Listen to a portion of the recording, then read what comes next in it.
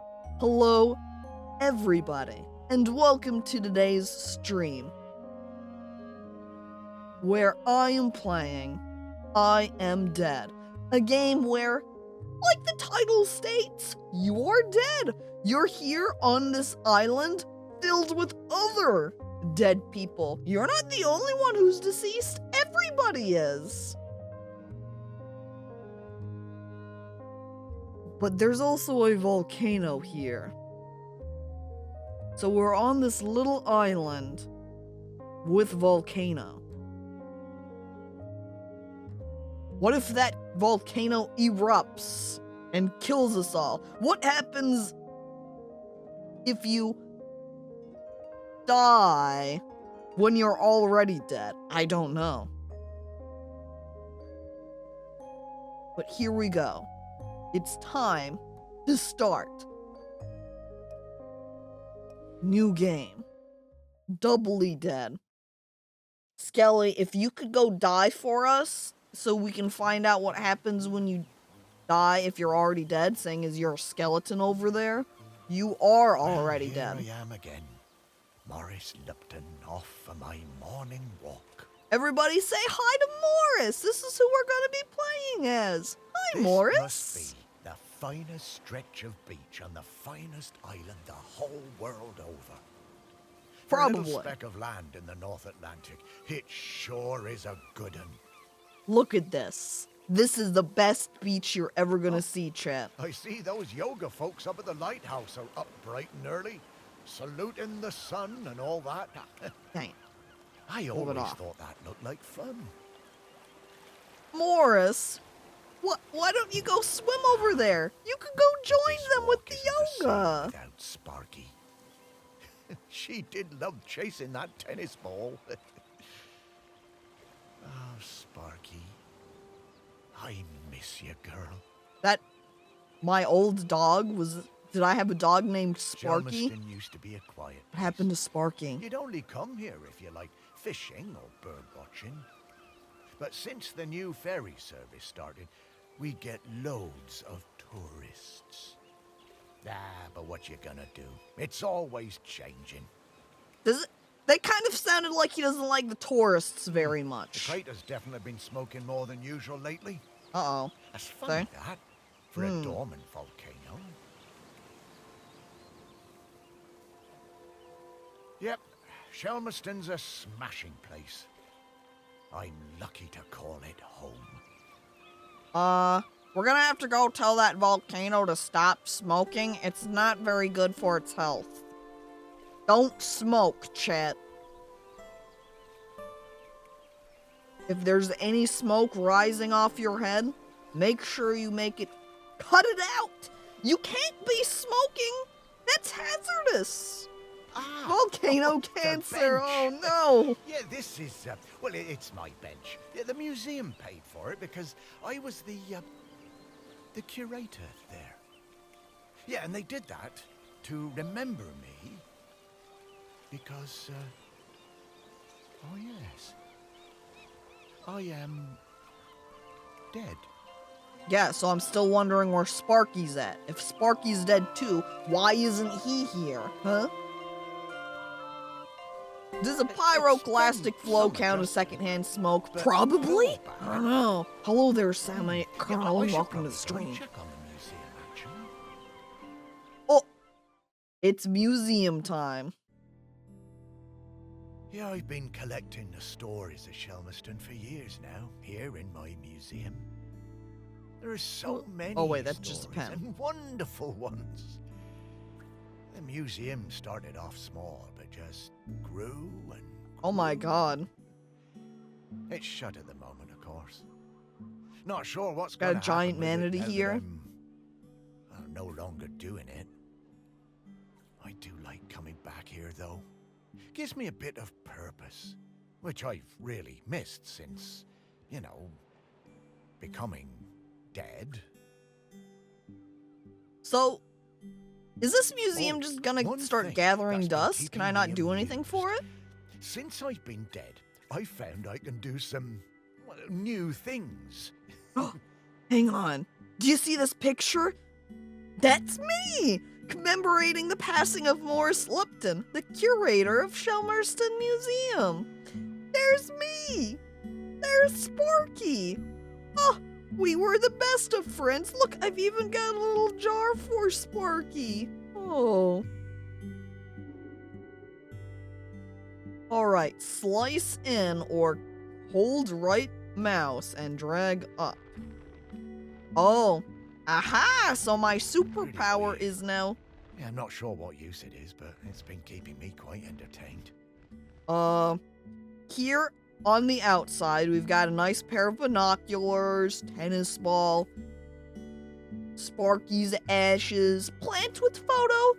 But you look in at what's inside the table.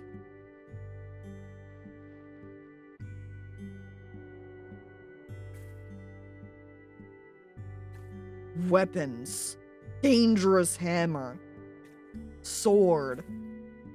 Another weapon. I assume this is just a table filled with weaponry. Lurking beneath the memorial table. Danger. Hang on, wait, what the fuck? Oh, for a second I thought that was a key or something, and I was like, why is this in here? But I see now, it's just like the little, dog tag that Sparky probably had in his collar. Oh, I can even do it to the photograph itself. Oh my god. Photo of Morris Lipton and his dog Sparky. Huh. Alright, how do I go back? They're save and quit? Alright, I know how to leave the game. You're dead? That's so sad. Everyone dies, Lalafell. I'm sorry to break it to you. You can't live forever. But there we go. novelty's worn off.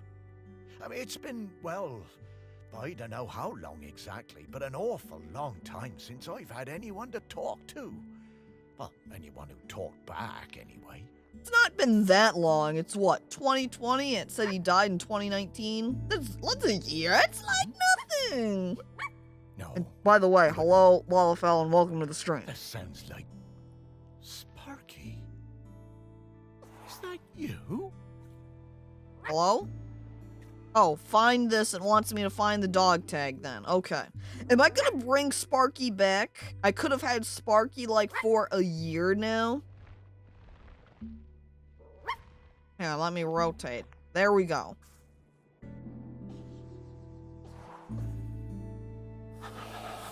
Wait. Oh my god. Morris, come with me. I need to show you something. Oh, my dog is a girl, huh?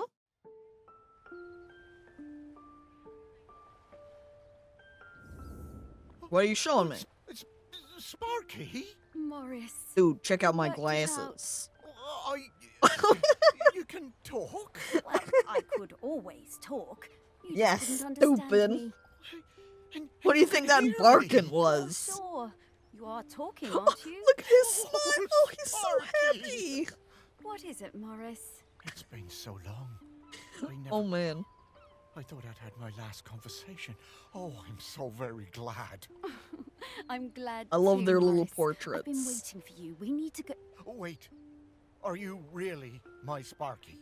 My Sparky girl? Mostly the best bits. But listen, What? I don't What know happened how to the long worst before the volcano bits? erupts, but it's not long now. The volcano erupting? But it's dormant. No. It has been dormant Oh, because of the custodian. Frown. But the custodian is weakening, and we don't know how much longer they can hold on. The custodian? I mean, what are you talking about? I don't know. What? Shelmerston is volcanic. It's supposed to erupt every once in a while. The only reason it hasn't is the custodian, keeping the island calm. So you're saying we should let it Keeping the erupt? island calm? Take your time, Morris. Dogs are better at understanding this kind of stuff than humans. The What? custodian? How? Is a ghost. Yes! Now you're getting it. The custodian is a ghost. There who you go, uses the Morris. island, You're catching keeps it on. safe to live on. but the current custodian has been doing the job a long time and really needs to retire. At Well, the least island 5 needs years. A new custodian. That's right. It's up to us to find a new one. There are 5 prospects that I know of. 5 ghosts still hanging around the island who haven't gone into the west yet. We need to find what's them in the and west? see if they'll take the job. What if none of the prospects wants it? If the current custodian fades away and there's nobody to commune with the island's spirit, well, that would be bad. Bad. Eruption. how, Sparky. Volcano bad. You've seen how it's smoking. We don't have long Bad now. how, volcano bad. I mean, that's what we're talking about. Oh, I wish. But Ghost Code 342B dictates that the custodian Hang on, must be a Ghost ghost Code? who's been dead on this I don't island for think at I least got a 1,000 manual days. over being a We don't ghost have or that any long. rules. Ghost Code 342B. Yeah, well, I suppose that makes as much sense as anything else. Right, let's get going, Morris. What? Our first prospect is Peter Noach. Oh, Why from the did yoga Dog centre. Yeah, you died a Sparky few years get ago, ghost didn't he? manual and not I remember me? his funeral on the lighthouse. Yes, that's the fella. He always had those funny green treats. Let's go pay him a visit. Alright, it's time to go visiting. So, what if you ran into another ghost that started listing off all of these ghost rules that you're breaking and you're like, what the fuck are you even talking about? Everyone knows Ghost Code 32B? I've never even heard of Ghost Code itself. What the fuck? Wow. Whoever's supposed to be informing me of this these feels ghost nice. things is slacking. Oh, right. Oh, you kind of forget about it after a while. Well, you always was impressed with this Flying. yoga centre. It's so Things old seem like the hat. chap went through some tough times, and creating this place really seemed to help him. Yep, and it's still going strong. They're always busy with folks from the mainland. Yoga centre run by a robot. How What? things change. Well, it seems to be working out, though. What? So, now Pete's a ghost. So how do we find him? Yoga bot? Remember that clue I sent you from inside my urn? The tag? Yeah. Right. So that was something special to me while I was alive that helped me channel my ghost. A kind of memento. So we need to channel the ghost of Peter Noach.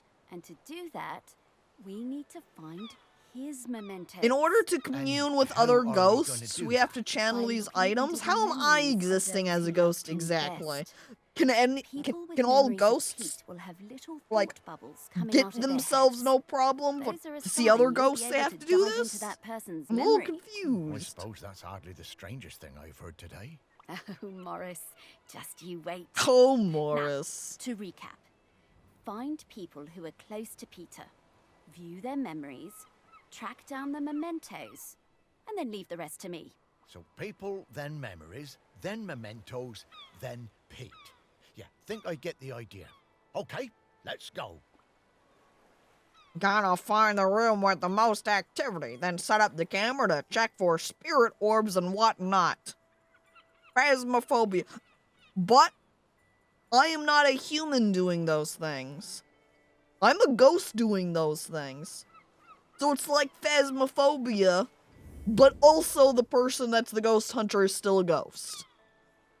Alright, here we go. Pete Noach. Pete arrived on Shelmerston to take the job of lighthouse keeper. He led a solitary life for several years, seldom visiting the town and speaking only rarely, before opening the lighthouse as a yoga retreat with the help of a robot called M. Pete Noach is a powerful name. It's a pretty good name, yeah.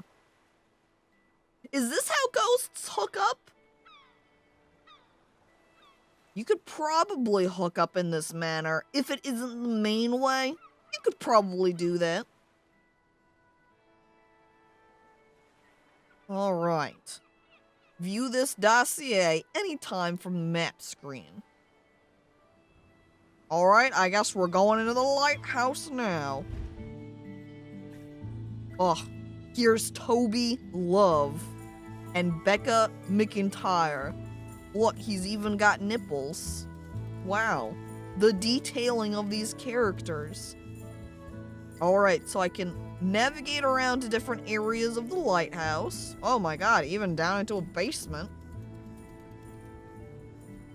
And then I can also, whoa, okay, that was a little bit more extreme than I meant it to. I can click on objects and still use my power of magnification. Really what's happening is I think my sight is maybe just broken.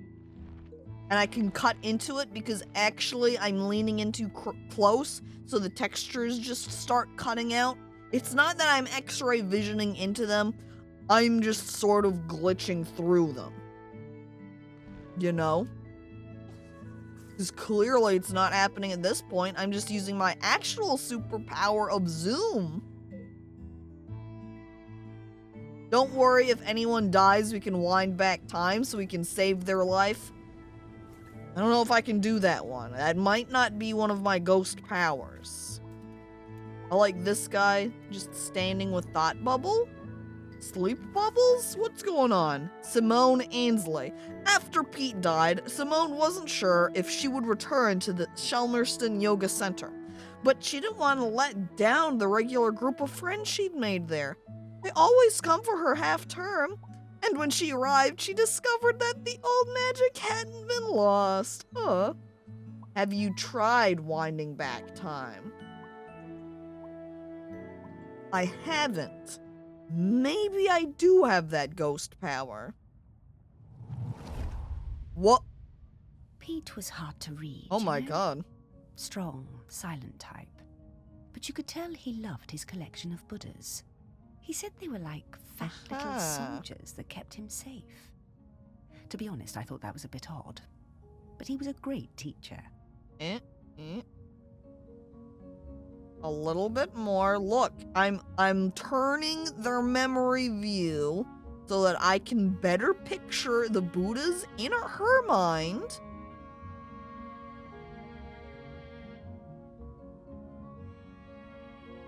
The one on the right is just kind of staying as a general mass. I think it's trying to highlight out this one, perhaps, to highlight that this Buddha in particular is a special memento, perhaps?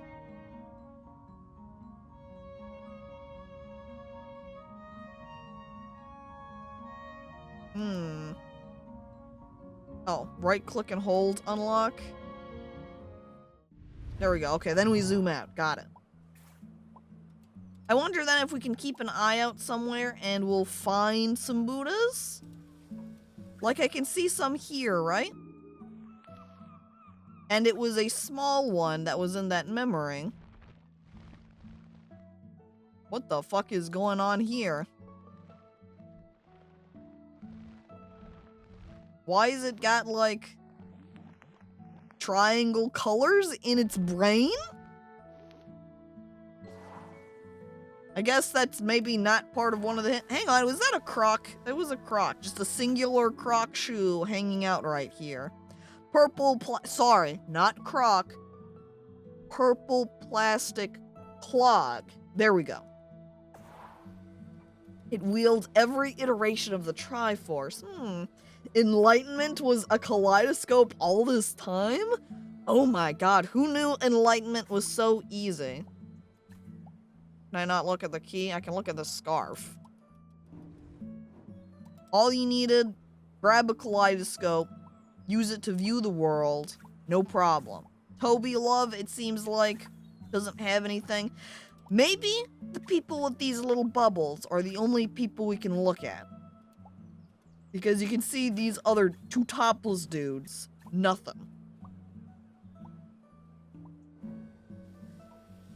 That means if we go up into here, these two have nothing. Because they don't have those bubbles either. So we are going to want to look for people that have the bubbles. Because even when I hover over them, they don't give any additional information down at the bottom either. See? This person, however, they are thinking of something. What are your thoughts? Jennifer Leslie. Jennifer is a convert to yoga. Having initially been skeptical, a keen golfer, she's found that yoga has significantly improved her core stability, improving both the accuracy and power over swing. If you do golf, chat, apparently you should do yoga. It will maximize your skill. So we just invade people's minds and we are cool with it? And really wanted to go on a golfing holiday, but my best mate Tammy somehow talked me into doing a yoga retreat instead. Alright, thanks Tammy. And there we go. Aha! Okay, see, so when I moved that around, this time for this person's memory, we're able to get Yoga something made me out of feel it. Weird and uncomfortable. After the first day, I'd basically given up. I thought Pete was a bit angry with me. It was hard to tell. Oh, this is interesting. It became a totally different thing. From book to yoga. Exploring the lighthouse, I came across Pete's set Ooh. of clubs. Bingo, This- I thought. This is a I lot wanted to learn like to practice my drive. a kaleidoscope itself, too. Oh, I like her looking at golf club set, and is like, grab clubs, go onto top of lighthouse, drive golf balls into the ocean. I'm a yoga theist. It worked in Psychonauts. Oh my god. I took the clubs up to the observation deck and spent all afternoon perfecting my stroke. The sun was shining. It was the best time I'd had all week. Suddenly, I was aware of Pete watching me. Ugh. My heart sank, and I braced myself for Oh, it no. telling off. Pete's here to say, what the How fuck are wrong you I doing? You was. have to stop. Pete cracked a smile and joined in. Every evening for the rest of that week, we were up on that observation deck, driving balls into the sea. Oh Best holiday in man. years. I even got into yoga by the end. Honestly, that would be kind of cool to be up on the top of a lighthouse, just hucking some golf balls out into the ocean.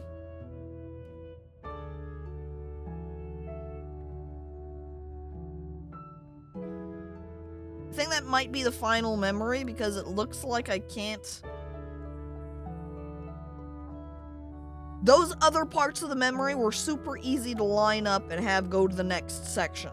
This one, it looks kind of like this is where it's lining up.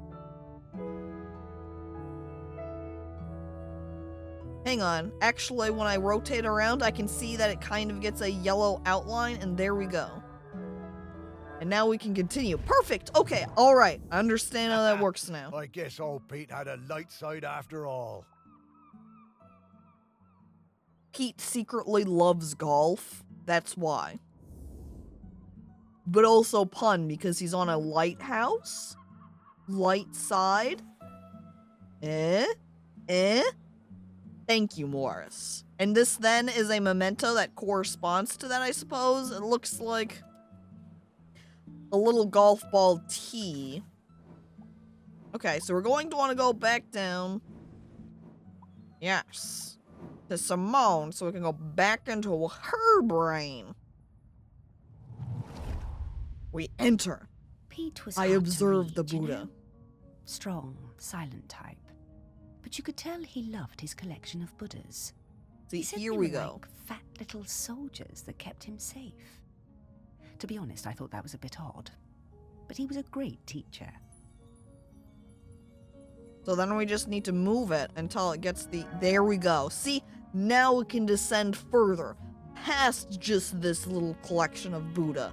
And actually, when we looked up at that table, I only saw 3. I did not see another even tinier one. Pete was very protective about his collection. Hated people messing with them, even telling off Em when she was dusting them. Uh-oh. And one of them's gone missing. See, look at that. Oh my god. What if M stole it? The robot. He always did hate those Buddha. Oh my god. One day, one of the Buddhas went missing. Uh-oh. Pete was distraught. Not much affected him, so it was a shock for everyone to see how upset he was. No! Not the little purple Buddha! That's why it's not on the table, it's gone missing! It has been So the retreat stolen. spent the whole afternoon searching, but we never found it. AI defeated the Buddha! AI, how could you? No, no, see, look, everyone's trying to find it. They can't. Only the person who took it knows where it is, and of course, they're not going to purposefully find it. To cheer him up, Em bought Pete a little toy robot. You could tell Pete was delighted. Oh. Oh. What if M the robot accidentally broke that little figure? And was like, shit. I didn't realize how much he cared about that. I just threw it away. So then they just went out and bought a little miniature robot. Basically a mini version of themselves. What? And Mike has gotta go to bed. All right, Mike, sleep well. Thanks for coming on by to watch. Ah, what a lovely gesture. That was it? She was a good friend, that M. Is M the robot? I'm pretty sure on one of these levels was, yeah, here's the robot. It is M. Okay. Robots like M were commissioned as part of a lighthouse automation project and shipped out to lighthouses all across the British Isles. Designed specifically to aid the running of a lighthouse, the M models were also known for their enhanced empathy circuits and horticultural skills. So because of M's skills in plants, M has its own, like, plant room. Wow. And now M runs the yoga center. Yoga bot, too. Gardener bot, lighthouse bot, yoga bot. And now we're going to go into robot memories. Let's go. When Pete arrived at the lighthouse, he needed help running it, but refused all offers. Eventually, fearing the possibility of a shipwreck, Trinity House sent me to Shomerston to help keep things running smoothly. I love this robot voice. Am I just a little bit off from it lining up here? Alright, just maybe a little bit. This clearly not accurate at all. Too far. Back over to robot.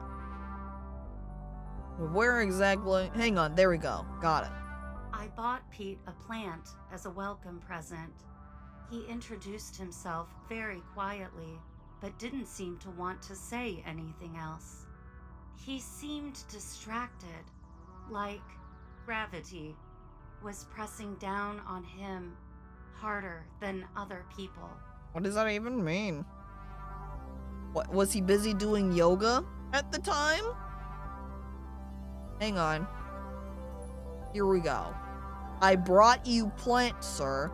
Please Whenever accept I me. would enter a room, Pete would mutter some excuse to leave.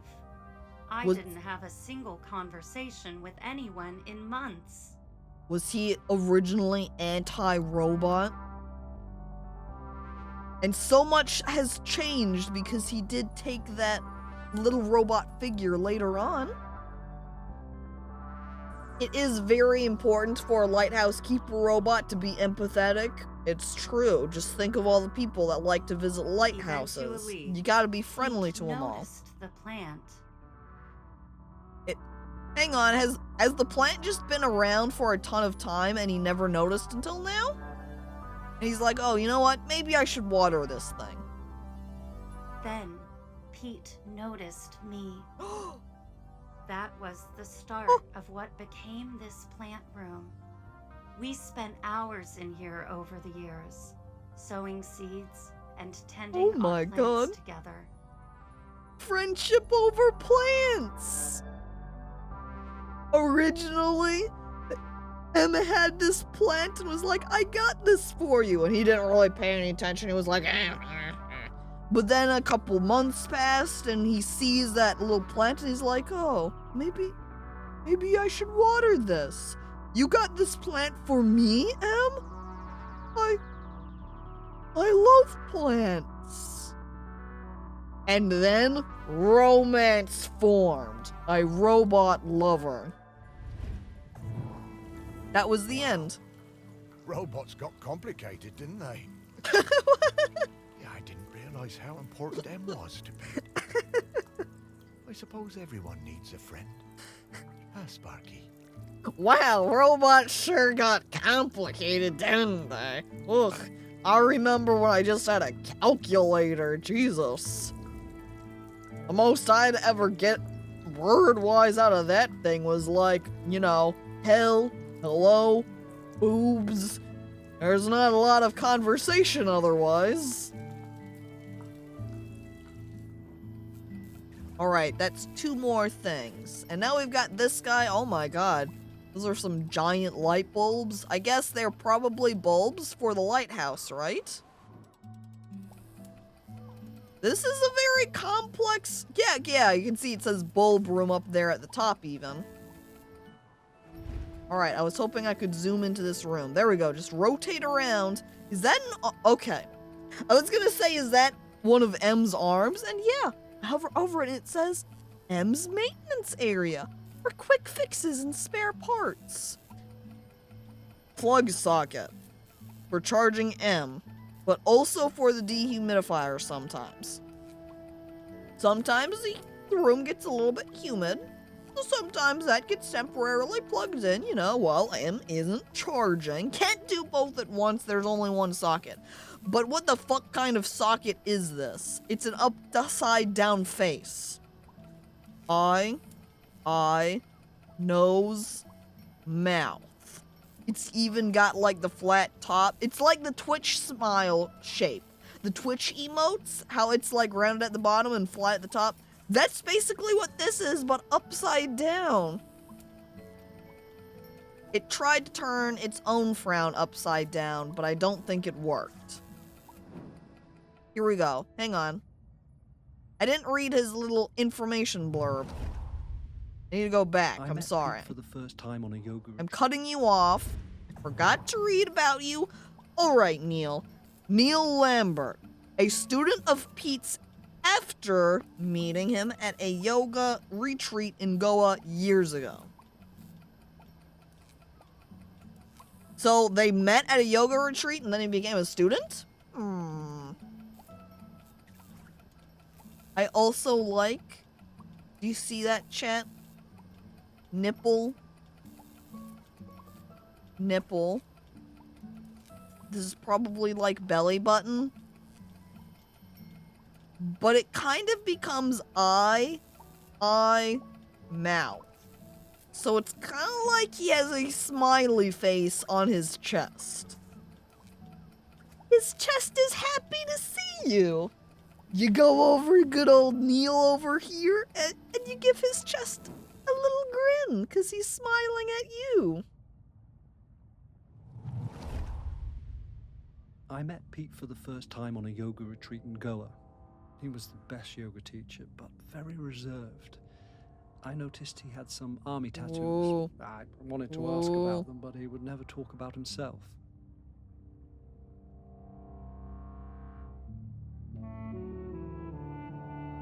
Dude, imagine staring at somebody's, like, they're topless, and you're just staring at their nipples, and they're like, hey, look up at my eyes.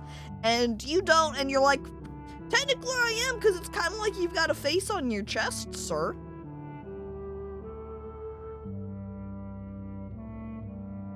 This is a little bit weird to line up, because his face is just kind of wanting to be all fogged over. Let's try going over here. Oh my god, look, he's so wide looking like this. Pete. Oh, the fuck is this? There we go. Oh my god. Had to go rotate that around a lot. I like him over here just peeking and smiling. I couldn't believe it.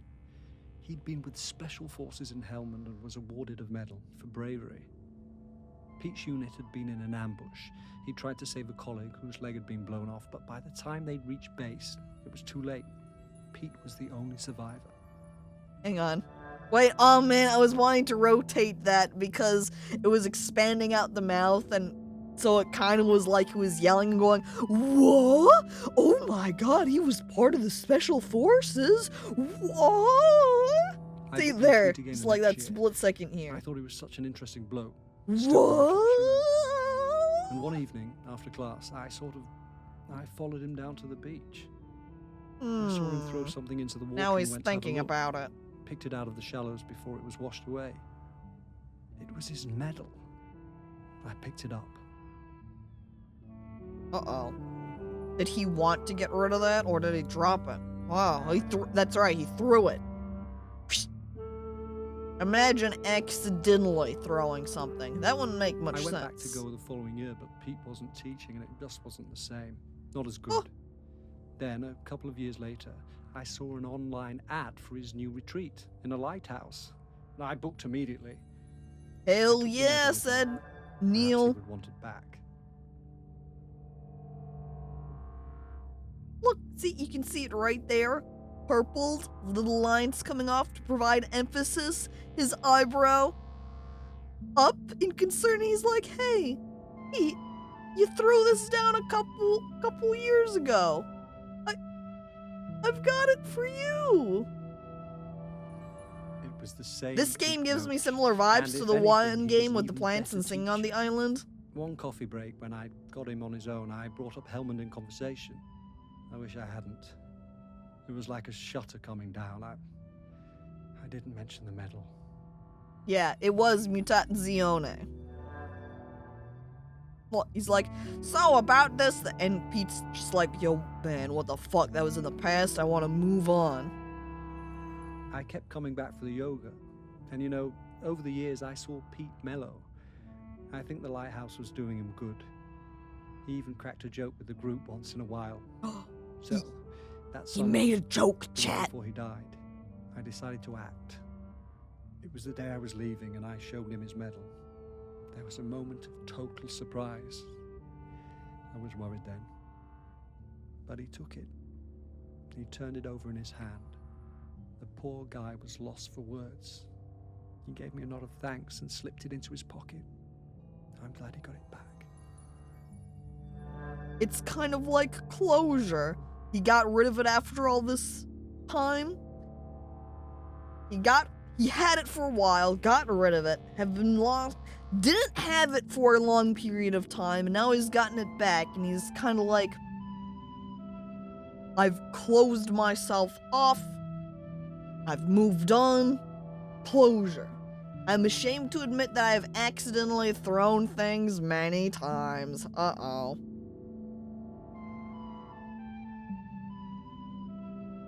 Lord Monk doing the thing where there's two buttons, one key is for drop, the other key is for throw, accidentally mixing the two up and throwing something instead of setting it down on the table. Lord Monk going to put the keys away, like, you know, car keys away in a bowl, keeping it all together, going to go drop it, and then whoops, there it goes across the room instead. Goodbye, car keys. Now you have to go hunt them down. Oh, Pete. I had no idea. I guess Morris didn't know Pete that well, huh? Ah. See, now you can peek inside of all of these. Look at that. Old pipe and a matchbox. Peek through these. There's like just a used match in this matchbox. Someone needs to throw this away, I think. Pretty much exactly that, yeah. Hell. I throw my phone onto my bed all the time, and one time I was too angry, so I threw it against the wall. Oh no. That's not a good one. Imagine, oh my god, here we go. I was gonna make the comment. It's gonna end up being one of these birds. And it is. It's this one. But hang on, I got a little bit distracted, because do you see the face on this one? Look at its eyes. I mean, Stella over here has the same type of eyes going on. Wait, what the fuck? Hang on. Do you see the eyes on the seagull? They're on the same side. Look at the seagull at this angle. No eyes. You turn.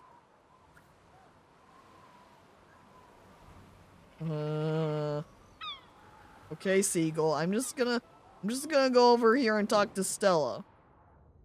A cormorant. It had a really goofy expression there. It was just kind of like, "Ooh." All right, you're gonna lay an egg. Got it. Look at that nest building with Stella. But my nest needed that little something extra. But my nest needed that little something extra. That's right, it needed a game to play when I'm bored. I needed a Rubik's Cube. Look at that expression. Holy shit, is that a Rubik's Cube? She's into it. I found the perfect thing. Hell yeah. No one can tell. Anyone comes by to try and steal Stella's eggs, they won't get it. Or is this like a lock? Stella put this down, was like, in order to steal an egg, you have to solve this Rubik's Cube. Good luck, thief. The human and that metal beast seemed quite agitated at their loss. Oh no! The cube went missing and now they're both upset. But guess what? It's Stella's now. I always hated those blooming things. That's the extent of the memories. Oh my god. It was just Stella stealing the item from him. Okay, now we've got them all identified, and now we can go find those mementos. So we need to find Rubik's Cube, metal, plant, golf tee, and Buddha. Morris, don't be mean to Stella. It's too late, I think. I like this one with a fish head. Wait, oh my god. It only has one eye.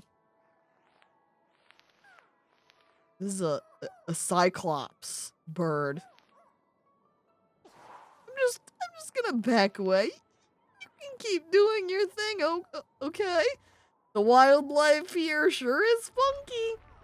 Yeah, just a touch. Look, we've got some feathers here. I'm not sure if that's very useful. I don't think there's a need to, like, zoom into the tools here. All it's got is feather and tools. Pretty straightforward. Gem? Sarnie? Huh?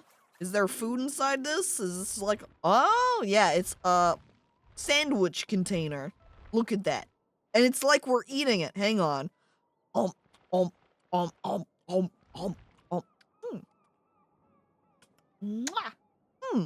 Delicious. If Gillespie is the seagull's name, what's the other one's name? It's a good question. I don't know. We'll have to come out and see if the other birds are named. Or if Gillespie is its name.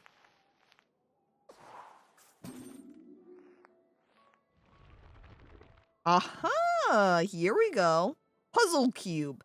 Confound your friends by insisting this is fun to solve. That's right. You grab the cube, you give it to your friend, and you're like, get all sides the same color. And they're like, I don't know if I want to do this. No, it's fun. I swear. It's a good time. You just have to rotate her. This sounds kind of boring and uninteresting. I'm not sure. No, please, just try it. I swear you'll have a good time. And they start working on it. And they just start getting frustrated, irritated, and silently to yourself. That's right. These things. Pathetic. I don't like solving them either. I'm pranking them, yeah. And then they get so frustrated, they do just start peeling off the stickers and sticking them around.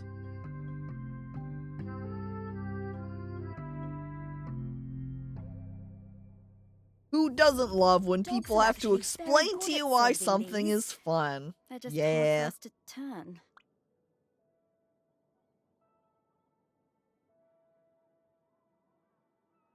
Would a dog be good at solving these? they're colorblind, right? Maybe that's why dogs are good at solving them, is because it all looks like it's a color or two. It's just all shades of gray. And some of those grays are so close that they're essentially the same for the dogs.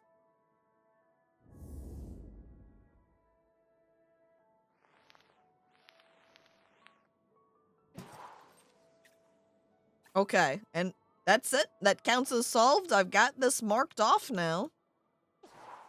So I guess that's it for the puzzle cube. We move on to the next item. Okay, let's find some more memories. Some more. Actually, Sparky, I've already kind of got all the memories. Rubik's Cube stream win. Truly, that's the real trick, is that I need to get like a bunch of physical puzzles. Boom, it can become a puzzle stream.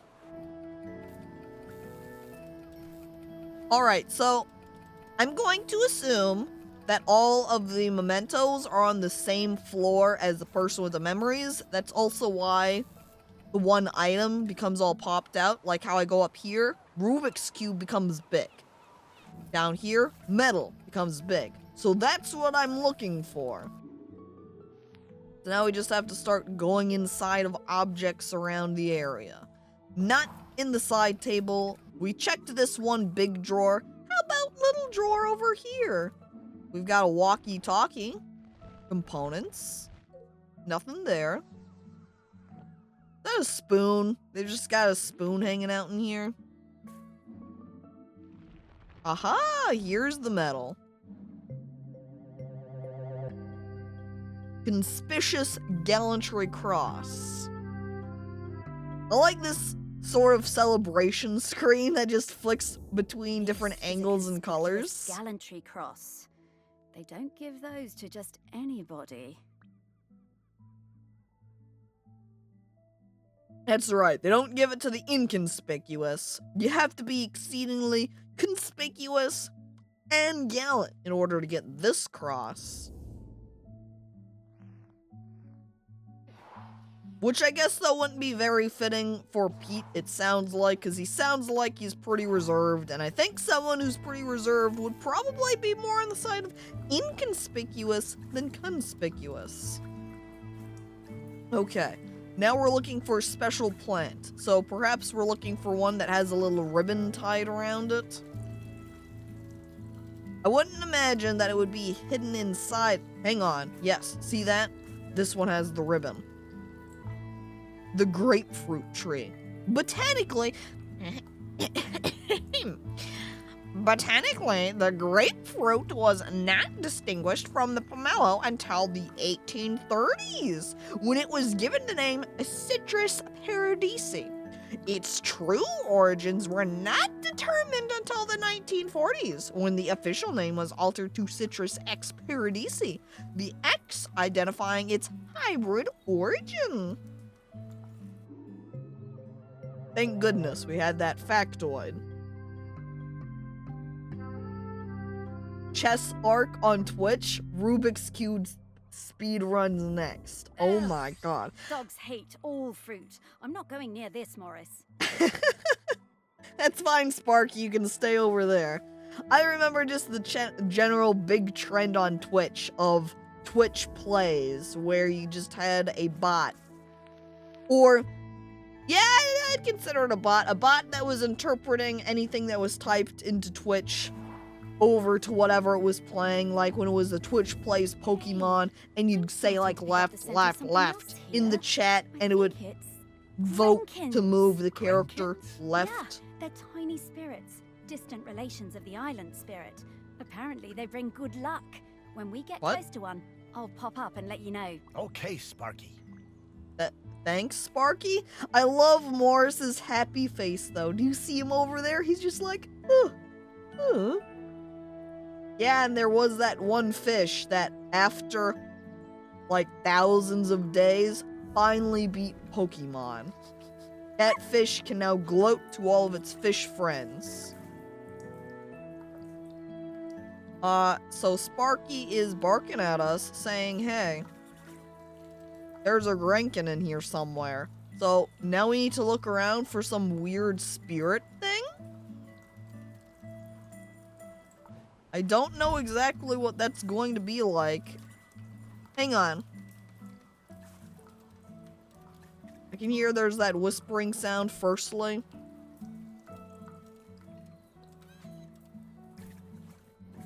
I go to a different floor and come back. Yeah, moving around at all instantly makes the whisper sound. Am I just going to have to, like, look in a ton of shit in order to find the Grenkin? I don't know. It doesn't seem like it's in this shelf. How about in the other one? No. Seems unoccupied.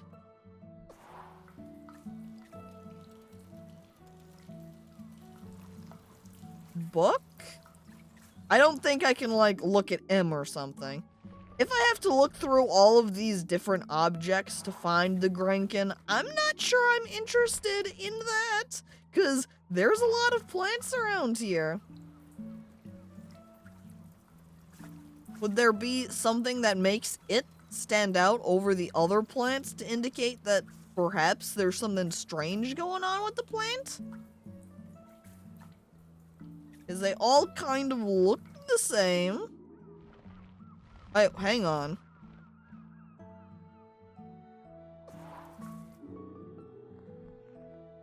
This plant has the weird sort of colors inside of it.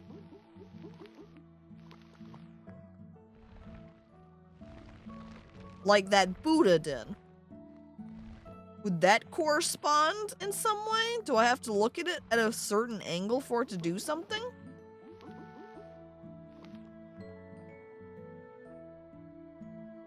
Like if I had to get every sort of colored dot on here at the same time? Or only see one color, but every color? You know, when I'm looking, hang on, when I look at it like this, cut through it partially, dots present. There we go, kind of like that. It's a tentacle. What if this isn't a plant, but an arm of a Cthulhu being? The Grenkin lies within Cthulhu.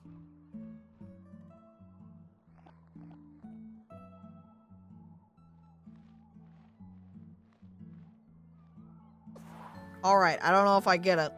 I'm going to the next floor. Nothing was here.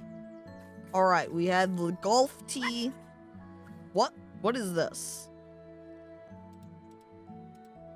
Dots? What does that correspond to? I can see that guy has spots on his pants. I don't think those are related, though.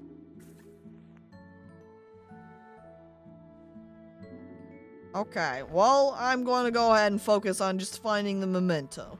Looks like this doesn't have anything in it. That just looked like it had a little toothbrush. Hang on, here we go, though. Boom. Right there. Pete's golf tee. Wow. We did it, chat. Another memento found. I wonder how many golf balls are in the sea around this lighthouse. Do you think the fish have taken up to playing golf now? That they have a bunch of golf balls down there? Maybe we should throw down a couple of golf clubs for them, just in case. Like, maybe the fish are looking at those golf balls, saying, we see these here. We want to play golf now. We've determined what these are for, but we don't have any golf clubs. Nobody's thrown any of those off into the waters, so all we can do is kind of like bowl with them. You know, get some coral and rocks lined up and go bowling. So maybe if we throw down some golf clubs, they could take up golfing.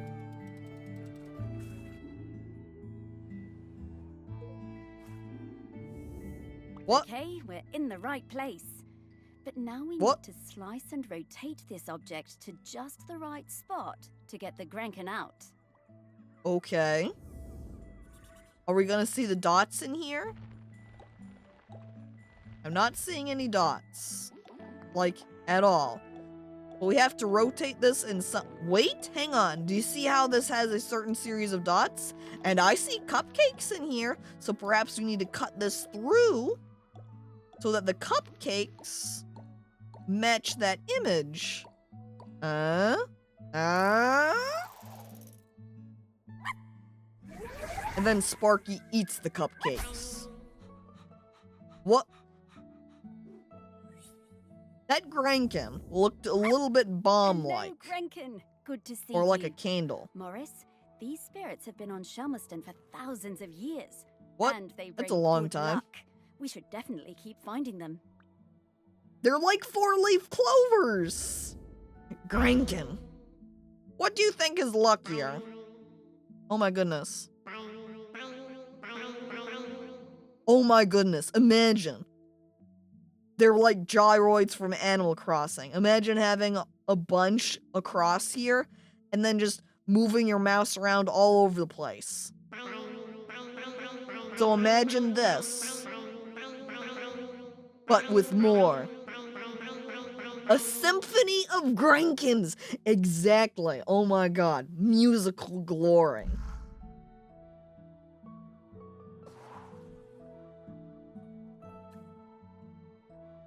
Okay, so it had that little picture indicating what the Grankin kind of corresponded to. So it seems then that what this picture is saying is that I need to find some object that's going to look like that. And these wind chimes look a little bit like they're kind of similar. Like, you know, you rotate it around like this. That's fairly close. What if we do that with the top of it? Start cutting it through like so, see? Because then if we cut down... Okay. So firstly, if we look at it from this side, we can see it has the curves on the left. So we want them to be on the right. Like that. And then we can kind of start cutting them through. And there we go! Boom! Another Grankin. It's a Y! Alright, how do I look at my Grankins? I want to look at them so I can hear the music. Meh. Grankins. Eh. Oh my god.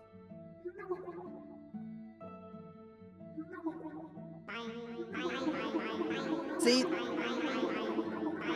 Now imagine that with a ton of them. Annoy your audience that way. Wow.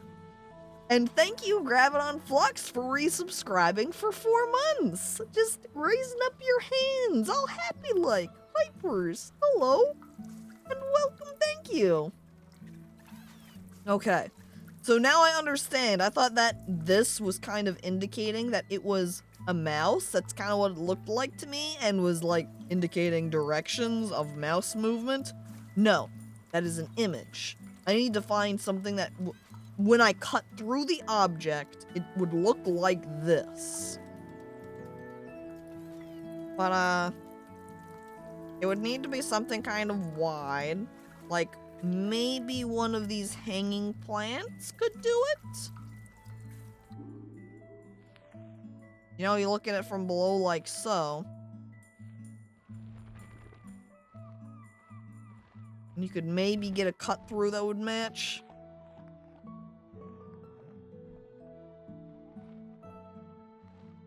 Maybe not quite. I think the leaves throw it off too much. Wide. Yeah, that's kind of like what that is, huh? With the leaves going out. With the little... I don't even know what to call these. Threads? Just straight up calling it lines sounds very boring. I think I'm going to disregard it, though. Because I don't know that I want to just go running around the floor trying to figure out what the fuck that corresponds to. I'll take a moment to try and locate this, though. Because it's potentially... Hang on, you know what? That kind of reminds me of the walkie-talkie over here. when I was looking inside at its components. See, and even when I click on it, it's like, hey, I think you're onto something here. So I think if I find what it's looking for, it's going to start saying, hey, you're getting it. You're getting close to that Grankin. What the fuck? This Grankin looks kind of just like an upside down mushroom. Or just straight shit. Sort of a weirdly shaped shit. See, like, I could maybe just go around and just, you know, be like, is it this thing? Is it something over here? Is there any change? No, probably none of these objects then. Move on to something else. Go over here. Oh, not that plant. I already looked at that plant earlier. How about the chest of drawers? Anything inside? Not getting any indication from it. Who knows? Hang on, there are 2 chests of drawers. What if we peek inside this one?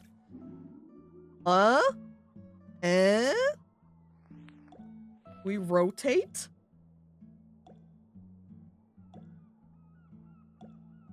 Alright, maybe rotate it around this way, or perhaps start cutting through it. Start cutting through it from upside down. There. I got it. Oh my god. I honestly didn't think I was just gonna come across it so easy like that. That actually wasn't that bad. That's the real trick, is you just start kind of clicking on shit around, looking at that little indicator and being like, well, is this the item? Okay, we got the T. Clock, that's definitely just gear. So I'm gonna go ahead and peek in the clock since I'm here anyway. See, look at that. Easy. And you just have to figure out how they kind of line up. Probably on this side, because I can see there's the little dot that's partially present there.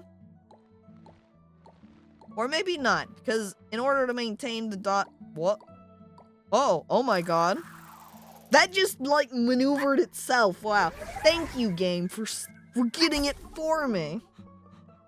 Now we've got a leaf with some sideways eyes. Okay. So now we've got 2 things. This looks like a shoe. And we do have... Not you, Simone. I don't want to look inside your thoughts. Pete Stop. was hard to read, you know? Exit. Strong, silent. Don't bully the Grankins. Too late. I bully the Grankins. They've been around for thousands of years. They can handle it. These shoes look close. Yep, that's it. What the fuck? What? The heel on this shoe has hidden items in it? Is that like a credit card and a stopwatch? Secret heel? It looks like a compass and a map. Oh my god. I want shoes with a secret compartment. What the fuck? And if you needed like an emergency credit card, you could just have it hanging out in your heel all the time. Oh! Look at this picture. Pete? M? Romantic lovers. It appears innocent at the surface level. But do you see that way they're looking at each other? Do you see the way he's got his arm draped around her shoulder? Oh my god. Romance. Do you think M has some special enhancements to her?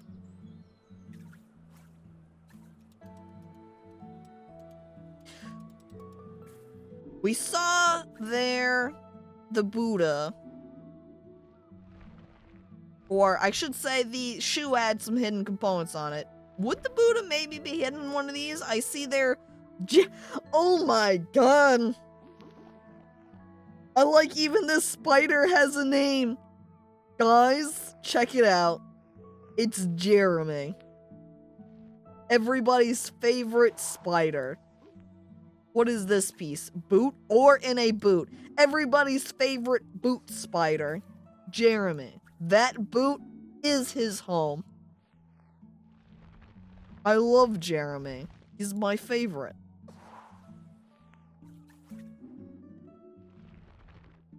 Imagine if it was just underneath the fucking hat. I clicked on the hat and I zoom in and boom, there's the Buddha. Here they just searched around all over the place for this dang thing. And it was just underneath the hat the entire time. Holy shit.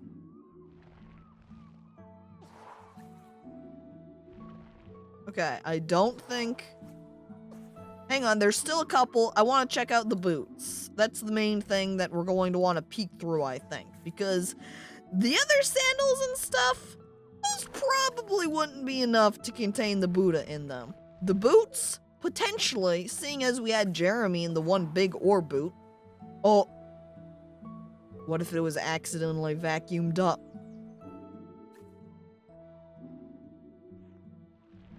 Buddha? Oh my god. It was. Somebody vacuumed it. That means M did vacuum this up. The poor Buddha. Just all this time it's been sitting in the dust. Oh, what a nice little fella. I'm glad we found him. That's all you have to say? No words of sympathy for the poor guy? He's been trapped in here for ages. Do they never empty the dust bag? They might. The frequency, however? You know, every couple of decades. They change it. They empty it then. Maybe they do, like, no that's all of the vacuuming, and that's the mementos. real problem. Now what do we have to do? Wow, I'm getting a really strong scent. Well done. I should easily be able to sniff out Peter's spirit now. All right then. What do you need me to do? Absolutely nothing. Just let me do my thing. But I want to help. Are you sure you don't need me to do anything? Oh. I mean, Pete died at least 3 years ago. Yeah, so it could be like, you know, a decade or more. Click and hold here to release Sparky. All right, Sparky. What in the world? What? There's many things in the world. What the you fuck haven't is with seen, these Morris. clouds? Those things, I mean, What? yep. Those are all of Pete's fragments. She's a dog, I so just she need to round yipped. them up.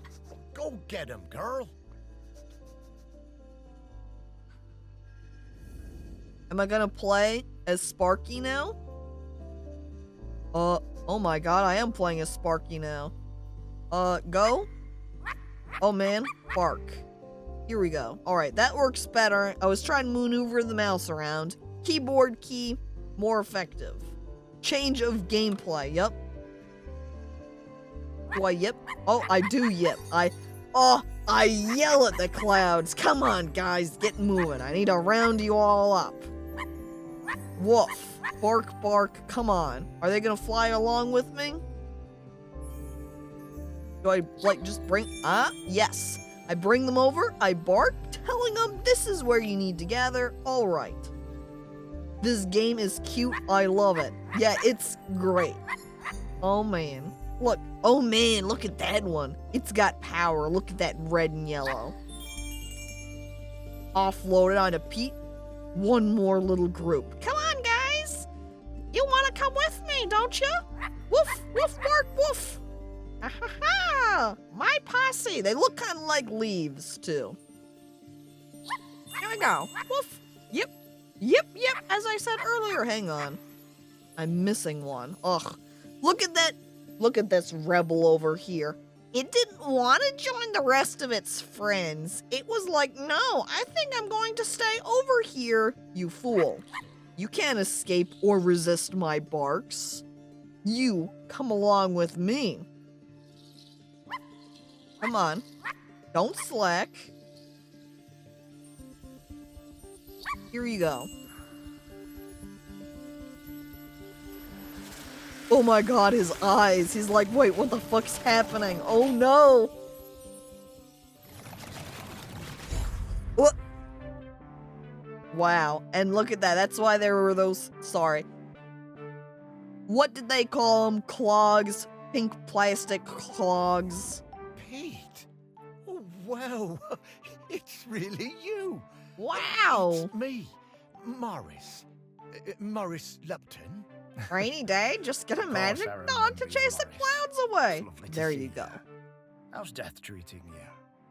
Oh, well, you know, it's a bit jarring, but, well, I'm having a nice enough time. But listen, Pete, we've come to ask you something.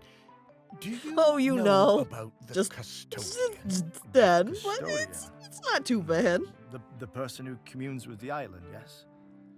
I've noticed the volcano looks like it's waking up. Yes, well, that's the thing. Look at We Pete need over a there new with his one. open mouth. Oh, me? Oh? Hmm. To be the custodian? Oh, Morris, I'm flattered, but I don't think I'm the one for this job.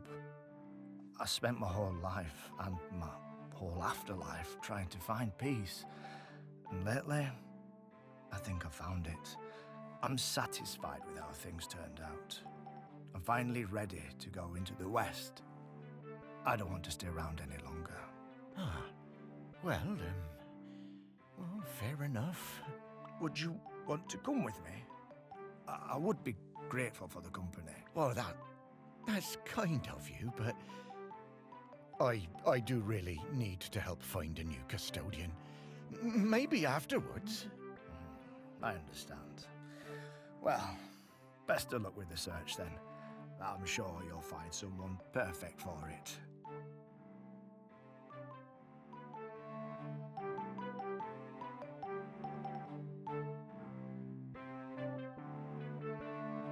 What if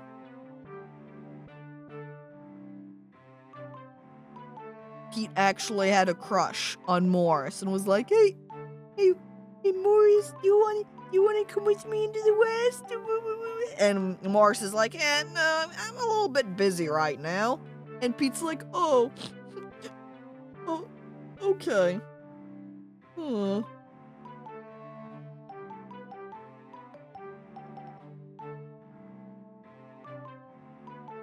All right, half a second here.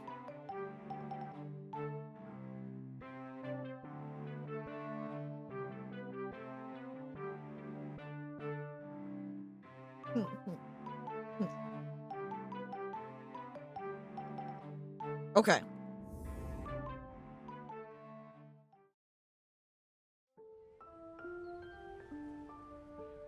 Whoa. Was the island always this colorful? No worries, Morris. Plenty of other prospects. Well, 4. Hey, Pete mentioned going into the West. What is that? Going in the light, Well, moving on. Come on. That's a very complicated question, Morris. No, it's not. You just go think of it as west. Just, leaving you know, all this walk in behind, the westerly which is not direction. something we can do now. We need to go find Val. They're opening the sculpture park today. Oh, is that The opening already? Oh my god, Oh, it chat, certainly the does sculpture move a bit park is quicker once opening you're up. not in the world. We get to go to the opening. Oh yeah. It all feels so distant. Hey, Though, that's me. if I'm being honest, I suppose I was a little buried in the museum those last few years after, well, you know. Ha, you know, you might say I started living After like I a died? ghost well before I became one. Oh, you weren't a ghost, Morris. Oh, That museum is full of life, Oh. and ghosts can't give belly I rubs started anywhere living near as like well a as you ghost did, before I trust me. became Now one. let's get going. We're gonna find Val. Ah, yes, Val. I do feel a bit sorry for her, having her home invaded by all these silly artists. Maybe. What? But at least we have a Morris, laird who's why are you interested in doing nice bullying things the for Shamston. artists? I Stop suppose it. so. I was never sure about letting all those artists stay on Shelmerston. What's wrong with the I artists? must admit that his heart's in the right place. Well, let's find Val then. After you, Sparky. We don't need artists around here. Well, he hates art and tourists. Morris just says, give me old things. That's what I want. We hate artists. Get these artists and tourists off of our island. Sculpture park opening? Ugh. I hate it. I'm disgusted. I'd bully artists too, Dunder agrees. Art? Ugh. Ugh. The sculpture garden? I have to come look at this place? The park has Ugh. changed. How the park Don't has really recognize it changed. anymore with all Yeah. these artists buzzing about. See, Oh, they're not so fucking bad. artists So many different ruining the exciting landscape smells. with Yes, their well, you know, stupid there's shaped rocks. different things in smells. And now we need to sniff out Val. Just like before, let's find some people with memories of her and track down those mementos. Ugh. Does that mean I'm gonna have to get a close up of these statues? Valerie was the daughter of Henry Outram, the Laird of Shelmerston. Her mother died when Valerie was little, and she was always independent, roaming the grounds of Shelmerston Hall and exploring the island. In the early 90s, her father converted Shelmerston Hall to an artist commune and recently opened their grounds as a sculpture park. Ugh. Hang on, do you see when she died? Oh my god. The character we are, Morris, he was born in I think it said the 50s on the bench earlier and died in 2019. So he's quite a bit older than Valerie. Even being born sooner. Damn, Valerie. You weren't very old when you died. Comparatively, she's 30s, 40s? Jesus.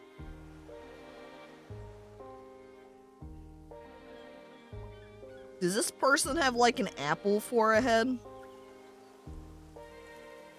The Vulpine interpretations? Oh my god. Oh my god. Oh holy shit, look at this guy. He is just an apple. Oh man, imagine meeting an apple person. You walk up to them, they've just got this giant apple for a head. You haven't eaten in a couple of hours either. And his head, ooh, it's so red. It looks so delicious. Is he a tart or sweet apple? Well, there's only one way to find out, you say, reaching your hand out towards his head. He's turned away at the moment. He doesn't see you. You reach out closer, and then he turns around and you have to snap your hand back and just be like, oh, oops, I wasn't about to take a bite. No. We already knew Robot existed. Fruithead, isn't that out there? I don't know. I don't think robots and fruit people are that comparable. You could make one. How do you have a fruit person? I do like when he bends over, though. You commented on his thighs. What about that ass? Right? Take a bite out of that. Delicious. But over here, this fox, that's whose memories we care about. We're going in. I love them. I can't get enough gloves. I think this fox likes gloves a little bit too much. Calm down. They're just gloves. I guess those are nice, but you've also just got a bunch of singular gloves. You can't even wear them. I stole farmer's glove.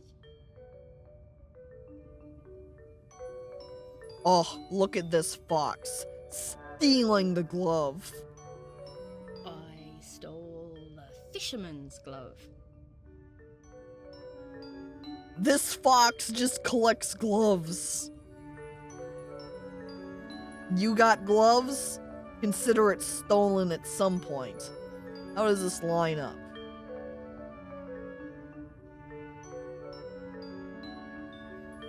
I like it also has some stink lines coming off of it because it's a fisherman's glove, so this glove stinks like fish. I saw that girl out in my woods, What? riding that strange bumpy beast around again. What? These are my woods? What is she doing out here? Get her out of here. Really seemed to love that awful creature. Oh, but look at her hand. That's a glove, basically. This was an opportunity I wasn't going to miss. Oh, hell yeah. Oh, man. Look, bumpy glove. Lovely gloves. See, I think this fox likes gloves a little bit too much. Oh, no. Oh, no. I That fox always was did just suspect horny there for might him. be something in those rumors about camels on the island. All that time, and Val never let on. Val! Oh, Bless you, secret Val. camel.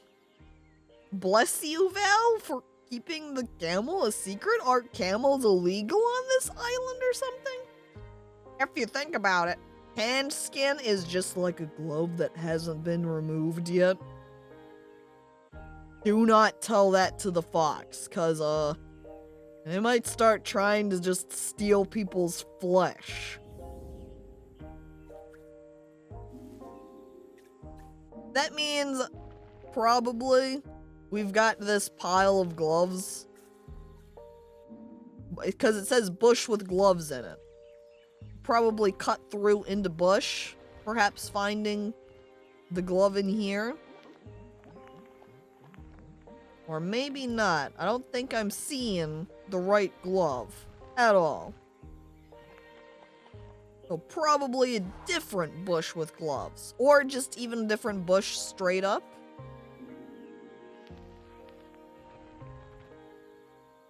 We're looking for not quite a glove, but I would say a mitten, because it doesn't have any fingers in it. See, here's a den. I could see it hidden in here. See? More. Aha! And what is this one over here? Aha, the grooming glove.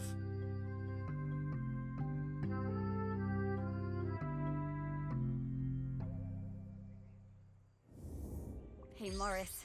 I bet you wish you were alive so you could rub me with this glove. I think it's probably more like you wish we were alive, Sparky, so that you could be rubbed with the glove. Because I think you're the one who's really into the petting, more so than I am. Also, I feel like saying baby kits is a little bit redundant, because kit already implies that they're baby foxes, right? Kind of like you have chicks for chickens. You wouldn't say baby chicks, because a chick is a baby chicken. It's kind of like the ATM machine, right? And hello there, Mortis. You have returned. Welcome.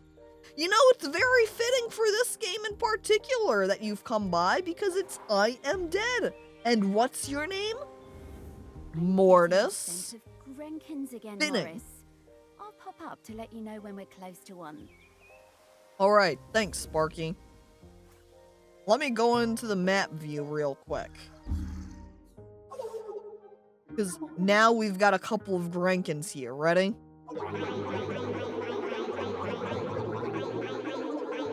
Ugh. There's the real. I look at the camera. Cacophony of sound.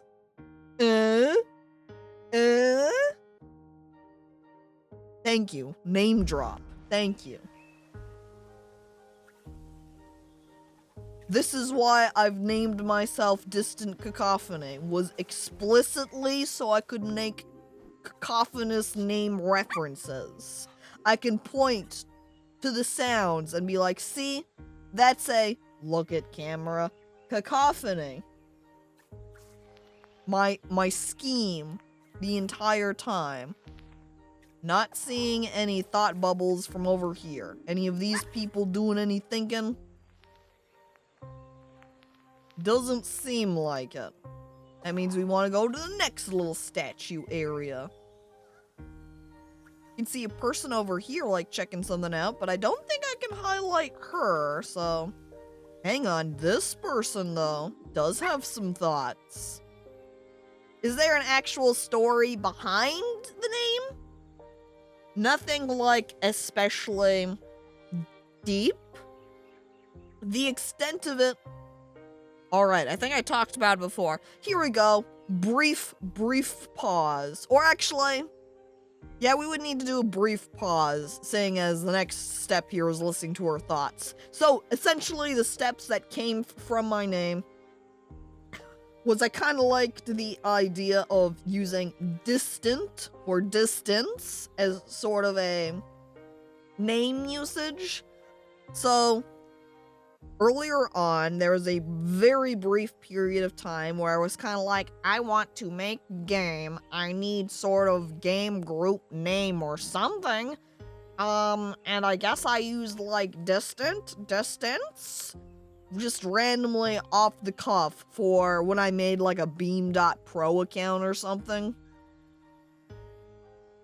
And I kind of had that for a short period of time of just wanting to try and see if I could use distant or distance, but with a 1 or exclamation point or something.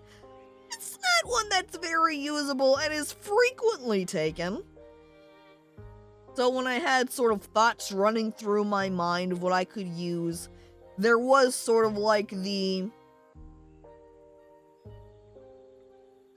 connection that was made with like fire coming out of a monkey's head from the gorillas, because they had like a distant cacophony that was so immense it could be heard far away in space, and was like, distant and cacophony.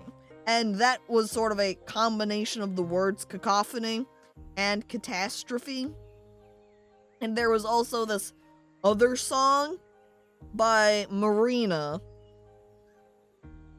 I always forget the specific song that it comes from. It, like, escapes me every now and then. But there's a line in it that's, like, where she says musical cacophony. So then I kind of pulled more of that side rather than straight the combination of cacophony and catastrophe.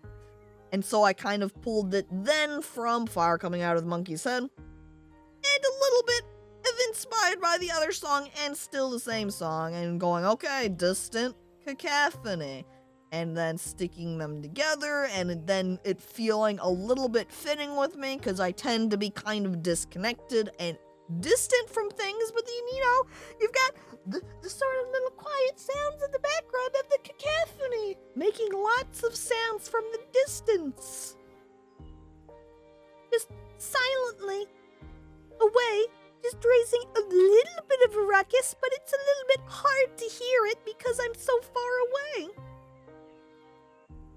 The name Distant Catastrophe would probably be a rather unfortunate name for a game company. Imagine a name like Distant Catastrophe for a game creator studio. Hell. But it was more on the side that the game company thing would have been just more distant distance.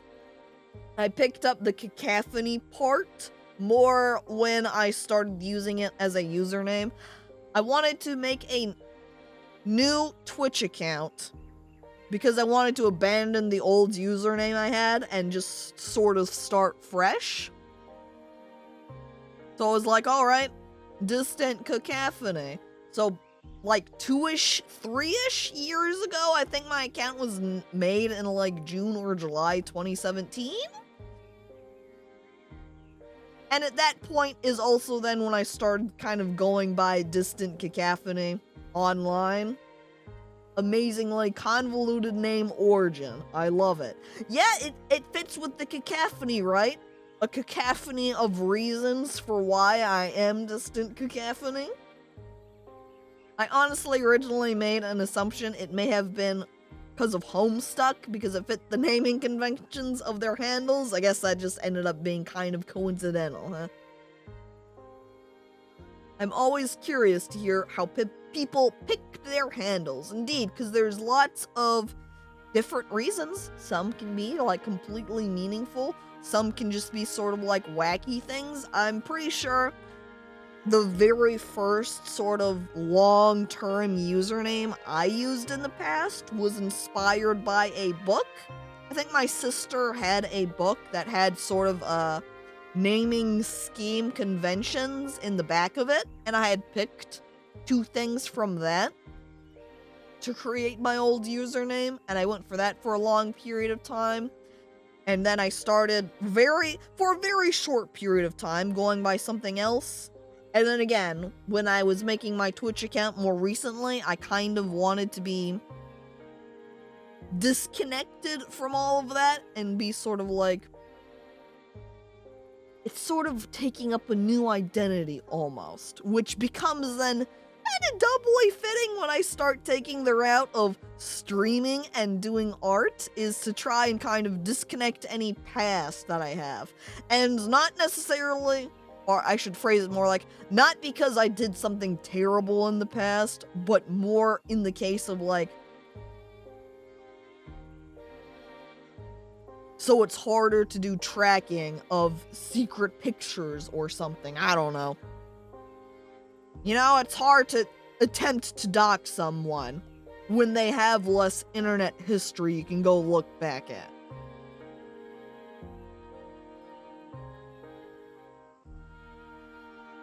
Yeah, usernames can be hard. That's why it's easier for you to just, like, pick one and just go along with that forever. That would be the true hell, is if there was something like that Val and me spent a lot of time together. long to discover Usually wondering around how we could get our somewhere. hands on something to Yikes. drink.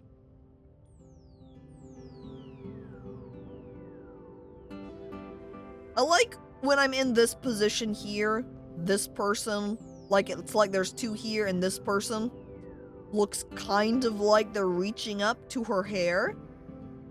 And kind of being like, yo, what the fuck is up with your leaf hair, huh?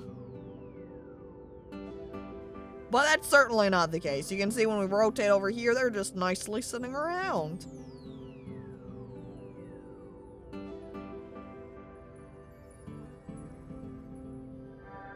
Alright, and there we go. Like, it's a nice little boat. They're hanging out here at a dock. No one on this stupid little island would serve us, though. That's a very just straight face. It's true. Both of them, honestly, are both like that. They're both kind of just like, no one on this stupid little island would serve us, though. Oh my god. I love Val's leaf ponytail, though. It's so good. It's like a little stem, almost. One day, we were hanging around on the allotments near the quay when we spotted something. I was watching Dr. Horble's sing-along blog, and in the credits, there is a credit for Bad Horse Chorus. And I just mashed horse and chorus together in my head, and I liked the sound of it. Boom, Bad Horse. That's a good name origin. I like that. I'm pretty sure my username could be traced back to me through like a cursory Google search and a tiny bit of knowledge about me. Probably should work on that. Yeah, that was sort of my thought, was like, I want to try to avoid being able to have that at least easily. So, new name. No connection to old. And so, later that night... Uh-oh. Ooh. Alcohol smuggling. Is it not? There we go. Okay. We went into the woods behind Val's house to drink it. Oh sitting on no. top of that ancient stone that they say protects the island. But there was no way we were going to get through it all. So we decided to bury the rest. Oh. And then they could never find it again. This alcohol buried somewhere? That's why it's a memento, is because now it's buried and they don't know where it's went to. But couldn't remember where we dug the hole. See? Oh my god. Imagine, they probably should have made themselves a treasure map to it. The fools. If they had done so, they wouldn't have this problem. Alright, a little bit off.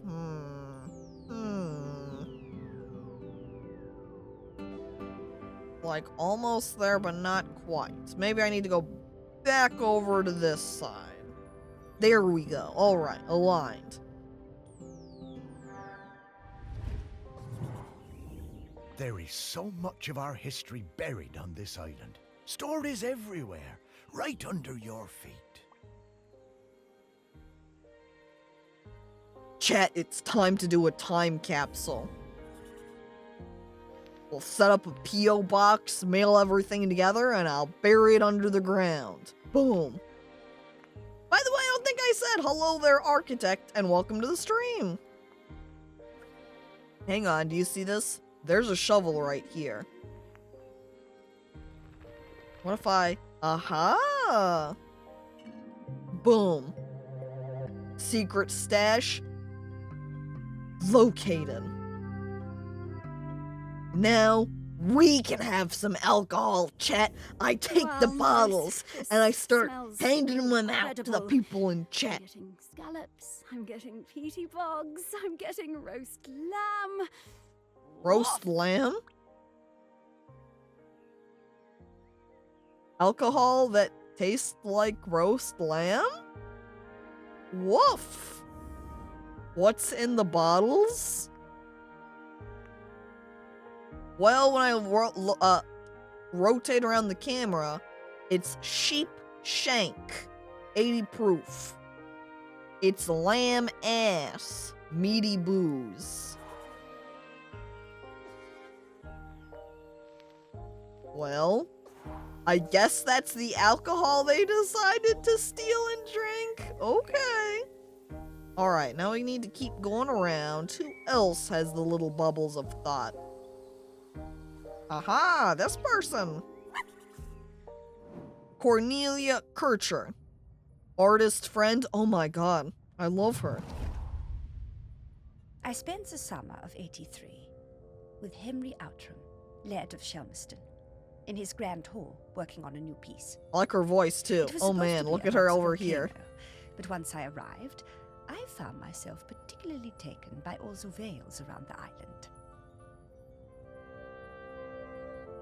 All the veils around the island. Oh man, rotating it around like this, it's like she's merging into fish person. Alright, come on. It seems like this area where she's hanging out with fish is the closest we're getting. Let me go back down. Whoa! There it was. Just for a second, I'm pretty sure I passed it there, because everything really changes. There we go. Okay, got it. Henry was a delightful host, always excited to have us bright young artists around, and always ready with a charming question or a fortifying glass of something. But I hate artists. Ugh.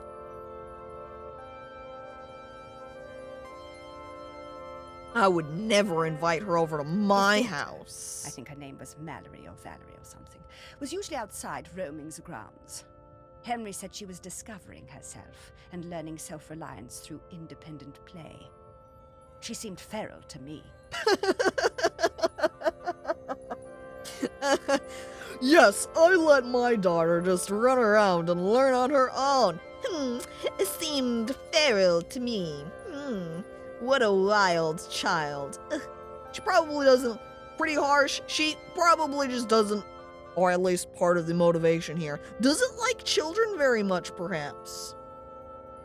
There we go. Look at little Valerie just releasing boat free into the waters. One day, I came across the perfect finishing touch to my sculptural masterpiece, but it turned out to belong to the wretched child. I tried to explain to her why I needed it, but she snatched it away and walked off. How could she take that? That was an extremely important piece of Cornelia's art. She needed that. Hello, child, this may belong to you, but how am I supposed to complete my art piece without it? I take it back from Kit.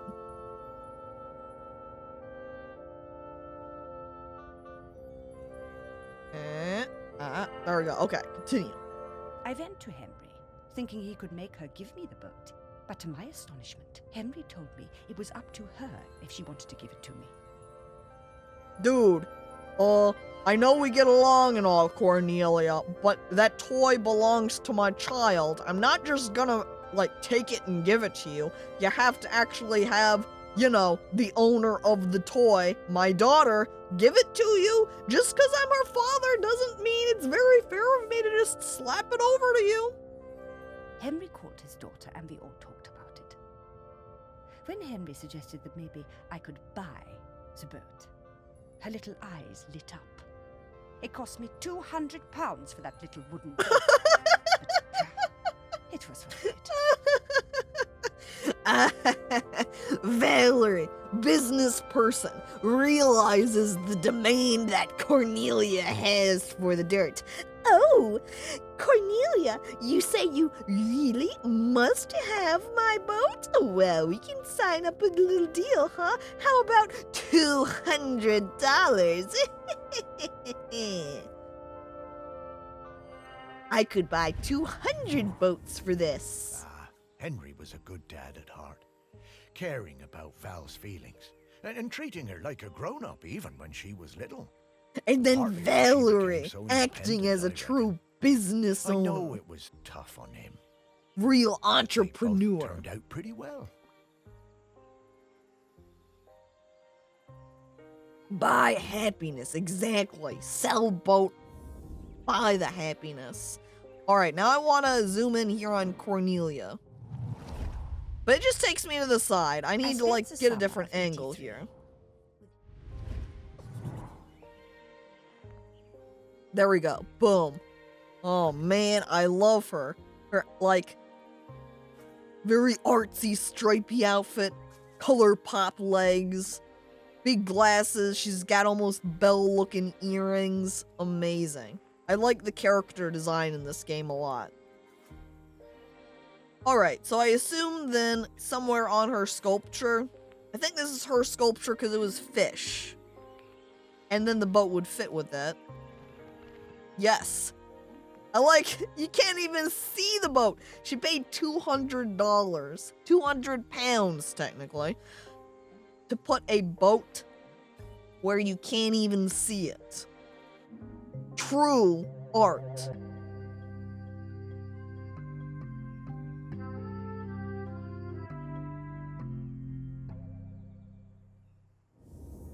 I wonder how many people even saw this. Is that what that badge is, Veneer? The little dinosaur badge is a GlitchCon icon. Interesting. I think I saw somebody else with it, I feel like. Somewhere else. And I was like, what the fuck is this thing? Because I was on mobile and I couldn't click on it to see what it was. But apparently that's what it is. Now I know. It is pretty good. This looks kind of like a pickle. Gonna be honest, it's now when I hover over it, I can see because it says the Seed Eaters. That it's supposed to be sort of one of those little, they make the food pieces for birds where that'll all be covered in seeds. For a moment, I thought it was like a pickle. Mung also has one of those badges. I'm pretty sure it was a little bit ago, though, not today, that I saw that badge. Okay, guy on scooter has the thoughts. Oh, it's the dad. Henry is Valerie's father, the 17th Laird of Shelmerston and its main landowner. He is a keen patron of the arts and often has resident artists staying in Altram Hall. His grounds are now a public park on which he has just opened his sculpture garden. And it looks like somebody decided to make a giant sort of hive, I would describe it as. Like an anthill.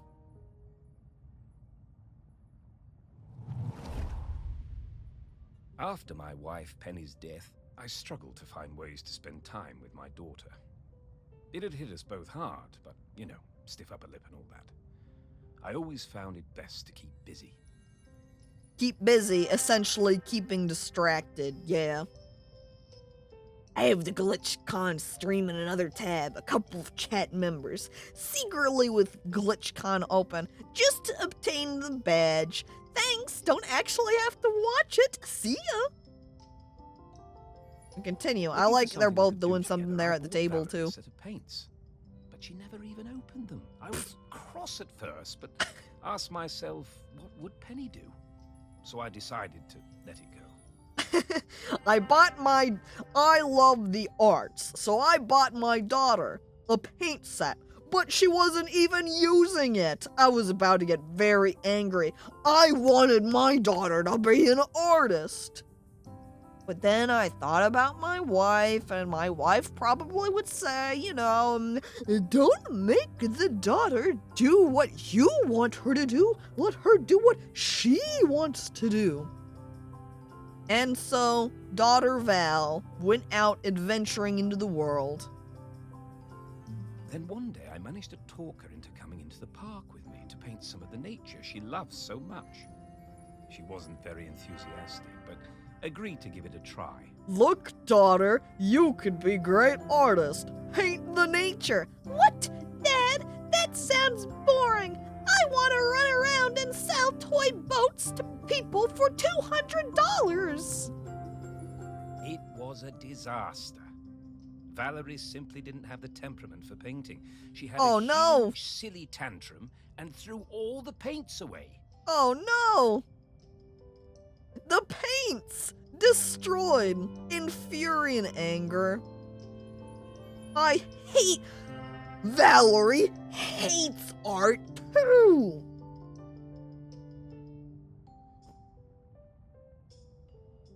There's something kind of humorous about the idea, you know, there's always the sort of stereotype view of the parent that's like, child person, you have to go out and be great sports. You have to be great doctor. You have to be great thing.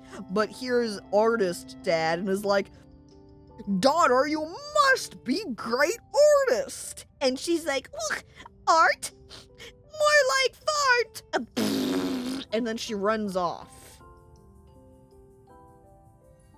I told her I wasn't having this kind of childish behavior, and I told her to stay in a room until she'd calmed down. I wished Penny was still with us. She would have known what to do with the child.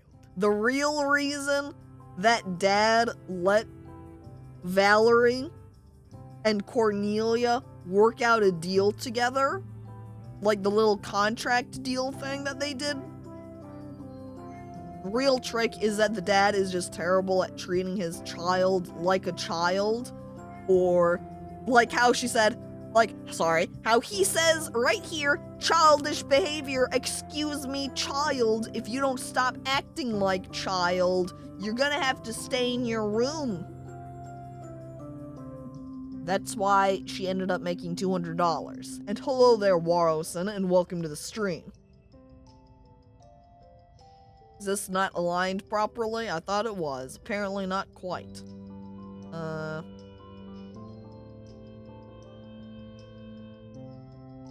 Oh, I see. It's because we've got new... That was from the last one. Uh-oh. Uh-oh. Oh, no. She's sneaking out.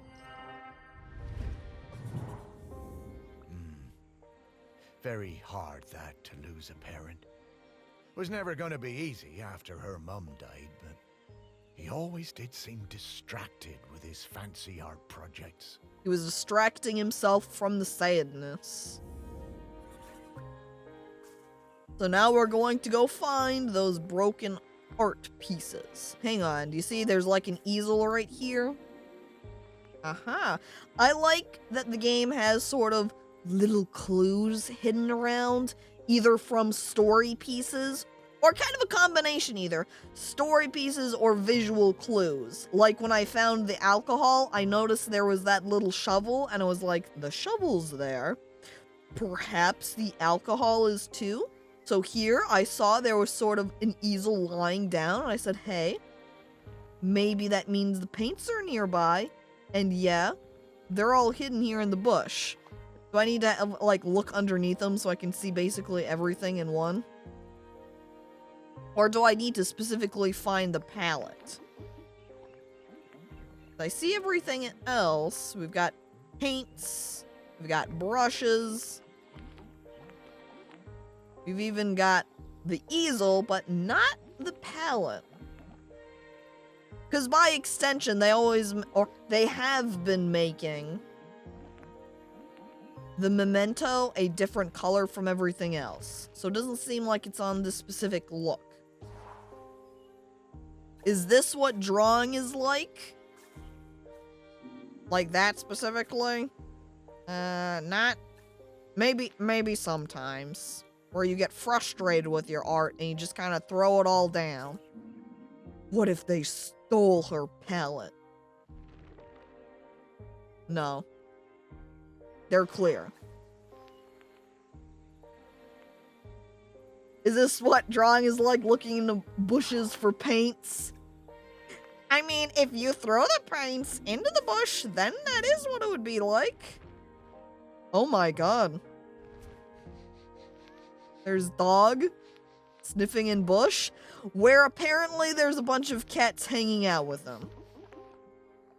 I like they have these little sort of hidden scene pieces that you don't need to find or look at, but you can.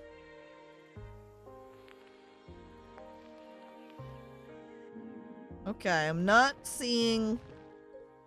Let's go back over to the bush with paints. Oop. And give it another look through.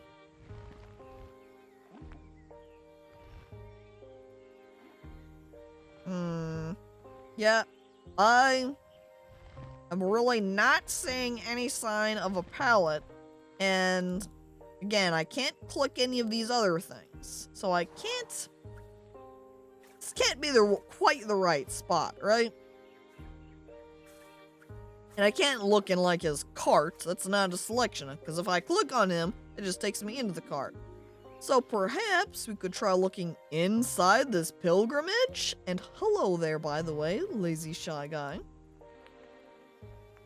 Apparently there's a giant pineapple in here. Oh, well, I guess since we're here, we'll go ahead and find the Grankin. Have to...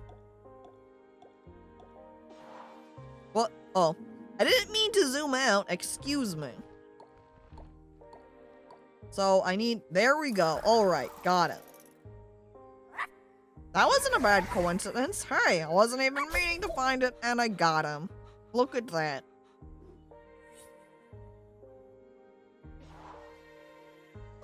Okay.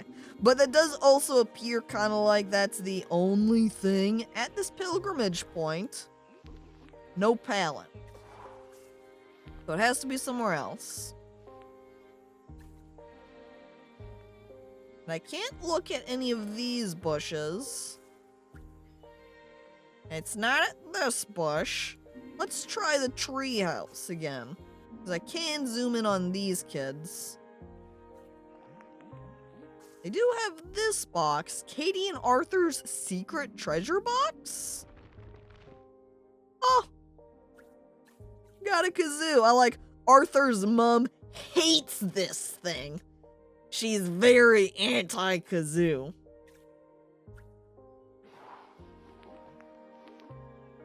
That's not a palette, not a palette. What? Do you see? Oh my god, is he drawing somebody? Oh my god, look.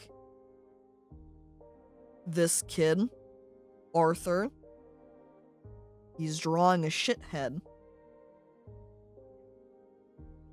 Or more innocently said, like by Patry, a poop head.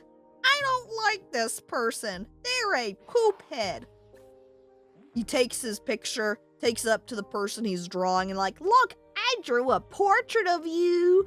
Meh. And then he runs off, and the person's just standing there, picture in hand. This is what Arthur thinks of me? Oh. This means he thinks I'm a poop head. I'm not a poop head. Am I? Whoa. Arthur, how could you do this to me? Hang on, this wrong. Looking a little bit suspicious?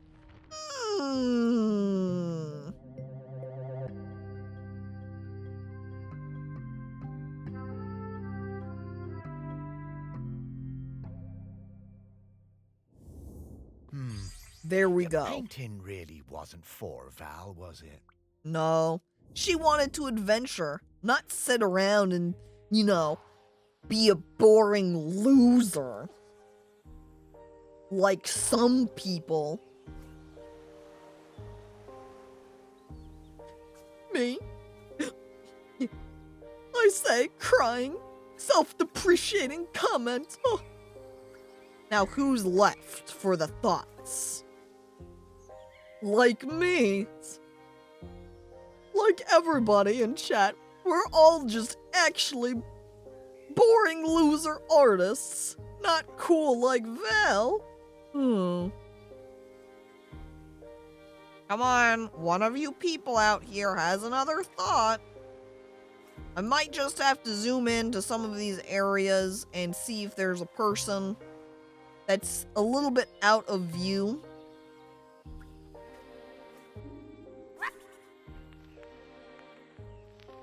No, not here. I like this little bird, though. Robin. Cute. Ew. Artists. Ugh. I know. Hang on, see? This guy right... Hang on, isn't that Henry again? He moved over here? Okay, Henry. I guess we're going in for memory number 2. The famous sculptor Vernon Russet was working on a huge statement piece Oh. in my honor. A statue The of a Apple cow Man. with my head. When I saw it, I felt quite uncomfortable, but I didn't want to upset him. Poor Vernon could be awfully temperamental, sinking into dark moods for days. I don't know if I like my head being depicted on a camel. I feel a little bit awkward about this. But, I don't want to say anything. Have you ever seen Vernon get angry? You wouldn't like it. Oh no. Come on. Where are we trying to line this up? A little bit more? Was that closer to it? Here? Here. The week before the public unveiling, Vernon had me visit the statue. He needed to make some final adjustments to the face. Valerie came along too. She looked like thunder. She hated that statue and wasn't afraid to show it. I couldn't help thinking how like her mother she was. She hates the statue. Hates it. It is the worst thing to her. How could you depict that camel with my dad's head? I hate it. When the statue was revealed, the nose was missing. Oh my god. Fortunately, we all managed to cover our surprise and act like nothing was wrong, so no one was any the wiser. Some fellow from the Times wrote a glowing Oh review, my god. so Vernon wasn't too glum about it. Oh my god. Did she come over here and break the nose off the statue? I'm pretty sure I know what happened to that nose. What if I fix his statue?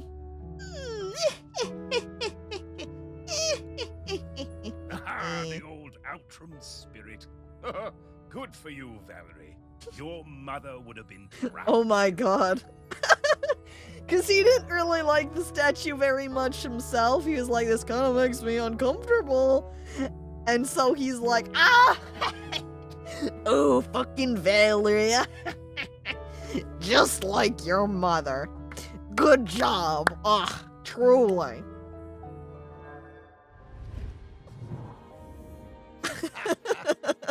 Yeah, Val told me about this. She had a whole speech prepared in case they figured out it was her who cut that nose off. Oh my god. She never even needed it. She pulls out her speech. I am extremely sorry about breaking that nose off. I feel incredible remorse. It's incredibly disrespectful of both the artist destroying it, defacing the statue, as well as disrespectful to my father. As this is his own head, how could I take off my father's nose? I am just so sorry and incredibly remorseful that I would have stooped to such a heinous act, removing the statue's nose. Then she runs off and laughs about it. That was the prepared speech, an extremely sarcastic, I'm sorry speech. Which means now we have to find where that nose is hidden. Imagine if it was just inside the camel. Alright. A great place to lose things. Huh? If anyone actually uses the word remorse when apologizing, they are 100% not sorry at all. Just a non-apology, pretty much. Alright, I have to go through like 2 layers of- wait, oh my god, a 3rd layer? How deep into this bush are we going? Oh my goodness. Another. And then we go deeper. No, that's not it.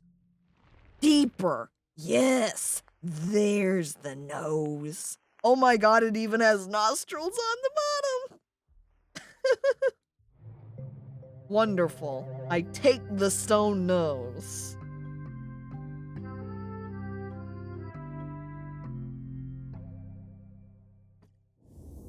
Oh, this thing looks heavy. I'm surprised Val was able to even lift it. Yeah, Jesus. It is extremely large. This is honestly kind of bigger than I was expecting. I guess zoomed out, though. Just looking at this. Now I have to back out like 1,000,000 times. Because we had to go so deep into this bush. That is certainly...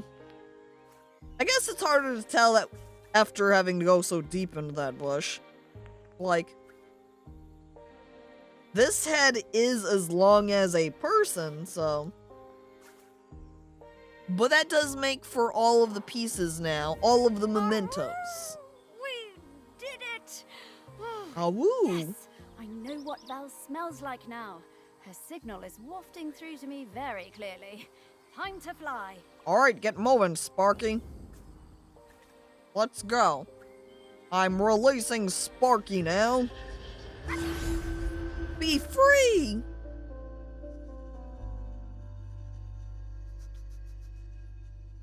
And then it's time to bark at the spirits and gather them together. Fast? Ooh. I didn't know we could speed up. Woo. Oh man, oh man. You think I can just like speed around really fast? Oh my god. Now we're speed running the collection of the spirits. Oh my god. Look, there's the pickle. There's the pilgrimage. And then we're back at the start. Oh, woo! Wake up, Valerie! Excuse me. Oh, I'm a little bit too far off. Here we go. And then I bark. Gather together. All of them gathered. Yes! I love their faces, too, when they first kind of, like, open up and they're like, wait, what the fuck is happening? Oh, I love her.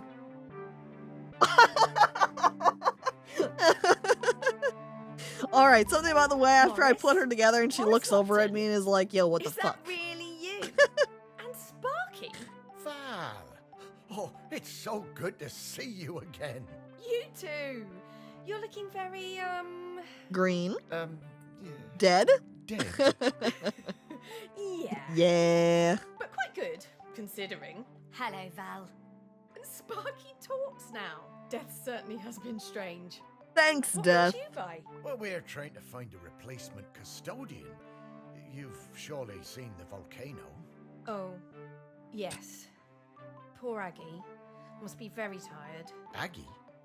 Aggie is the current custodian. Oh, I well, almost then, thought it was gonna be yes. like Aggie is the We were volcano. hoping you might replace Aggie. Oh, Morris. That's some ask. Oh, you can do it, Val. Val's I'm like, flattered. no. But those are enormous shoes to fill. And I'm not Plus, like I you, love Morris. adventuring around. I don't don't stay like in the one sound place like at you a do. time. And if I'm being honest, I can't abide all those arty types and mainlanders tromping around. She can't hates speak for them. artists too. This job isn't for me. Oh, well, I'm sorry to hear that, Val. But, well, I understand. Thank you. It's been so nice to see you again. You too, Val. Sparky, I'd love to spend some more time chatting with Val. Oh, I'm sorry, Morris. We really need to keep this search up. That volcano is looking dire. Come back later, Morris. I'll be here. Oh, well, all right, Val. I'll find you later. Goodbye. Alright, the mainlanders are those tourists they were talking about earlier. Artists? Peh. Hate them. Tourists? Peh, peh. Even worse. Slow down, Sparky. I need to get some things straight. No time, Morris. We need to And find the next color prospect. palette It's change. just that I don't quite understand what we're doing. We're looking for the custodian. Well, I get Morris that, is gonna end up Sparky, being the but custodian. What does the custodian have to do exactly? Oh, well, it's hard to explain with your human words, but, the custodian kind of mingles with the island. What? Becomes a part of it. A They, part of they the are rock, the island, volcano. kind of? Yes, the rock, and the sea, and the animals, and plants. The custodian becomes a part of all of these things. It becomes part of the island spirit. And you Kind of give like up Island being a God? ghost. Yeah, well, a walking around talking kind of ghost. Stop being someone who can go into the West. It's quite a sacrifice. Oh, wow. Well, no wonder Val doesn't want to fill those shoes. Aggie must be a legend. She I really mean, is. what if I you always don't thought want there to were go into the those folks West? destined to be mayors and, I suppose, custodians. And then there are people like me and Val, destined for smaller lives. Nah, he's gonna end up being the custodian. Small? Morris, your heart is as big as the island. See? It's like Everyone knows foreshadowing that. here. Yeah, I suppose I'm more like one of those island oddities in the museum. Yeah, and they were always Morris the visitors' playing favourites. humble. Now, we need to move on. Come on, Morris. up is Ogden Don't Beckett, be so the hard old on town. yourself. Ogdenities. Everybody I'm loves right you. behind you, Sparky. Alright, let's go, Sparky. Next island location, let's go.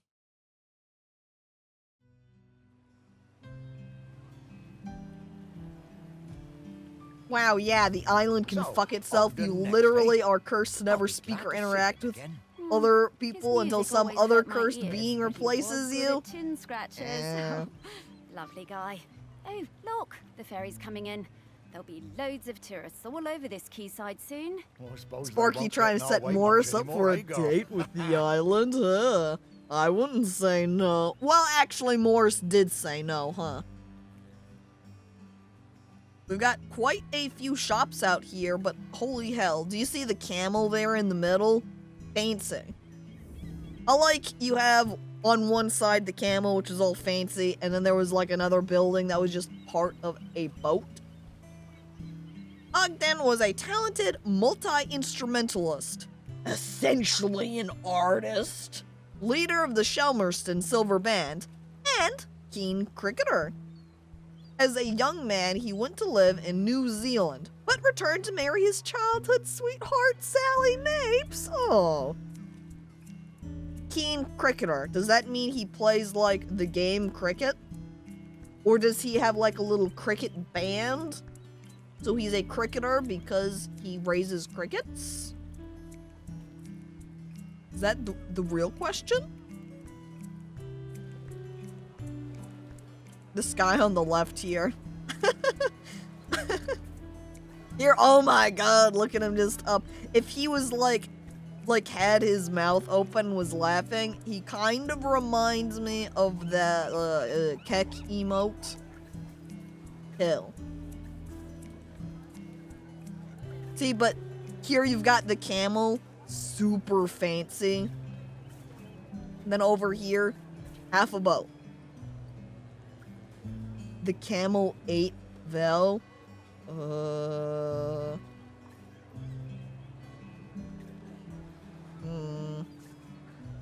Alright, now let's look. Hang on, right there. Oh man. Check out this guy. He's got some intense eyes. I remember when a young Ogden asked to join the Shelmerston Silver Band. I recognised his talent immediately. I love the profile view on him because it gives him a really powerful nose. Especially versus him over here, and he's just like, hello there, excuse me, Henry, can I be a pirate captain too? I'm not a pirate at all, I'm just a normal captain. Yeah, sure, whatever. He could play anything, that lad. Literally anything. Look at this guy. Master instrumentalist, as was said. There we go. Look at him go on the French horn, right? Eventually he settled on the sousaphone, which he always insisted on playing with his lucky bronze mouthpiece. Oh my god. He's even got a lucky mouthpiece for it. Wow. He treasures his music. He's got a lucky piece for everything.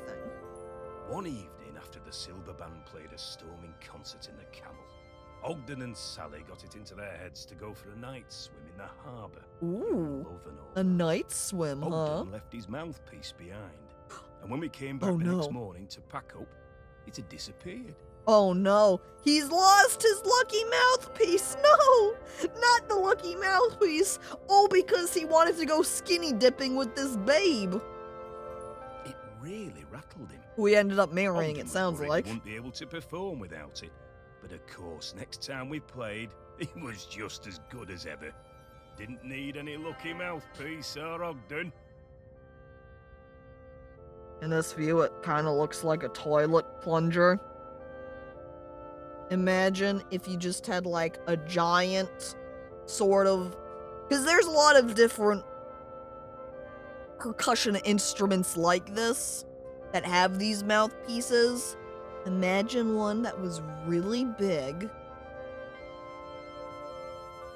And it was the size of like a plunger. And somebody borrowed, not realizing what it was. They took it and they're like, I don't know why this plunger is all metal, but I've misplaced the plunger that's in the bathroom. I'm just gonna borrow this for a bit and see if this metal plunger will work.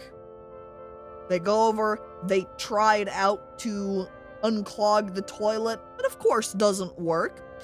And then they just take it, and they're like, why the fuck would you make a plunger all metal with such a short handle? I don't get it, but it certainly doesn't work either. I guess this is just sort of like a trophy plunger. And then they go back over, not washing it, and put it back down where they found it. Then, the player of the instrument comes back around and is like, well, it's time to put the mouthpiece back on the instrument. They grab it. They put it on. Not washing or wiping it off. And they start playing their instrument.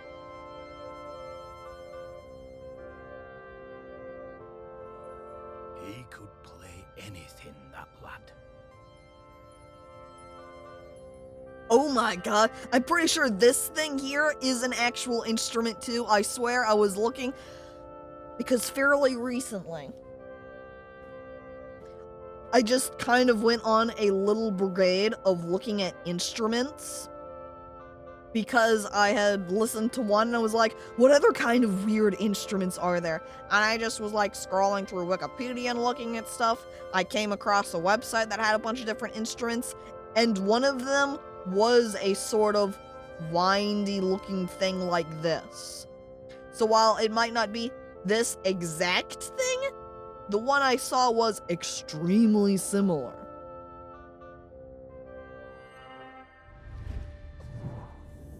Ogden was so talented. A real virtuoso. Oh, I loved listening to him play. What? Ugh, speak for yourself, Morris. It was a terrible racket. That's right. Exactly, Sparky. Thank you. Morris, music is just another type of art, alright? And what do we hate? Art? Do not give music a pass just because it sounds nice sometimes. It's still art. Now we need to find metal plunger. Sorry, mouthpiece. Is it inside the boat somewhere here? I could see it being here. There's like some very plunger-shaped objects around, which would fit with the mouthpiece. See whiskey funnels? Ah, hang on. You see this one? I like it's labeled as funnel? Question mark? Is this a funnel? No. It's a They mouthpiece. seem to have been using it as a funnel. These Oh, bootleggers are no. very resourceful. Very resourceful, huh? He goes to play his instrument and is just like, this tastes like alcohol, kind of, huh? I thought music was supposed to soothe beasts. No, music just exists to hurt us with DMCA now. Oh. I'm getting the scent of Hello there, Gray, Jenkins and again, welcome to the Morris. stream. I'll pop up to let you know when we're close to one. Alright, Sparky, thanks. I'm gonna just keep on moving. Look at more mines. Give me your memories. It was the day of the island cricket match out on the volcanic sand spit. We had lost to Appledore for the past 3 years, and it was my first year as captain. I didn't want another loss on my watch. He Ogden sounds had so just come back from New sad. Zealand and told me he'd be up for it.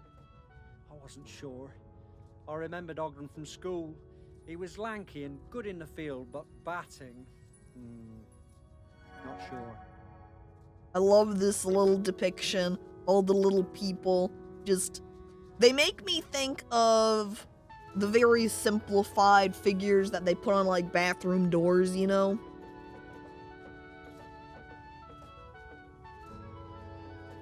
Like, I love this guy. I think this is supposed to be his legs here. He's got some powerful legs. I like the guys. It's really two. This guy over here and this guy over here, like, over here cheering. They're like, whoa, yeah, I love sports. Yeah, throw that ball. Hit it really hard. Yeah, go, woo.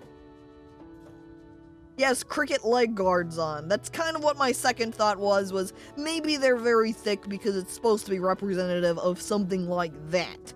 Sports, dude, best sports. True. Fuck artists. Cricket all the way. Ogden showed up with his own bat. He told me he'd won it in a pub in Dunedin and that it had belonged to a famous New Zealand player. I wondered whether I should put him into bat at all, but Ogden whispered to me that he'd been playing on deck all the way home. I knew Ogden wasn't a bluffer, but he was never the guy who got picked for the first team at school. Still, I had nothing to lose. I just kind of shrugged my shoulders and was like, well, I do need somebody. Ogden hit a six with his first stroke. Wow, I don't know what that wild. means. And just when I thought it must be a fluke, he hit another and another. He was a machine! He was literally a machine. After the match, I went out to go question him, and he wasn't responding at all, and then he kind of fell over and his arms came off, and I started freaking out, honestly. But then Ogden, actual flesh Ogden, popped out and was like, don't let anybody know. I won't tell if you don't tell. And ever since then, we've had Ogden win us matches. But Robo Ogden. Nobody's figured it out yet. But as long as we keep winning, I just Just keep rolling with it. Don't tell the enemy teams. Ogden hit so many cricket balls out into the sea that we had to stop play.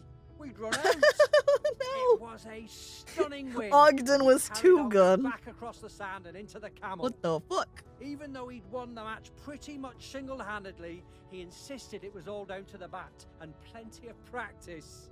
Ogden was solid gold. Oh, Ogden. What a guy. He's not even, like, showing off his skill too intensely. He's not like, yeah, of course it was all me, because I'm just so much better than all of you losers. No, that's not Ogden. He says, oh, it was just hard work. Humble. So Ogden is a music pro and super What a athlete. great day that was. Yep. And we've Ogden. Appledore True every year catch. since. Those poor chaps never did recover from Ogden's incredible batting. Oh, Ogden.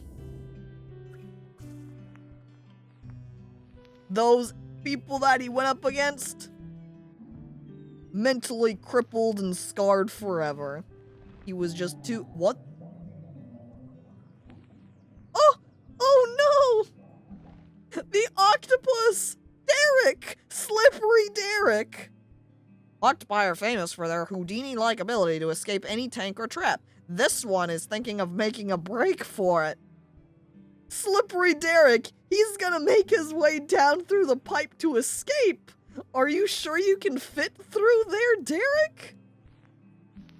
I don't want you to get hurt, Slippery Derek. I wonder if Derek knows Jeremy? That's a good question. Do you think they ever ran into each other before? They've both got 8 legs. They could, you know, talk about the trials and tribulations of that. Have something to connect to each other with. He adds a certain zing to the water. Yeah, seeing as this is in a water tower, somebody comes by to get some water and is like, oh, this has a, certain something to it. Incredibly curious. May I purchase a bottle of this water? It has a certain something that I quite enjoy. And then everybody's drinking some octopus water. Thanks, Slippery Derek. So it makes sense if it's in one of the sort of fish containers or similar. Or even eaten by a fish. It's really zooming in on this cluster. Aha! Yeah, I started, like, cutting through here, and it started zooming in on this cluster, and I'm like, well, that's a little bit suspicious. Alright, game, I'll focus on that, then. Are they drinking that octopus water? Morris, But octopi are remember when we saltwater found one of these creatures. heavy balls on the beach and I dropped it on your toe? Yeah, Sparky, I do remember that. I can still remember the pain, too. You just had to bring it up, didn't you? Fucking dog.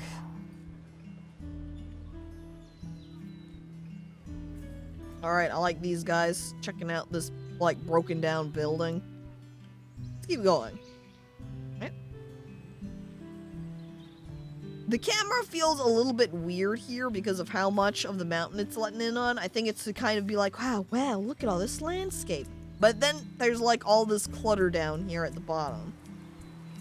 By comparison. I want to see more here. What's happening with these bees? Wow. Bark. Can't even... Ugh. I was kind of hoping I could zoom in on this person's face. Or really zoom through their hat and see their face. Maybe I don't want to be able to zoom through their hat and see their face. Because if I can zoom through somebody's hat... that means I'd be able to zoom through their clothing too, right? That's not very dignified. A little bit rude of me. Is there anybody in here? No. So don't care about the chandlery.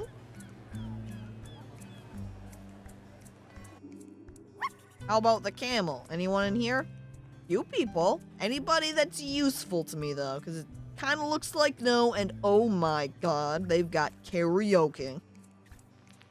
This town truly has it all. Peeping Tom Ghost scandalous. I mean, you don't even, as a ghost, you don't even really need to be able to have X-ray powers to see any of that, though. Chat, every time you go to change in your room, remember that a ghost could be watching. You go to take a shower, there could be a ghost nearby. I love this shop also, just time for toast. These people out here, very into it. They love toast. It's the lunchtime rush. They want it. Oh my god. I didn't even realize. Do you see that? Apparently this toast shop goes through toasters like crazy. Like, Jesus Christ. Oh my god, they've got... Okay, look, oh my god, West Point, like, check out their toasters over here. They've got the West Point Legacy Strata, 900 watts, removable crumb tray. No bagel setting on this model though, which is fine, because this just is a bread toast shop mainly. We've also got a Prestige Gen 5 with 1900 watts of power, with the variable browning, and a crumpet fruit loaf setting. Very powerful, one of my favorite toasters. The Varia Light C, 950 watts. It has an easy press lever with anti-slip feet. Very good. It can get very slippery here in this toast shop, so it's good to have that feature. Then we've also got a Rigunza Tech Contemporary at 1200 watts.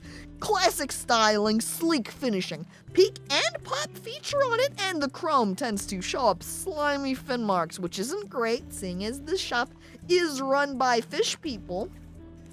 But it's just something that you kind of have to deal with sometimes.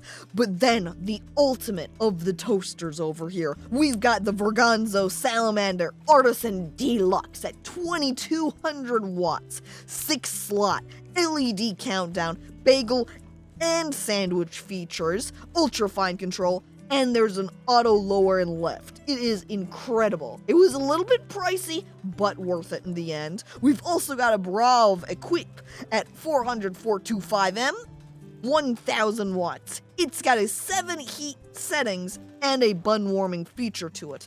We've also just got the classics over here with the Sardane Efficiency Model C, 850 watts, with an integrated cable storage. Very practical. We've also got where all the plugs are stored.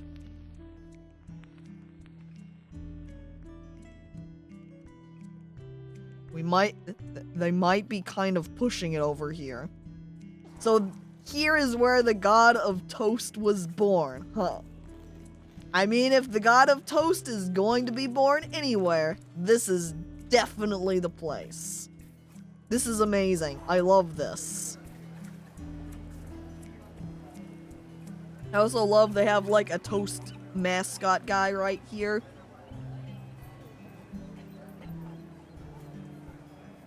Alright, we've got Audrey's Seafood Bar. Nobody inside here thinking, so don't care about that. Next location. Is that a cat? Aw. Did she just say yum yum kippers? Just very quietly was just like, yum yum kippers. Ugh. Mariana. I love her. It's kind of like a fish mouth. Do you see her pearled necklace with the ruffling here? It's teeth. Mariana, you're great. Keep on doing what you do over here. With all the fish over here too, keeping it nice and clean. Webbed fingers too? Yeah, well it seems like there's some fish people. I mean, look at these tourists over here, for example. We've got bird people. There's even like Hector right here. Do you see that? He's like a giant Grenkin. We've got all kinds here. Aha! Here we go. Oh my goodness. Check out this tourist guy. He's trying to pretend that he's taking pictures of the crab shack over here. No, he's taking selfies. That's a selfie stick. You're not fooling me. You're gonna upload it to your Instagram later. Please. Alright. Oh, here's Sally! Since Ogden's dead, his widow. Oh. Oh! But look at her, she's so happy. When it went around her face, she was like, ah! We were 14 when we started going out. Oh wow, Me and my long friend time. Cassia had started a beach clean at the weekend, and Ogden turned up with his mate Godfrey. I had no idea Ogden liked me. He was the tallest in our year, and we all fancied him. By the time we reached the little cove at the north end of the beach, he'd asked me to come to a concert he was playing in. I said yes. Dude, Ogden was like the tall boy in class, so, everybody liked him. Ooh, he was so cute.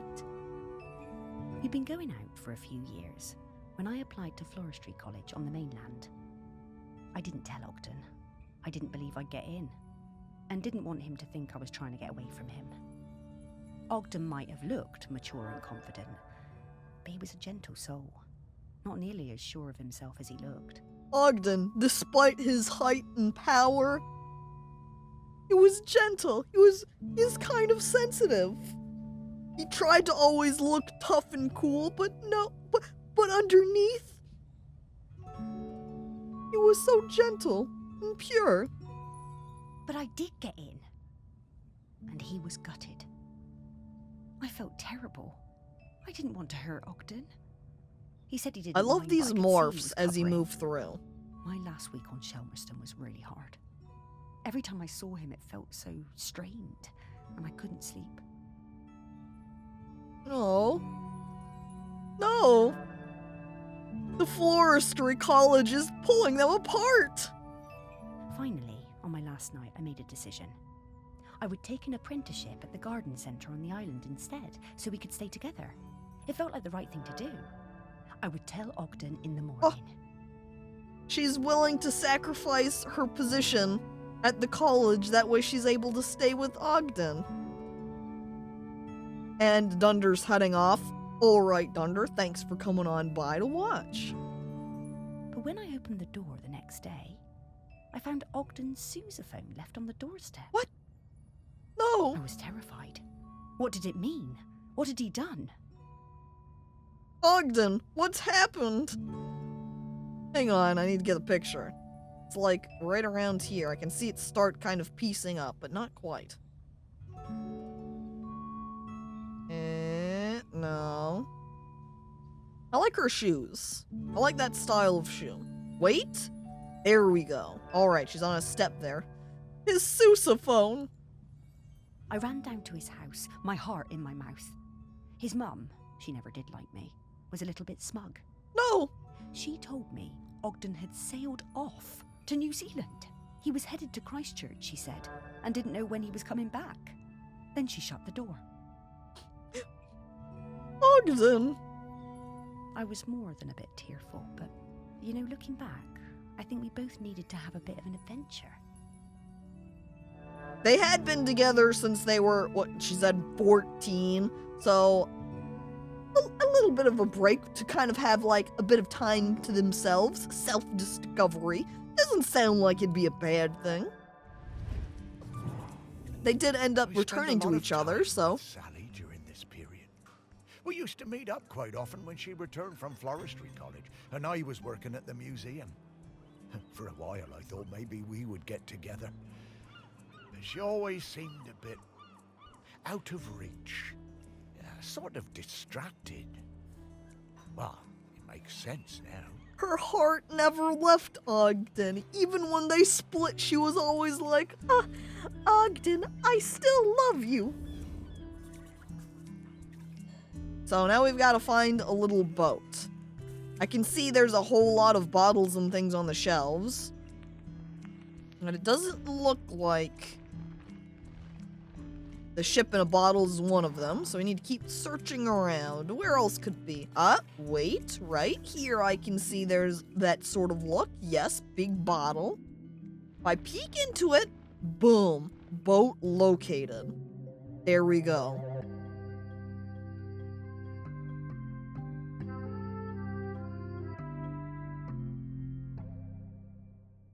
Endearing. I love the wholesome Get in romance. Wow.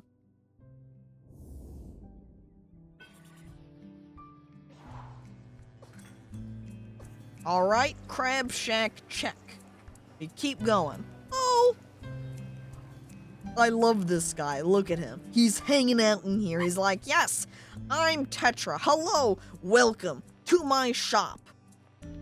I've got figures of birds over here. I've got figures of weird creatures that just enter my mind at night. I'm not sure exactly where they come from, but they come to me as visions.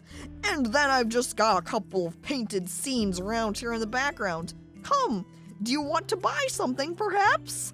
See, like, look at his smile. He's so happy about it. Do you know what I think of it, though?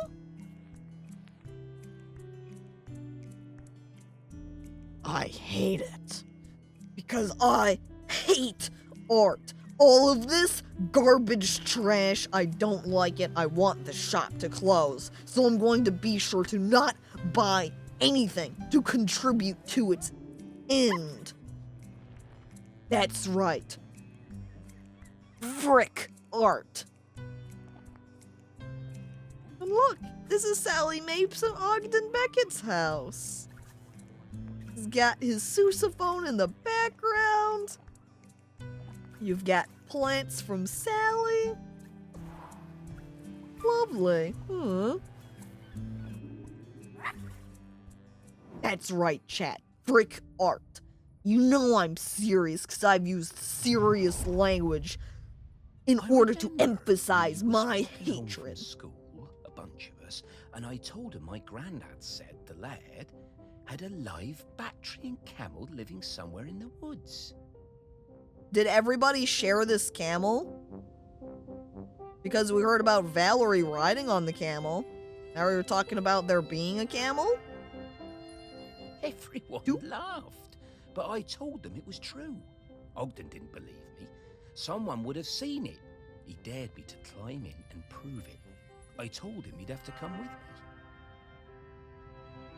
Alright, and then so we break in. We were almost caught by the gamekeeper and had to run. Uh-oh. Hell for leather for the woods. Look at us sneaking away. High speeds, uh-oh, almost caught. We reached the trees out of breath. I was bent double and leant against a tree. Ogden had better breath control and he recovered quickly. He saw it first. There it is. Clouds parted, the moon shone down, and Ogden gasped. And then I did too. Was it? Oh. It was. A camel. Fun reminder, Ogden is dead. Yeah, I mean, Maple looked pretty old herself, so, is this not it? Because it's a little bit off.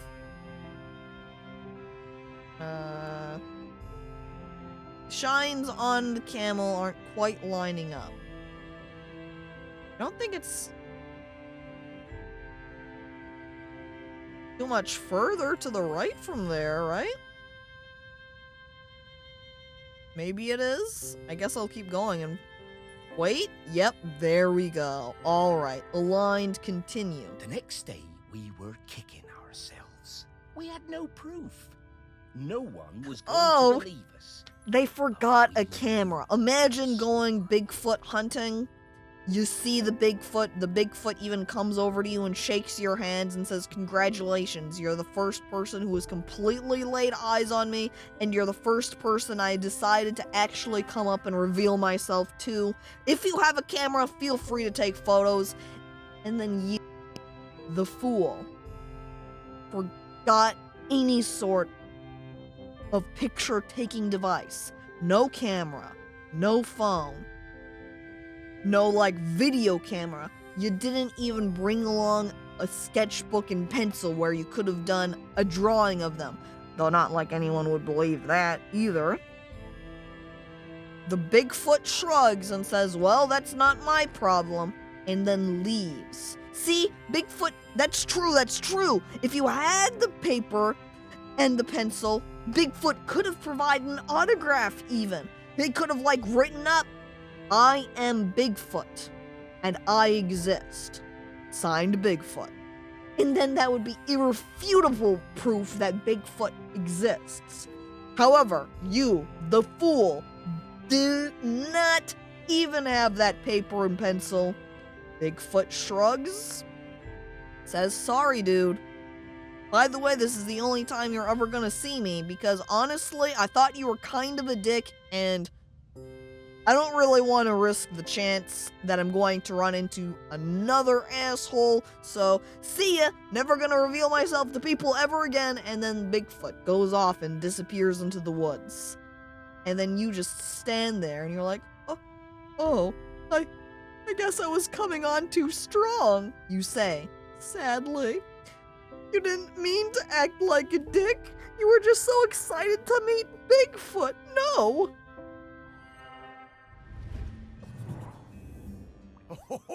Yeah, he was a couple of years above these chaps at school. Oh, and he's right.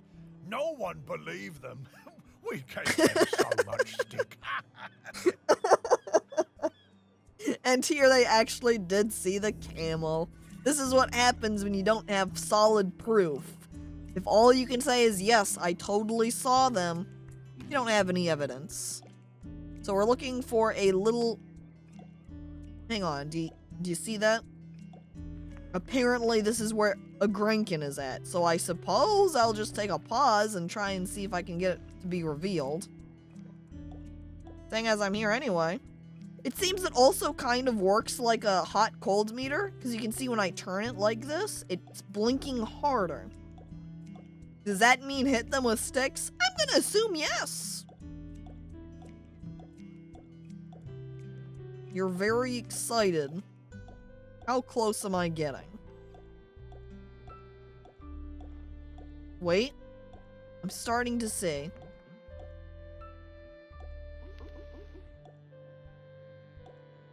Because these sort of shapes very much resemble that. We've got, like, the heads from these camel pieces. We need it to be in sort of a pyramid shape. So how can we achieve that? So as we carefully kind of turn it in this direction, perhaps. Need to find something that has that shape. And then everything else needs to be circles.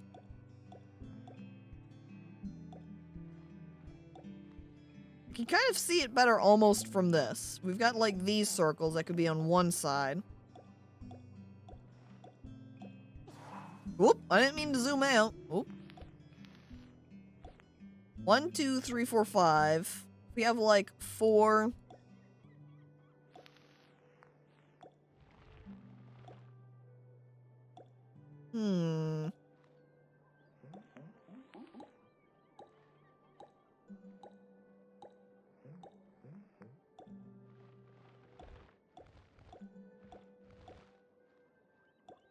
Kind of interesting moving around and it getting more intense when it doesn't feel like I'm closer. Maybe it doesn't quite correspond.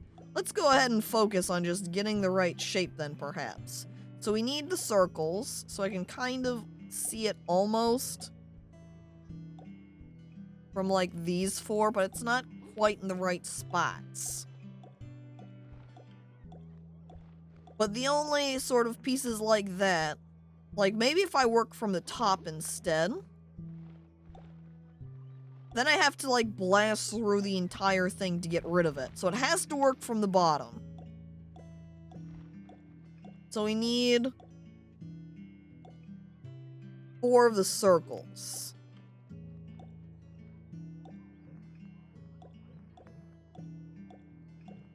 Where would we get those from?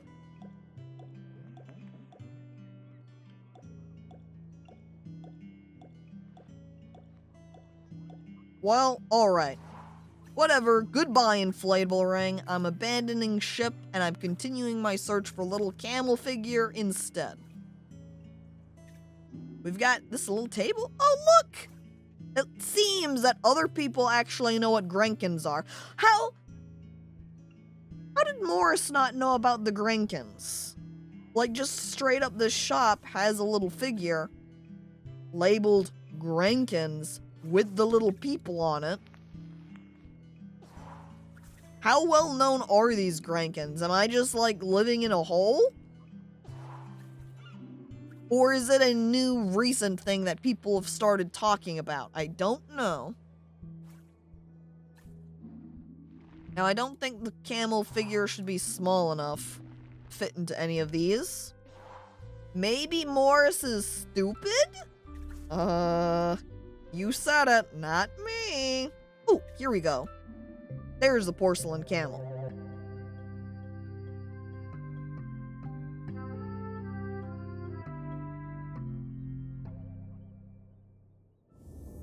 Camels are so obviously a made-up animal. Humans will believe any old rubbish. Ugh. Fucking camels.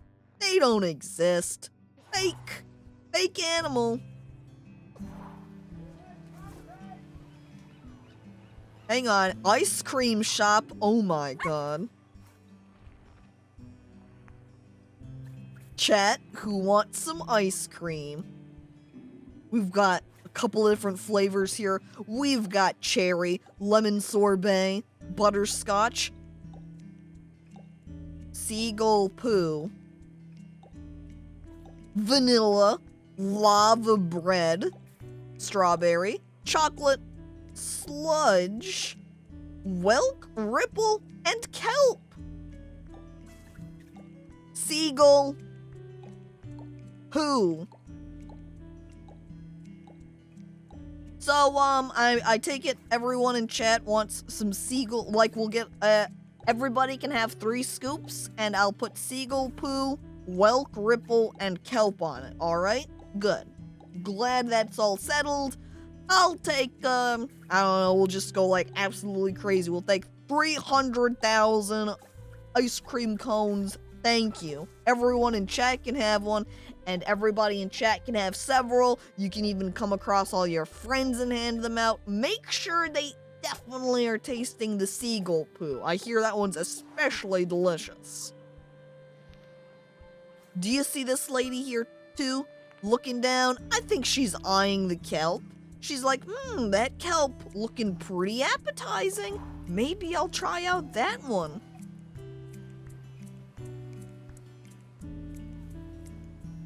Aha! Oh, it's Maple again? Alright, Maple. Or I'm like combining her name, Sally, and Mapes into one piece to be Maple. Whoops. And for the first month, there was no letter at all. I took my place at college on the mainland without knowing how he was feeling. It was a shock how low it made me, even though I was working with flowers, my dream job. I threw myself into making friends and working as hard as I could. I wondered about him traveling the world without me and without his sousaphone. What he was doing, how he was feeling. For the first month, no letter. I think I saw lava bread. That doesn't sound too bad. Alright, Horace, I'll get 1 ice cream cone of lava bread for you. Each one came with a penny from a different country. One from Valparaiso, another from Dakar. I wrote back and told Ogden about my course, trips to Kew Gardens, which were amazing. And Ogden told me about his voyage, watching dolphins and flying fish, crossing the equator. Sometimes we were both lonely. We poured out our hearts to each other. Oh. In a funny way, I think the letters made us closer than ever. They're like pen pals. Sending them each other letters. Like, look at that. I love that they're taping these little pieces in the letters to each other that they're writing. This is adorable. Wow. When he arrived in Christchurch, he'd send me flowers pressed in his letters. I sent him a shell from home, and then he sent me a New Zealand halfpenny. What? It was my favourite. On one side was the head of a Maori tiki. Ogden told me it was lucky. Oh, lucky? Oh my I came back to god. the island, and when my father died, I opened up my own florist shop on the quay. I tucked the halfpenny under the front step for luck, Aha! Polished up Ogden's sousaphone and put it in the window. Oh, and used They as a both opened fucking up, pot? and the Oh my shop god. flourished. Oh my god. And then I took some of my plants and stuck it right in the horn part. I'm sure Ogden would greatly appreciate that. You're welcome, Ogden. One day, Ogden showed up at the shop, No. completely out of the blue. He told me there was nowhere like Shelmerston, and no one like me. I was so thrilled to see him. I asked him to marry me. there Oh, and then. she asked him even. He said Wow. yes. And then they got married. Best couple. The lure of Shelmerston. It always pulls people Extremely back when they try wholesome. to Hello run there, away. devil. They And were a welcome to lovely the stream. couple, Sally and Ogden. Oh my god. Ugh. Ugh. Apple Artist Man is here. Blah, blah, blah. Alright, now time to find that lucky halfpenny. Now there's a lot of area around here. I don't think we need to be looking through all of this. It has to be at a much more contained spot, right? Accidentally trashed? Not the case. Perhaps at the benches? Like I could see it maybe being folded up in newspaper? Hang on, wait. She made the comment that it was... Wait, I'm getting distracted. Do you see this? This army man is keeping this drink protected. Man sitting enjoying his beverage on bench is like, oof, oof, oof. I need to go to the bathroom really bad, but I don't want to bring my drink with me into the bathroom. That's kind of gross. He sets his can down. He looks around. There's nobody here at the moment that he could ask and feel safe with entrusting his beverage to. So he pulls out his little pocket army man and sets it on top, patting his little head. Army man? Gerald. He pats Gerald on the head. Make sure you keep this beverage safe. All right? I don't want anyone drinking it. I don't want anyone taking it. I don't want it being thrown away because I haven't finished with it. You got that, Gerald? Gerald stares back at him, being a toy soldier. Thanks, Gerald. I trust you. And then the man goes off to go to the bathroom. And he's not back yet. See, look at how much of this beverage is left. The soda is completely full. That's why it's important for Gerald to protect it.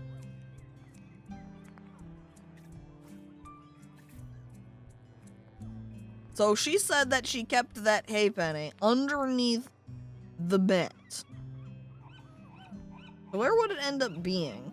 Here's this decommissioned mine that very strongly stands out and I see has a shit ton of coins in it. Do any of them happen to be her coin? I can't look at it from the bottom.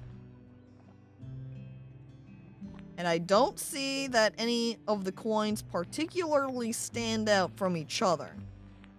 So I don't think hers is here.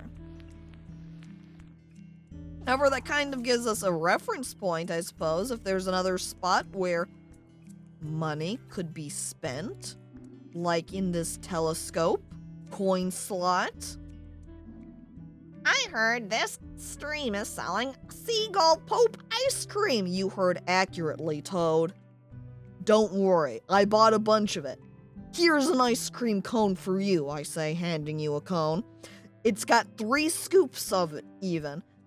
With Seagull Poop, what was it, Welk something or other? And kelp. There you go. Welcome to the stream.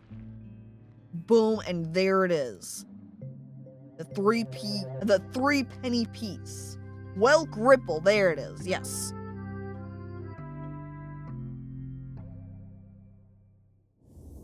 Yet one good thing about being dead, I'll never have to deal with counting change again. True.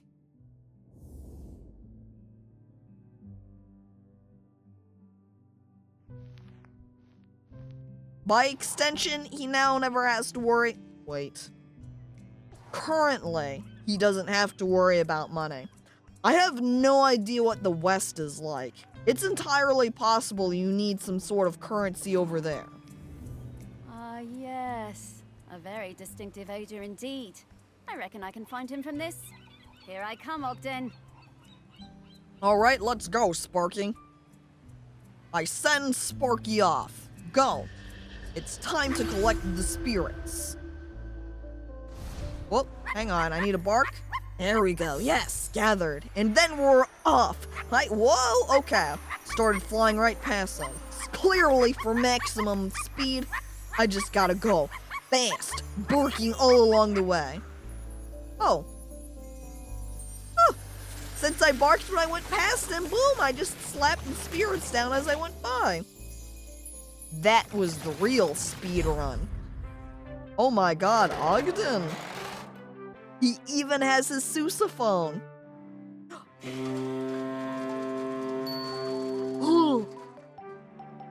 Chet. He winked at us. Oh, good. Terrific to see you, Morris. I feel so honored. It's great to see you too, mate. Have a stretch, Ogden. We have a question for you. Sparky, owner of the very finest singing voice on the island. What can I do for you? Well, it's about the custodian. Is he referring to our We howls? need a replacement. We're singing voice? Ah, yes. A woo? I've heard that volcano rumbling. Poor Aggie must be very tired. Yes, she is. We need a replacement. Wink? To you? Oh, you want me to be the custodian? Yeah. I'm honored, but No. I Not, can't. see, everyone's gonna be like, no, I can't do The it. island Sorry. is in dire need. I know, and I sympathize, but Sally is the other half of me. I need to watch over her. Another Everything scrub, else I may be know. changing, but she's my constant, and I'm hers. I need to go into the West with her when it's her time. Aw, Yes, Ogden's Yeah, I like understand. keeping an eye on her. you two always Even did in have death. an enviable connection. We were very lucky to find each other. Aw. And I'm still lucky just to watch over her. Makes this place still feel a bit like home, even as it changes. So I'm going to stay. But listen, Understandable, once Ogden. you found the custodian, I mean, come back again, and we've enjoy a got, sniff of we're that gonna beer end and up being the camel with me, custodian eh? ourselves. Sure, Ogden. Well, see you The around. real trick is that Sparky this entire time knew everybody was going to reject, and what she's actually trying to do is tour Morris around all over the island to remind him of his love of it, and be like, don't you want to keep this all happy and nice, Morris? You do? Well, why don't you be the custodian? We're too young to be the custodian. I mean, I don't think he's that young exactly. Are we at night on the island now? After all these years, We've Ogden turned on still the carries blue that color torch for filter Sally. color palette now, because it's I wish I'd nighttime. been so lucky. Things Oh yeah, I always guess that's seem true. We are fairly Busy young, with the museum, depth-wise. Morris. But we do You have did Sparky to walks be and kind of you like did the tour fetch and guide. Belly rubs and Yeah, all right, yes. I was very busy. Thank you for reminding me. you did plenty. But now you need to find the next custodian. Hey, how long has Aggie been custodian? Oh, a little while now. You've met her, actually. I have? Well, her body, anyway, in the museum. What? Her body? In the museum? Oh, wait. That's right, Morris. The bog lady. What? The bog lady of Shelmerston. What? That's Aggie? Mm-hmm. Well, that's her body, anyway. Her spirit is all around us, of course. But Aggie is Bronze Age. 3,000 years. Holy shit, she's been been custodian for a custodian all long that time. time. Oh my Yeah. god. Wow. No wonder she's tired. More tired every minute. We need to get to the next prospect. Greg Litherland, at the campsite. Greg. Okay. Also, true. We've only been dead a year, but the custodian has to have been dead 1,000 days, she said. But What if we break the rules?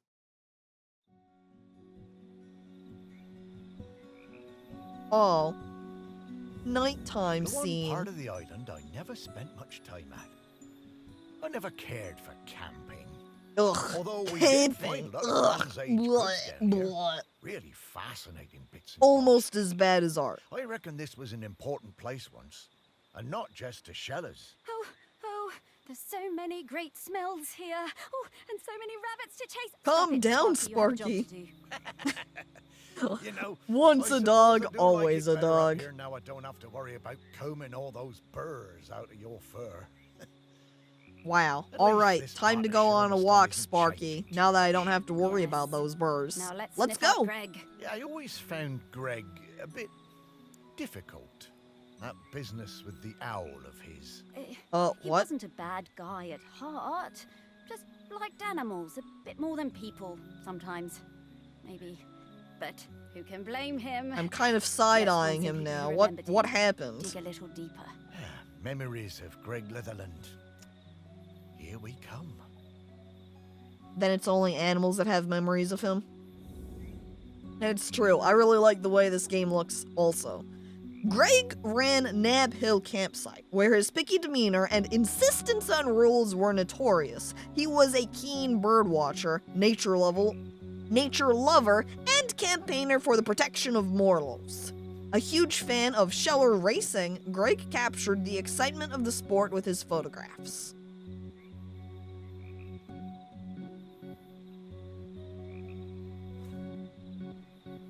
We look to the right. We look to the left. Well, not much to go around here. Ooh. Actually, there is a bit more. It makes it feel like it's mostly just this, just because of the setup. Alright. So now we need to just peek through and find people. Oh my god. Chat, are you ready to play on our play box? Pew, pew, pew, pew, pew, pew, pew. What? Pew, pew, pew, pew, pew, pew, pew, pew, pew, pew. I think I won. Man, I'm good. I also love this luchador figure. Just hanging out over here. Lovely. He pops so strongly too because of the yellow. Okay, I can look at this main office. Is anyone inside even though it is night? Wait, yes! Eddie and Ben Nguyen. Nguyen?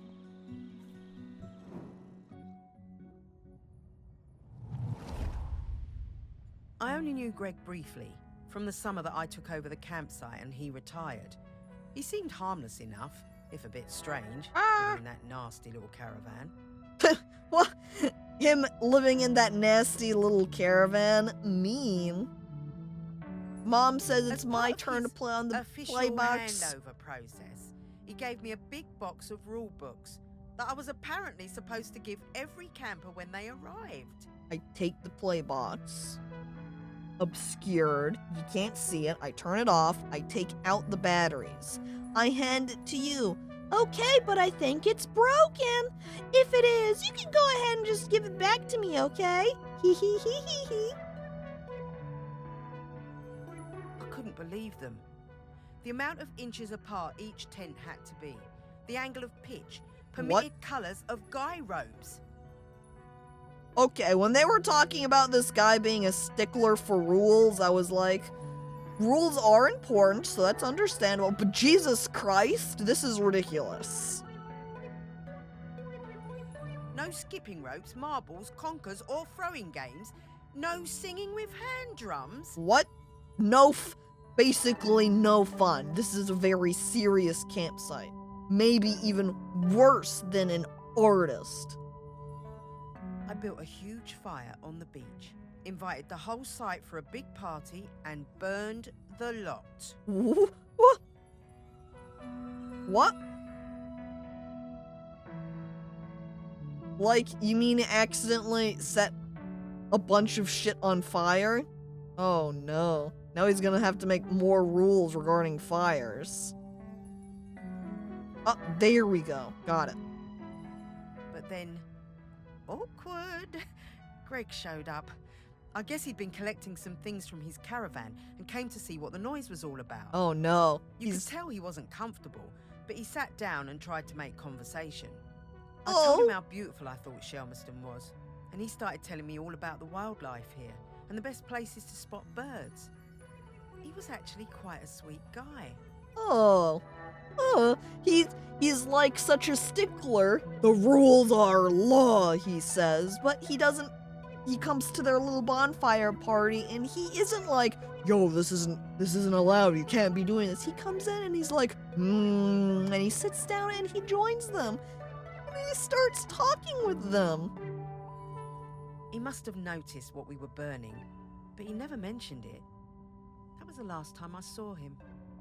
I always felt a bit guilty. I mean, I got him wrong. He wasn't that bad. Oh. This is why you've always got to be careful about just, you know, as they say, don't judge a book by its cover.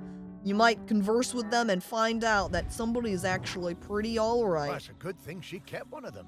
It must be around here somewhere.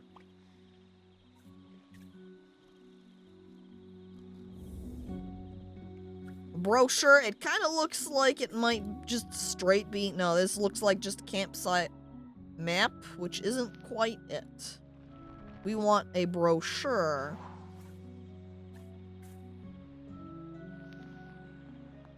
Is there one maybe hiding back here?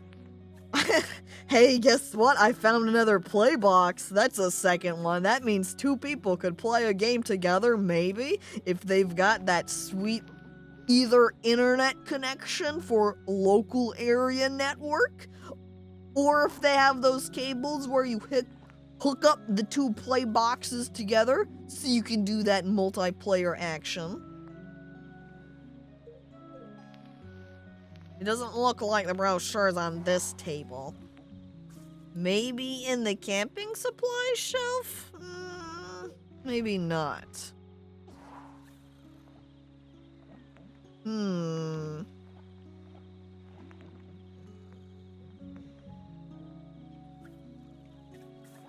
Alright, for a second I thought maybe it could be in the backpack. Okay, I can look at the backpack.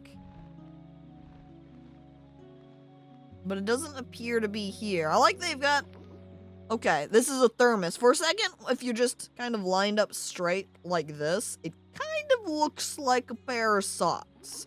Or at least a singular sock. And I was like, oh, huh. Got some backup socks, do ya? That seems like an alright idea. Hang on. Oh, campsite rulebook. Brochure, rulebook. Close enough. There we go. What's this about dogs having to be on leads the whole time? Outrageous. Of course, Sparky would not agree with that rule. That does seem a little bit goofy for a campsite to have. At least depending on how restrictive it is. I don't know. To let you know when we're close to one. I think I've only been camping once when I was like little tiny child, so I don't remember much in the way of the rules. By the way, now you can see all the camp tents just all over the place. A mess. Not at all with proper angling or distances. Alright, she's barking at me, but I don't think that's for, That is just for the Grankin. Aha! I love how wrapped up this person is. I like they've got... It's like arm sleeves. They're in their sleeping bag. The sleeping bag has little arm sleeves that they can stick their hands up into and through. Wow. The rules of camping are generally don't leave garbage or damage the site. That's mostly it. Maybe some stuff regarding fire. A guy on this little island called Shelmerston and discovered one. I had to see it.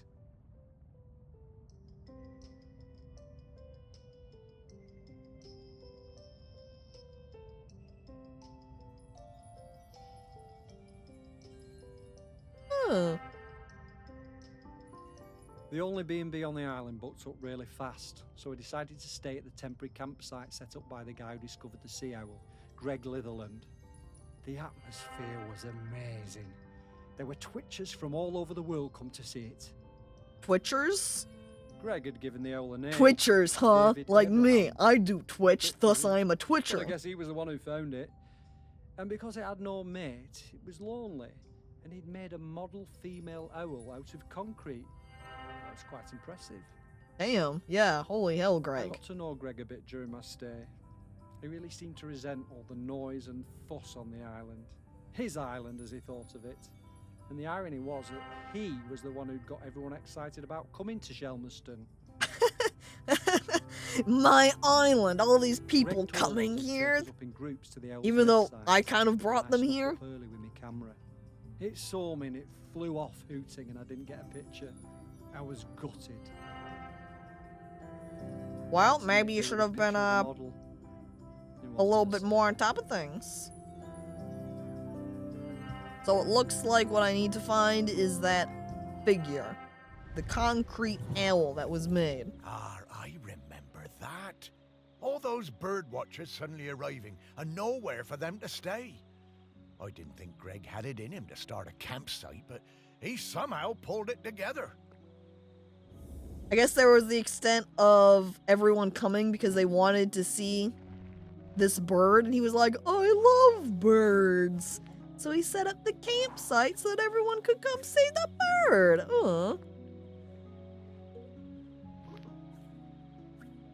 Aha, hang on. Life-size concrete owl, huh? That's what I want. I like Greg. He's got a very reserved exterior, but then he's like, I love birds. Poor I'll old talk to David you. Abrahams. I don't mind having friends. Or am I misremembering his name? I'm gonna end up, oops. Next campsite. Is there anyone in here? I peek? Yes.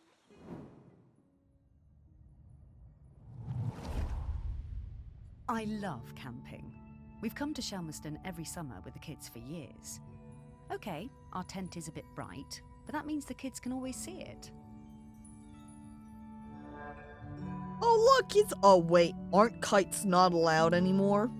Greg seemed angry about everything this year. Okay, it is Greg. He told us our tent was outside of the regulation colours, and being around the kids seemed to really upset him. They were only being kids, just running around playing. Greg was blowing that bloody whistle every 5 minutes. So there's something special going on here, because if they've been coming back here every year, I assume it's always Greg, One day, who's Greg at the confiscated campsite. my little one's kite. He was terrifying. We still sometimes get nightmares about it. I had to do something. Like, maybe there was some special event that all of these things were kind of in the way of. I pinched it and took out the pea. You know, the thing that makes the noise. Oh my god, she sabotaged his whistle. I threw that pea somewhere Greg would never find it. You should have seen his face when he blew his whistle and nothing happened. Pranked. Oh my god. There you go. If you ever I have always someone. wondered how Greg managed to get so good at hand whistling. If anyone is being really obnoxious with a whistle.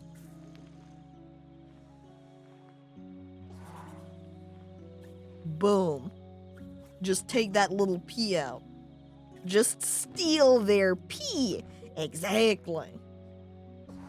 And then it will seem fine. But in actuality, it won't work. And then they'll just get confused. I also like this spot, do you see? Is called Where the Rabbits Poo. This would be a great place to hide something, especially something small and round. You know, like a pea. So as I'm hovering over this, it's like poo? Yep, that's poo. That's also poo. Whole lot of poo around here. So we need to find a poo that's a little bit different from the other poos. A mysteriously large poo, perhaps? I can't click on any of the bushes. Hang on, this poo. This is a pea, not rabbit poo. That means amongst, yeah, steal the pea. Amongst all of the poo is a pea. Eh? Eh?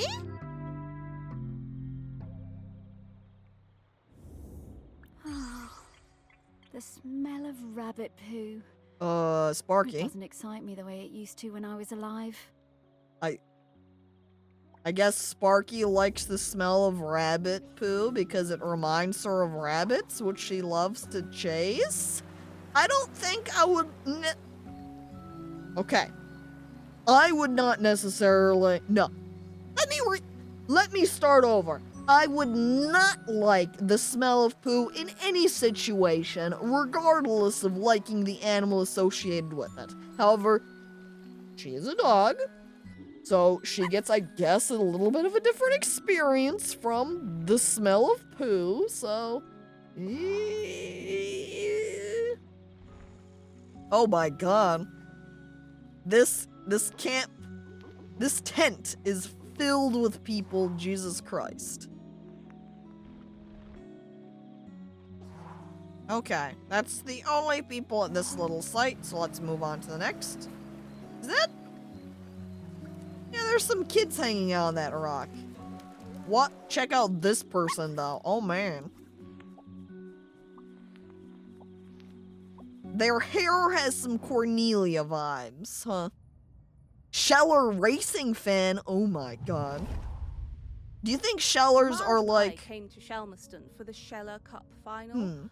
Miles was the world champion for ages. Uh-oh. Greg, the campsite manager, was a huge Scheller fan.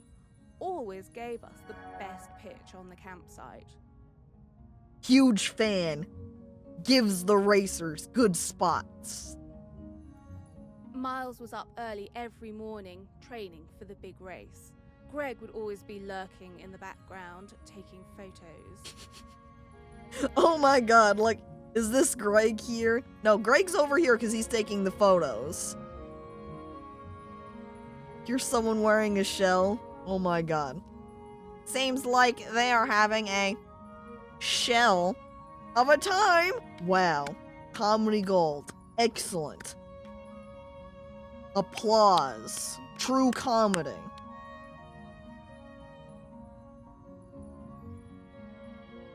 Is that not lined up? I guess not quite. Alright, carefully progressing. Get it lined up properly. There we go. I like that it gives it the very thick outline. It makes it easier to tell. Or, yeah, it makes it easier to tell when I actually hit the point where it's supposed to be complete. Oh god, and one time he turned up at our barbecue and wouldn't leave. The man could not take a hint. He's just too excited. Ugh, he loves racing. He's a huge fan. So, race day arrives, and Greg is there with his camera, of course, getting in everyone's way. What? So, Greg leans out into the track as the pack came past. Greg, you Miles fool. in the lead. Uh-oh. And Miles goes crashing right into Greg. Total disaster. Miles goes down and Quasi flies past him to win the race. Uh-oh, he's Miles swearing. Absolutely gutted. He definitely would have won it. And then Greg becomes obsessed with rules. He doesn't want to fuck something up like this again. And hello there, goal is indeed. All us Shellers Welcome. were on our way back from the pub, and we heard Greg outside his caravan, just sat by himself, crying. Miles, he was such a good sport, went over and spoke to him, invited him over to our camp for a drink. Sancho sounds like kind of an ass, honestly. Greg is so annoying. He keeps getting in the way. And look at him over here, crying. Oh my god, Greg. So then Greg came back and hung out with us, brought his camera and showed us all his shell erase photos. You know, that guy was actually a pretty great photographer. By the end of the night, Miles had forgiven him. Miles was good like that. Miles was good like that. He was such a good lad. Unlike me, asshole.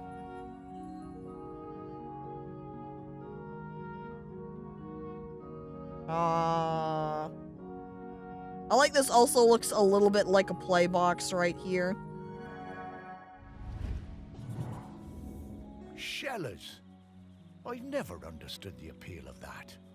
Seems bloomin' uncomfortable to me. It's only for a singular race, He Morris. was always rubbing people up the wrong way, but he meant well. And he really loved this place.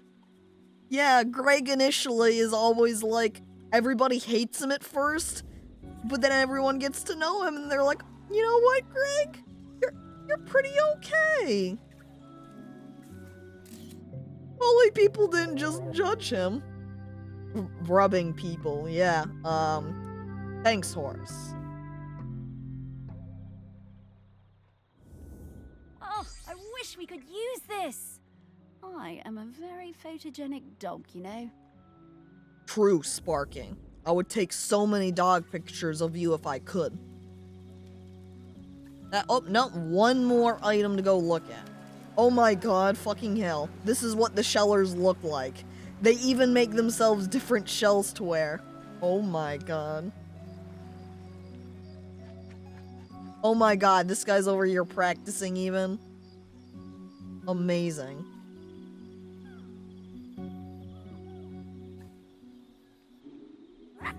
Alright, we've got some scenes here. Is there anyone inside with thoughts? Not in here. How about in this, tent? Yes.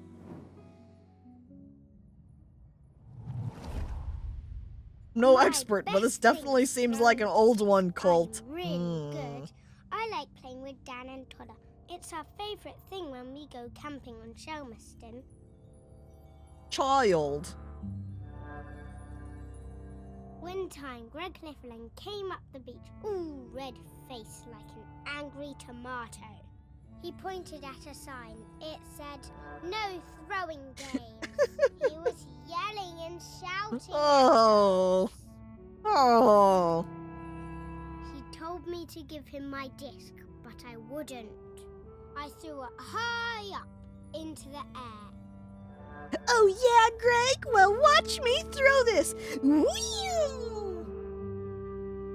Yeah, that's right, Greg. I do what I want. Into a massive bird. Oh Then no. The bird fell into the sea. Oh no.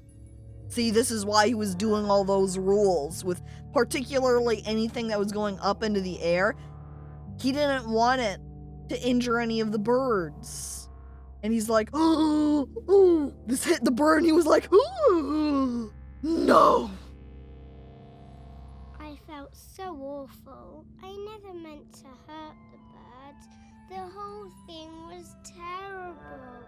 No, not the bird. Mr. Lifflam was Greg, screaming. what would Greg He waded say? into the sea, picked up that bird, and carried it back to the beach. He was crying and crying. Oh. I'm sorry, Mr. Lifflin. Look, he loved that bird. Look, he's like, no, not the bird.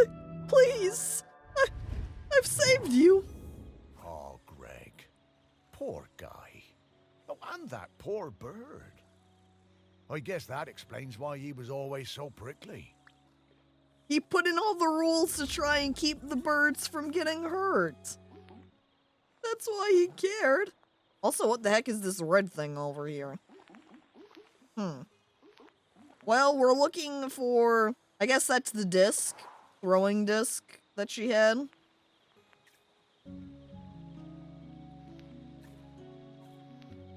Now, where would it be? I could see it being, like, inside, like he's confiscated it and put it in here. Like, here's this flying disc, but it isn't the right one, because it doesn't have moon on it. It has to be somewhere else, because I don't see it anywhere readily around. Doesn't seem like it's on any of the tables or anything. I did see there was like... No, that's nothing out here. Bird murder was committed. Oh no. And oh my god. Osawek. With $25. Damn. Thank you. That's very nice. Appreciated. Oh. Thank you. Certainly no discs here. Let's see. Hang on, we've got some plates. No discs. No good. Certainly not going to be in a water tank. And can I go back inside the tent here? Go back around and look inside. Ooh! Well, we found snacks. Grab yourself a piece of cheese. A soda? Snack on those while I continue to try and search for where this space disc is at.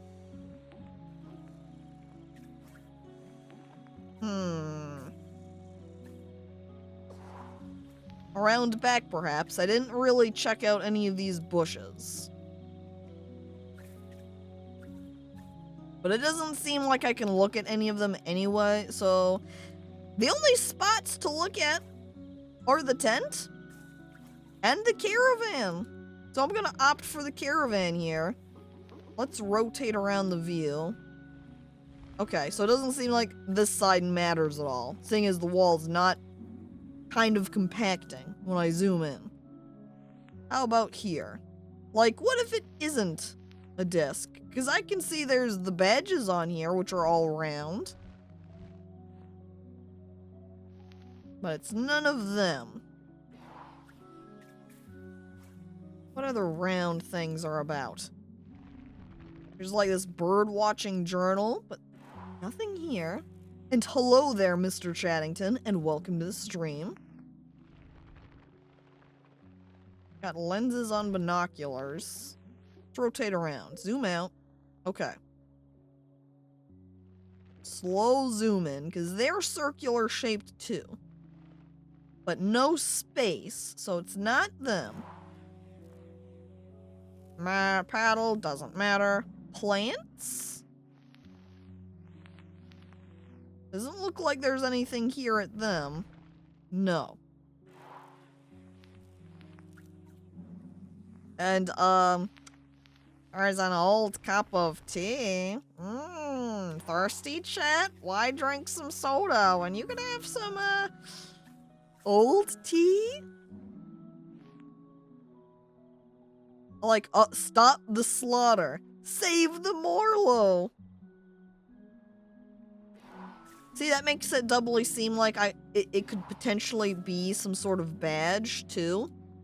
Like, you know, you would get, as a camper, those sort of badge pieces, since his hat does have several on them. But I didn't see anything on the hat currently. And I don't see anything on this piece either, on either side. So far, this has been the hardest item to locate. Where the fuck is it? Feel like I have looked at all of the items over here. I will check the hat, I guess.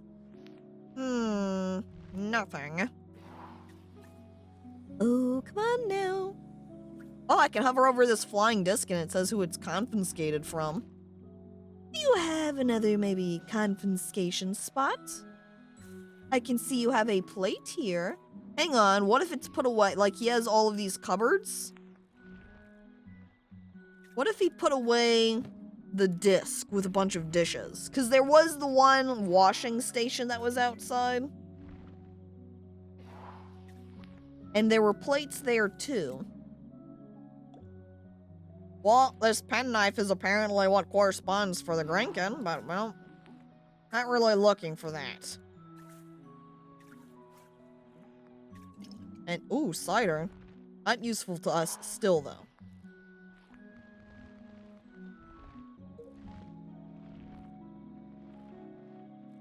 I heard a beeping for a second, but I think it's just from the badge. Okay. Still, nothing here. There's nothing in the watering can. I could even see, like, this indicating you need to look at this sort of area if you want to find what you're looking for. Like, if we went around, rotated like this. Can't really pull through anything that would be useful still. I can't look at the mat.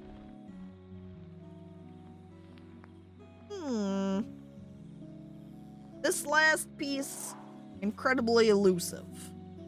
Am I just blind? That is always a possibility. You should never rule out, is the ability of me being blind. I could have come across this a million years ago and just totally overlooked it. It would have been just hiding out there, you know, in the background at somebody's possessions piece. And then it just becomes a case of blind streamer. Oops.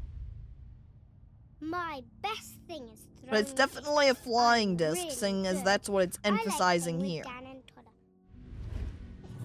But the only flying disc I have seen is the one that was inside on the ground. And it wasn't letting me select that. Which means that that can't be the right flying disc.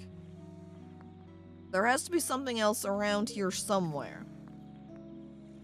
But I can't zoom in anymore from here. So it has to be something I click on to zoom in more of. But I can only look at the cool box. I can only look at this downward dog, which I guess is the name of that board game. And then that appears to be it. I can't click on anybody.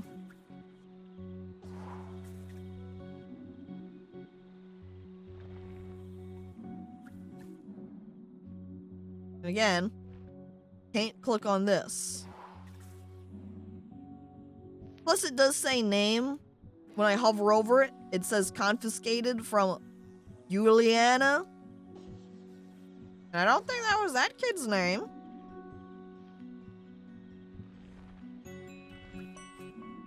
I've already looked at the bench.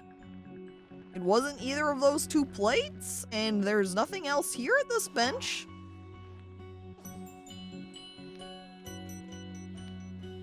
It would make more sense for it to be inside of Greg's caravan.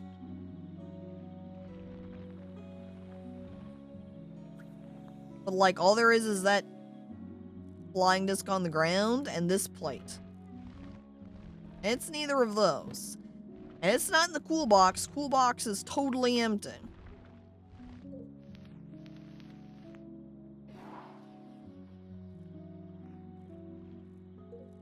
That makes it very confusing. Where is it at? It has to be around somewhere, since this, so far, the only things that have been around, like, they're all in the same area. We got the memory from here, so the thing should be here, because that's how it has been so far. The item you're looking for is at the same area you find the memory at. So I shouldn't have to, like, leave this little camping area. You can even see how it minimizes that memento.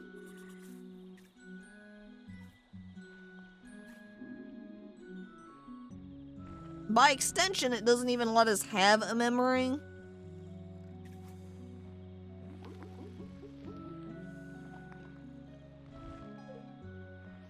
Like, it doesn't complete the memory and say what the memento is unless we finish the series, so we know we finished it because it has given us that.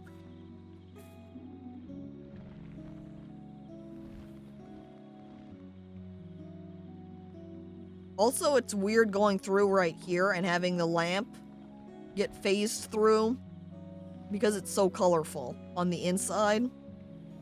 Look at that. Wow.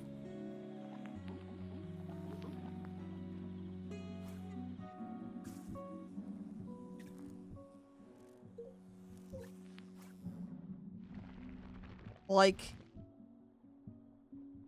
I don't get it. I'm confused. I don't understand. I looked at the binoculars. I've looked through the plants. It's not even underneath the plants. It's not up on top of the plants. It's not like you being used as a little plate for the plants. It's not this disc here on the ground. It isn't the plate that's sitting down right here, which does look very similar, but is not the same. It is not either of the, like, hubcap pieces on the wheels. By extension, I can't exactly zoom in on those the same way. Anyhow.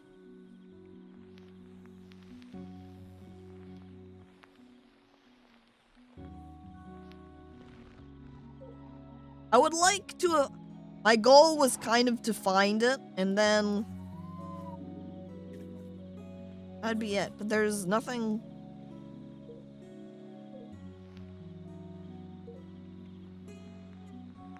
why is it letting me zoom in really close up over here? Is it over here with these barrels? Because it doesn't let me click on the barrels to zoom in on them. It doesn't let me zoom in on the bushes either. And I don't see any sign of a flying disc either.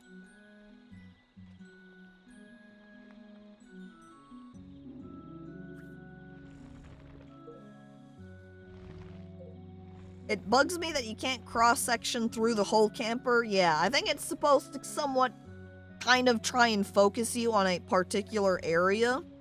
Like how when we're in here, it doesn't cross through the ground at all. So I think it's to keep you from just being able to cross-section everything, or to try and direct you to particular areas.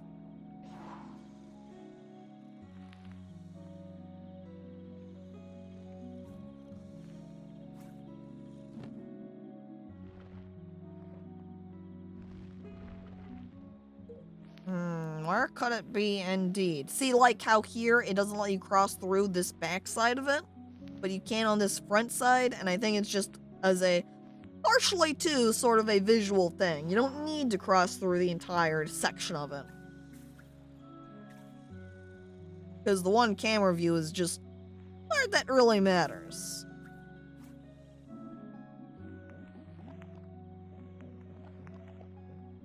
Alright, log pile. You got anything?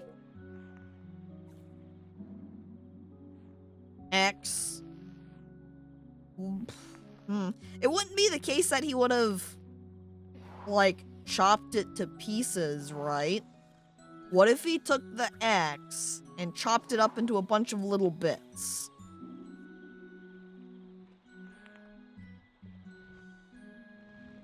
If that was the case, what would those bits become and where would they go?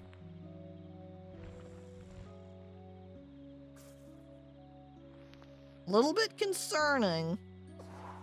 Now that that sort of thought possibility has crossed my mind. But again, I feel like I have clicked on everything. And I still can't find it. Like, I've looked through the watering can, I've looked through his drawers. I've looked through the cool box, which is empty. The thermos flask is empty. Can't look at the bowl or any of these pieces. The Swiss Army knife is not related in any way. None of these books have it. I can't even look at any of the books. When I go on to things like the pictures, I can't click on anything in the picture. Like, even if this badge, the disc, was meant to be something like the moon, I don't think there's a moon in any of these pictures. And I've clicked around on so much.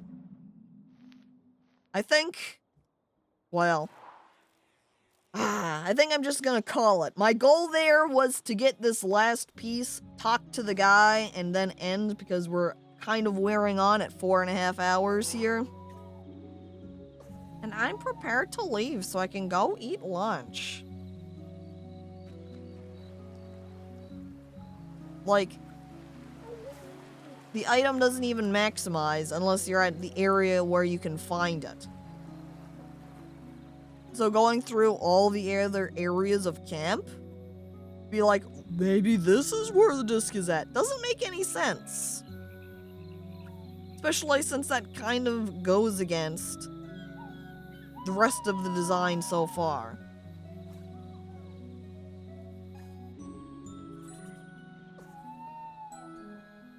say if I go over here and look at this, it doesn't pop out the little badge piece.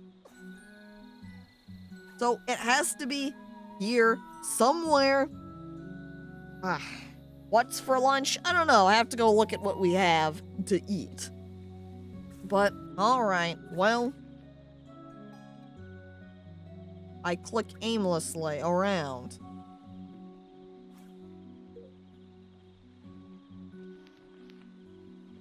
Alternatively, it almost makes me wish there was, like, an extra function if you really are having a absolutely awful time. I'm assuming, you say I can narrow your search, Horace. I'm assuming then you might have looked it up. Narrow it for me then. Where is it supposed to be at?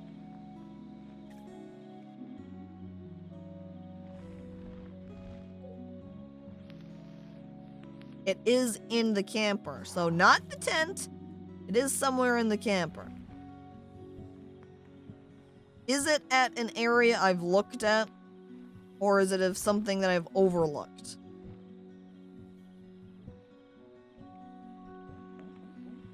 There's something you can zoom in on that you haven't found yet. Oh. Oh.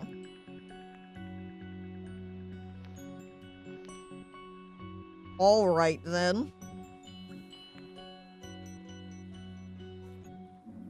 There are like boots, but the boots aren't it. Can't look underneath the table at all. I can only look on top of it. We looked at the book, we looked at the tea, looked at the binoculars, and we looked at the plants. Can't look at the boots, can only look at this disc, but the disc isn't it. We looked at the paddle, paddle isn't it. We looked at the hat, hat isn't it. The bools are not it. And these 3 pictures are not it. Oh, we can cross-section through the bench too, huh? Thus instantly locating the flying disc. Hell. I love these things. Reminds me of our walks on the beach. I don't know if I would have ever found it without looking it up. Yeah. I didn't think that. Plus, the way it was kind of zooming in, I feel like, at some of these parts, because I only did it, I guess, part way. I never really zoomed in enough to zoom in for the bench, I suppose. Because, yeah, I did have the same assumption that this is just a bench. It wouldn't have a spot inside to look at. I thought we were looking for a Dragon Ball. That is kind of what it resembles, yeah. But now we can go back and have Sparky lead us down over to Greg. Let's go. Woof! Okay, I've got his scent. It was quite faint, but I'm a very good dog. Let's go find Yeah, him. you are. All right, Sparky. And then we just call her over. Whistle, whistle, whistle. Oh, Sparky. Come here, girl. Let's go. We go fast now. Now gather up the spirits. Oh, yeah. Woof. Bark, bark. Oh, there we go. There was a little bit of flying there, and there was nothing. And I'm like, where are the spirits? All right, that's another 5. Did I miss one? Yes. Got him now, though. We continue high-speed races. That's right. Good girl, Sparky. Get him. You got them all. That's 1, 2, 3, 4, 5. And all up to 15, I'm sure, right? No, wait. Final group. That should be it. Hello. Did I get him? I did. Got it. Hey, Greg. Now, would you like to be the custodian? Sparky looks like a dog dragon? True. Oh. I like him going back his hair like that and then just falls forward. Oh. Greg. Oh, hello. Morris, what are you doing Oh. here? Oh, hello there, pup. Hi, Greg. He's got such a friendly voice, though. Rather prefer my animals when they don't talk. Oh my God, Greg. Greg, we need to ask you. Would you I liked you interested better in when you being didn't the next speak. Island custodian. It's a very important job. Oh, no. Absolutely not. This is your mess, and you can sort it out. What? My mess? I said the same thing. What do you mean?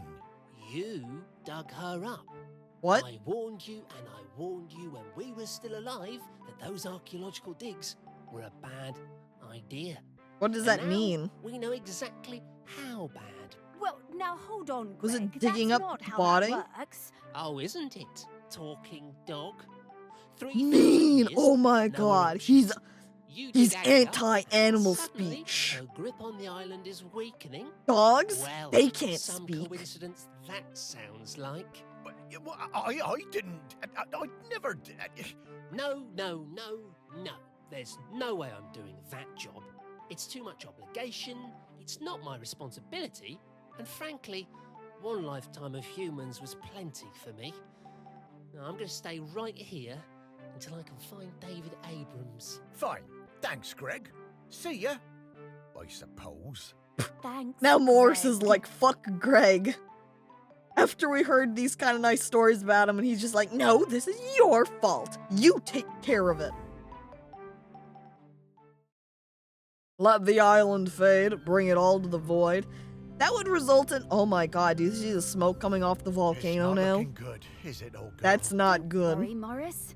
I hate it when you worry. It makes me nervous. He's waiting for David Abrams. I guess I'm like him in that way. The most important person in my life wasn't technically a person, more like an island. Yes, the island. This island. A whole island's worth of people and stories. Okay. Not like Greg at all. Everyone loves you. Really? Well, funny you bring me up again, huh? Past tense. No, they still do. And there's one more person who loves you we need to talk to. Our last prospect.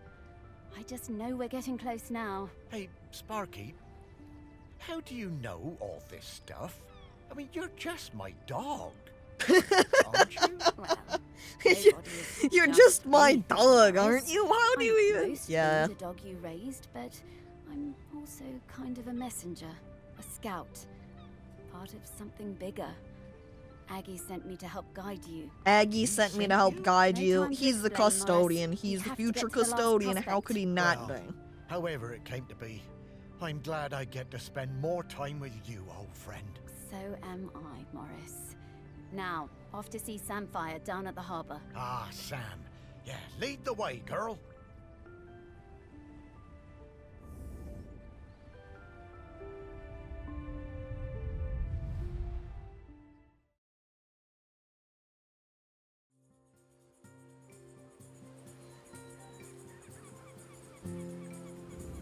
Ah, the harbour.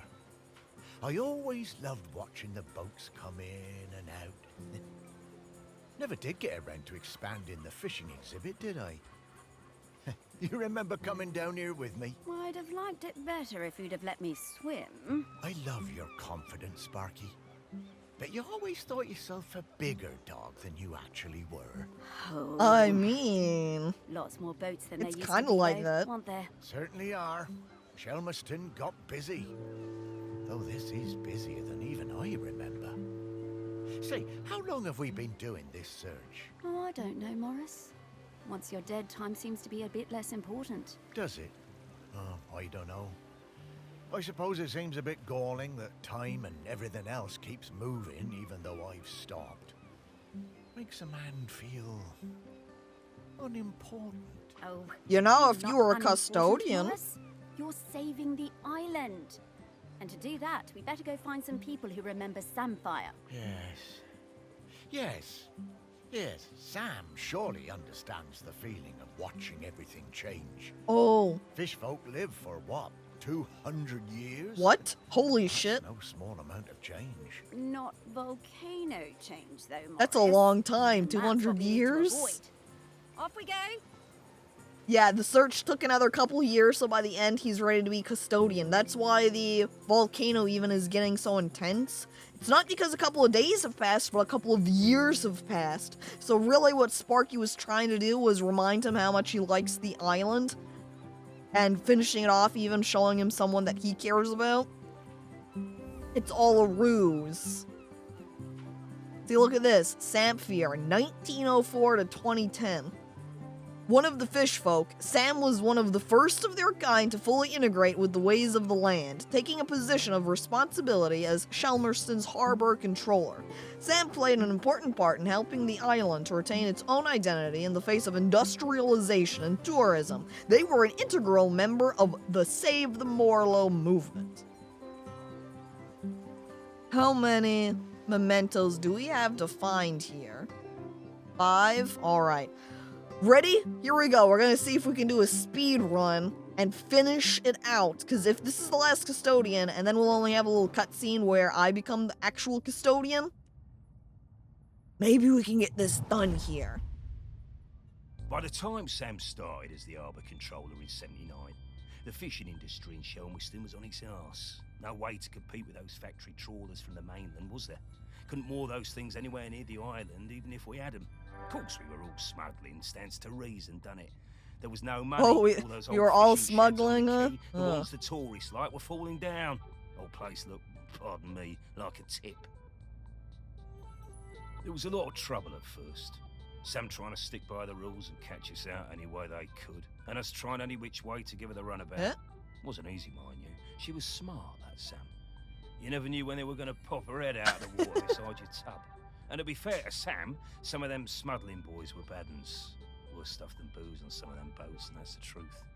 Look at her, peeking out over here. She's like, is anyone doing illegal crimes over here? But in time, Sam started to Smugglers? see how we do things. And we came to an understanding of sorts.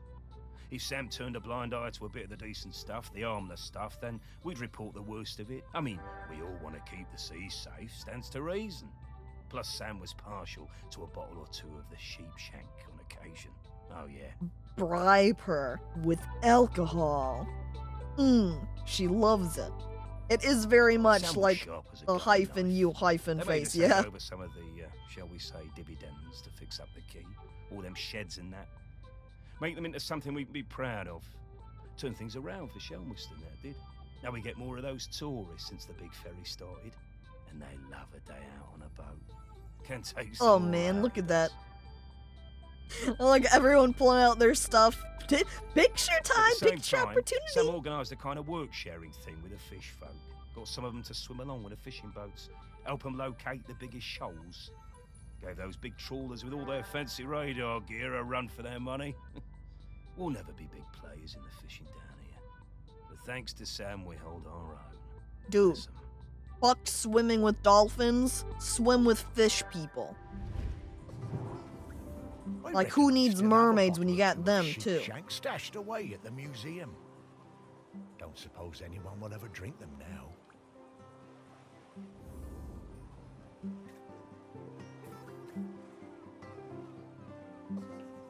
What is this? I need now then a bottle of alcohol. Okay. We've got like a stash over here. I guess the sheep's shank, I think, is probably the right one. Since it commented that that is what her favorite kind was. Or she had a soft spot for it. One of the two. Ah, a different kind of spirit to the ones we've been looking for.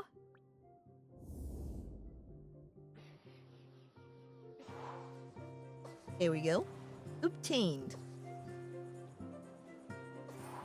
Food is a lie, the government tells us. I'm getting the scent of Grenkins again, Morris. I'll pop up. Yep, thanks, Sparky. Kids. Don't care. I do care about that person that's thinking. Oh, look! Oh, never mind. For a second, I thought Jessica here was Sally. And actually, Sally's right here.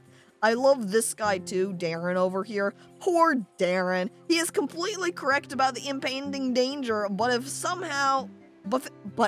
somehow works out, he'll forever be known as that guy who totally overreacted and thought the volcano was about to erupt when it was just smoking a bit. Poor Darren.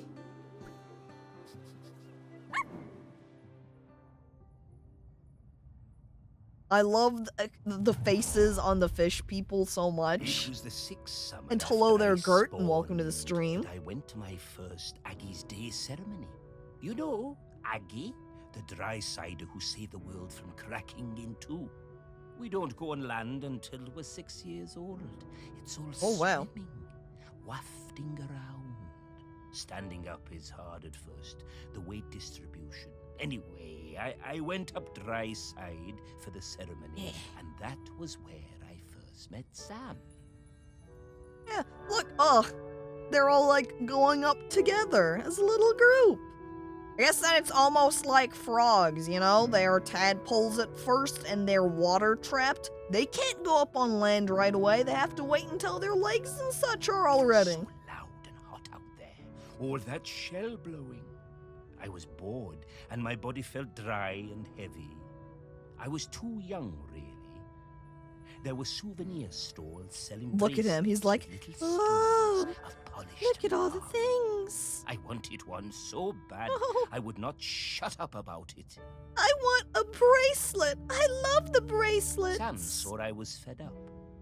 They took me up the beach, away to the dunes, and Sam gave me a little polished stone of my own to play with. Had a heart of gold, they did. It wasn't Sam. until years later that I found out it was a tiny replica of the one Aggie died on. Oh, they look so happy. It's true. Like, look at him over here. Coral, and then Sam's over here like, don't worry, I got this for you. I love this. It's so good. We became good friends. Sam helped a lot. They were always on my side. My pod, we were quite traditional, didn't like us working with the dry siders, but Sam talked me into going for the job as a diver on the new harbor.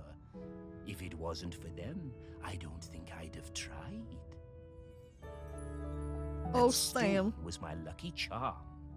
I took it with me when I went for the interview, and I took it down with me when I went on my first dive. Check out I that had a butt. bucket made specially in my tool belt. And he even has a dedicated stone pocket.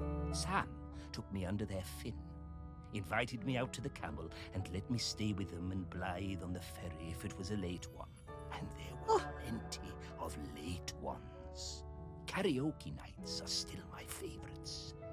Every time I feel that lucky stone in my pocket, I think of Sam. Karaoke nights with Sam. Very good. And hello there, Thoth, and welcome I to the remember stream. all the fish folk coming up on the beach for Aggie's Day when I was a lad. Seems less of a big deal these days. I guess they still celebrate it, but, well, it's a lot more sedate. Back then, it was a huge event. Was it? Man, and Sam has been... Oh, you know what? If a ton of time has been passing since I started doing all this, that means it has been a particularly long time since Sam has died, too. So I'm looking for that stone. So what I maybe want to look for is his belt or similar. I can't click on Coral himself.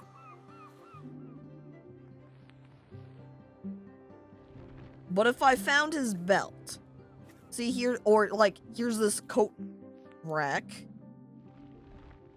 And there we go. There's a carved polished stone, and that is the correct one. Boom. Perfect.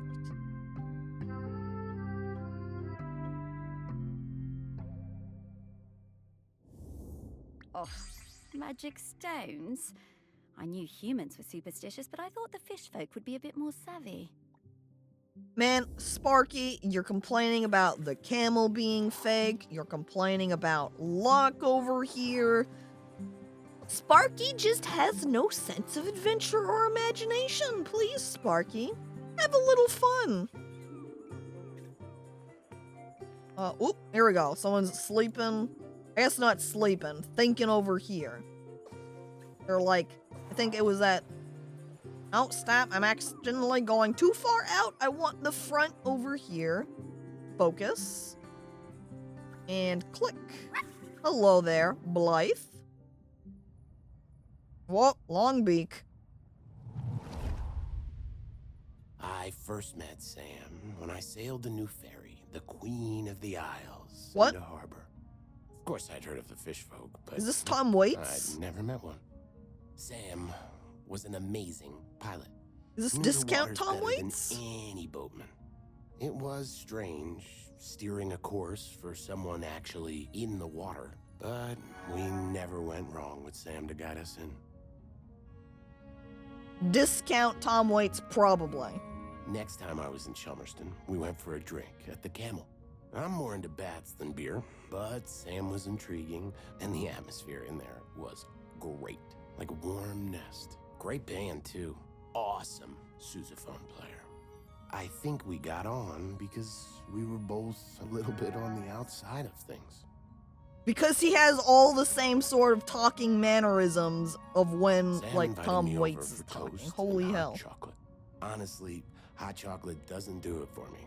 But the Coffee does. toast, that multi-seed bread. Fish people love toast. Sam made the best toast. And, I mean, he's a Sam that bird, so it next makes to a sense he good would like it cuttlefish too. bone, that it was my favorite snack. So then he starts having some coffee and toast instead of coffee and cigarettes. I stayed over. In the morning, we went for a walk along the beach. And just as the sun was rising, I took them flying on my back. We went up and looked down over the islands. Sam wasn't scared at all. They said it was like swimming through the air. Even if this isn't actually Tom Waits, he's Tom Waits to me now. There we go. It was on the next trip to Chelmerston. We just sighted land when Sam's head popped out of the water right beside my berth. Wom Tates. Tates. Me a fresh cuttlefish bone, carved especially for me. Aw. Oh, that's adorable. When we moved in together, it was the best day of my whole life. I put that cuttlefish bone on my bedside table within beak reach. I still look at it every day, every single day. I love him. He's my favorite now. I just remembered that time Blythe and I did a duet at the karaoke. I can't believe I agreed to it. Must have had a few too many. I never knew how Sam and Blythe met.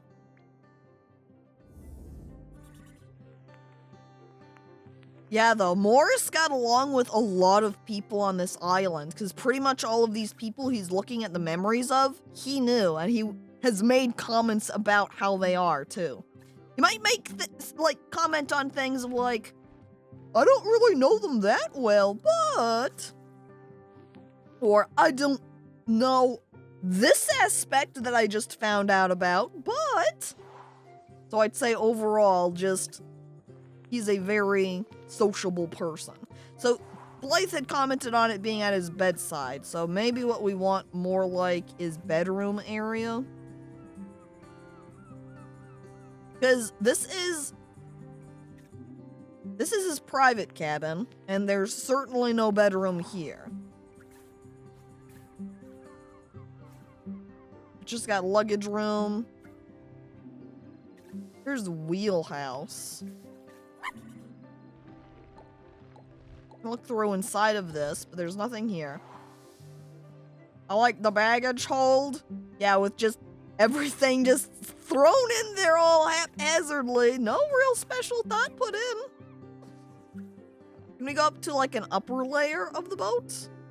No, it's all one cross section. Okay. So it just has to be around here somewhere. Let me go back over here then. And let's re-look at stuff that's here. Got nothing inside, because the main thing I remember him talking about is how it was in his bedside. And I can see there's cuttlefish bones here, but none of them are it. Though, yeah, his shirt here doesn't have anything in it. We can go ahead and look at the rest of the items around here, because it's possible he might have it hidden around somewhere else.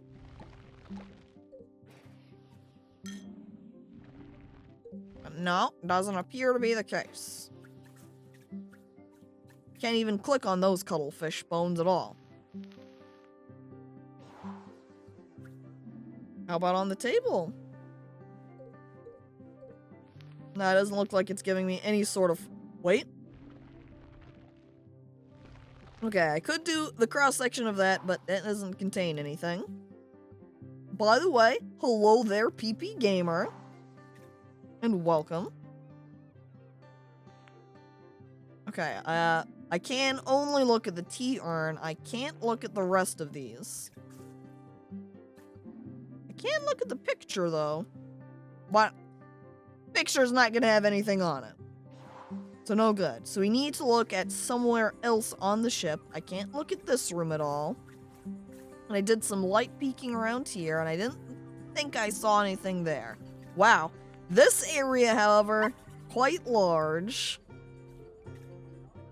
Let's go ahead and look behind here. I can see that there's like some drawers here, but I can't look into them.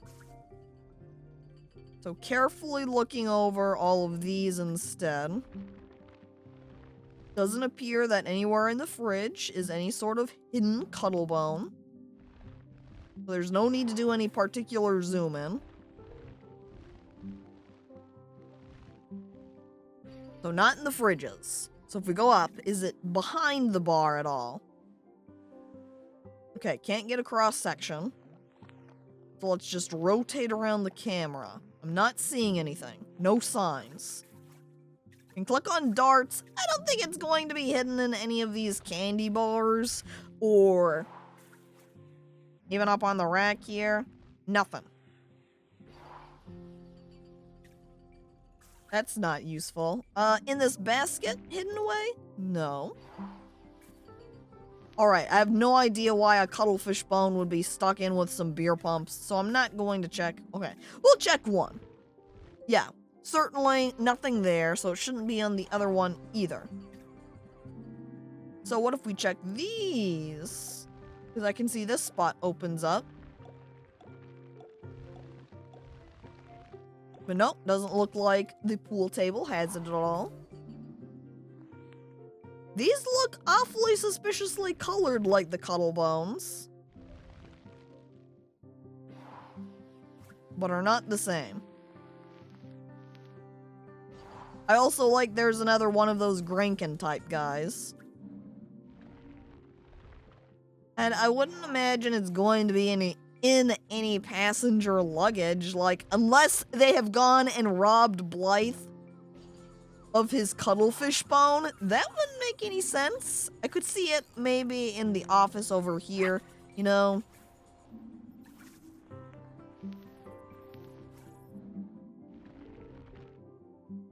Any sort of employee area where he could have potentially set it down for some reason, or has it hiding inside of something.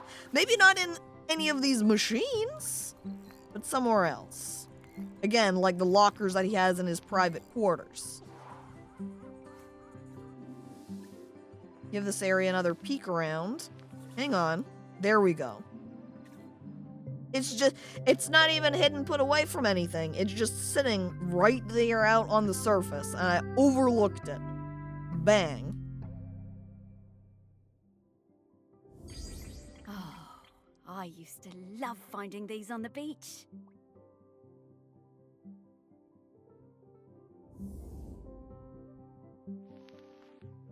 Yep. Scored, found, located.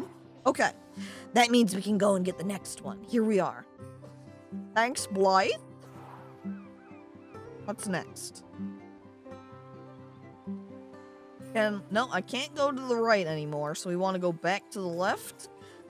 Which there's always the potential that somebody has moved around, and we're going to end up just looking at the thoughts of one of the people we already have looked at.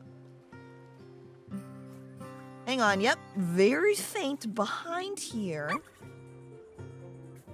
Oh, another fish person. A wild fish person. I swim with a pod south of the Fire Isles. I believe the Drysiders call the larger one Shelmerston. It's where the ceremony happens for the Drysider who stopped the world from cracking. That's where I first heard talk of toast, and where I met the friend called Samfire. Also, I now have just realized, Oswick, when you tipped the $25, you also had the message, finally a streamer that doesn't sloth bit. It's true, there is no sloth bit here. I apologize for missing your message earlier, but now I've read it, there you go. I did not believe it at first. A food which snaps so dry. Then one morning at sunup, I followed the ship and caught a blackened slice as it arced into the water. This was the start of my lifelong love of toast. Is all about toast now. He can't stop. Isn't delaying the message a stealth sloth bit? If only I had intentionally not read the message, didn't read it out loud, didn't read it out loud, waited and then did it and been like, surprise, you see how I delayed it?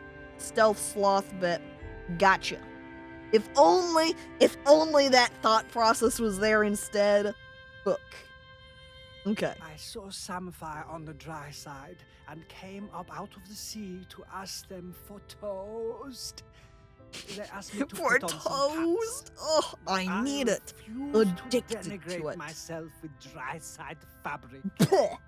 No Fabric. matter, I had brought some shiny coins with me that I found on the seabed and secreted in my swimming folds. And secreted in my swimming folds?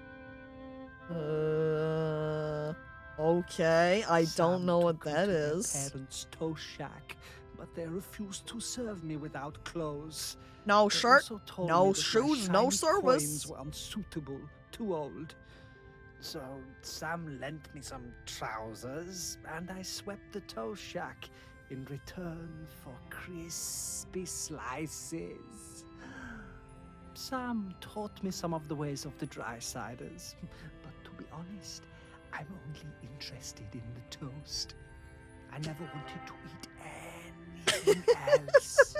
Sam understood this. He's obsessed. He can't get enough. The toast. It calls his name. We saw the fish people running that toast shop. All of the toasters they had. They treasure it. They always cook it up as a fine cuisine. I spend my nights Toast is swimming very through the black serious for the waters of fish the people. Deepest ocean trenches. By day, I come up onto quayside and fill up on the finest crusted seedy bloomer, almost black. No butter. Forbidden toast, that's almost what it's like. Hello there, Staz, and welcome to the stream. Oh, I could really go for a nice piece of toast right now. But, yeah, with butter. Imagine your local delicacy of food being toast. And thank you, Gray, for the 80 bits. Here are some shiny things I have secreted in my swimming folds, like a normal dry human. Alright, I take the shiny bits. They're all a little bit covered in slime, a little bit strange feeling. I'm also not sure if these are actually bits or just kind of bit shaped. It's a bit difficult to tell. Thanks, Gray. These are very nice. Thank you. I put them in the bits jar that I've got sitting over there. I'm definitely not gonna wash them later. And thank you for following Jordan. Appreciated. So now we need to find some toast, probably on the inside here. I can see there's all of these beverages over. Oh, it's Cornelia. Hello. Let's see. Do we have some toast over here? No, just a bunch of alcohol. can see there is... No, this is just a platter. Just have some tomatoes and cheese. Just a cheese knife. But no sign of bread? They're just straight having some cheese and tomatoes? No bread. What is this? We got a couple of boxes. Oh! Inside this box is some hidden sheep shank.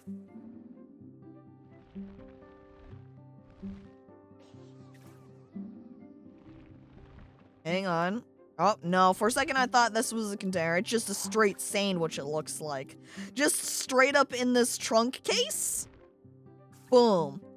Sandwich. That's what it looks like anyway. Pretty sure it's just a bunch of clothes, but obviously clothing sandwich.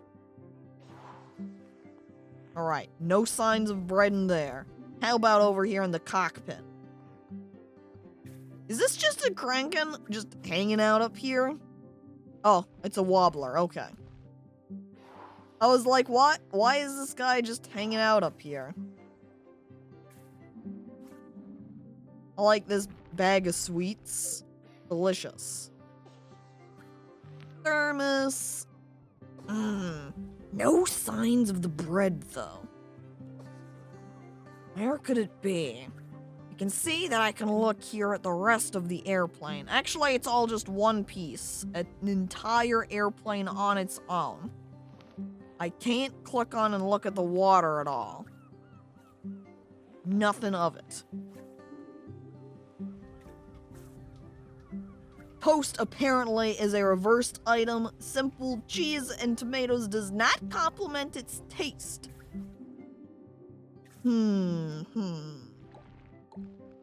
Is a revered item. I think I read that as reversed. Revered makes much more sense than reversed. And bread, truly though, is the ultimate food. It pairs well with anything. Oh, here we go. An emergency toaster.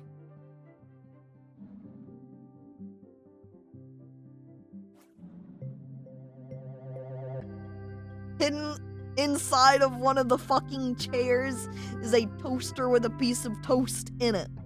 You know, if you're getting hungry and you don't want somebody else to eat your toast. Like there's a whole lot of toast on this side. Alright, so we've only got one more memento left.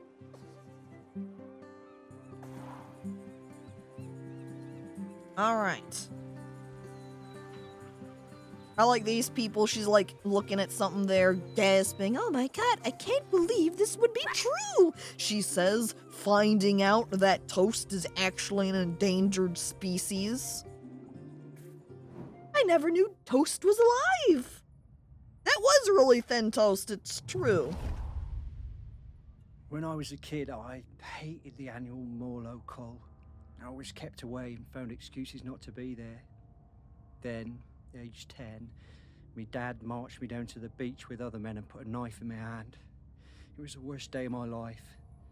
I saw Morlow slit from jaw to belly, more blood than you could imagine. I didn't Look at sleep him. for months He on. hates it. But you grow up, don't you? I never felt it right that we was killing Morlows, but what could I do about it? I was just a fisherman. One day I see Samfire, the new harbour officer, handing out leaflets on the quayside. Oh man, Stop that, Samfire, Carl. yes. Coming out here on the side of the Morlows. And hello there, Djibouti Montez, and welcome. I went along to that first meeting at the campsite. Greg Litherland was one of the other organisers. It was beautiful. So much hope around that campfire. Aw, When I spoke he's so excited about it. Morlow, it really felt like the young uns were listening. So I assume this is the fisherman guy, Bob. And here's Greg over here, very excited to tell everyone. And then here's Sam over here, nicely listening. Look at Greg over here. He's so happy to talk about and support the Morlows. Me, Sam and Greg held regular And hello events there, to raise Teller, funds for also, and badges welcome. patches. I was proud to wear mine on me best, Gansey. Look at that. Oh, he's like, I want to save the Morlos too. There was quite I've a been rift killing between them, us and I the know old how guard. terrible it They is. felt the ban was an attack on our ways.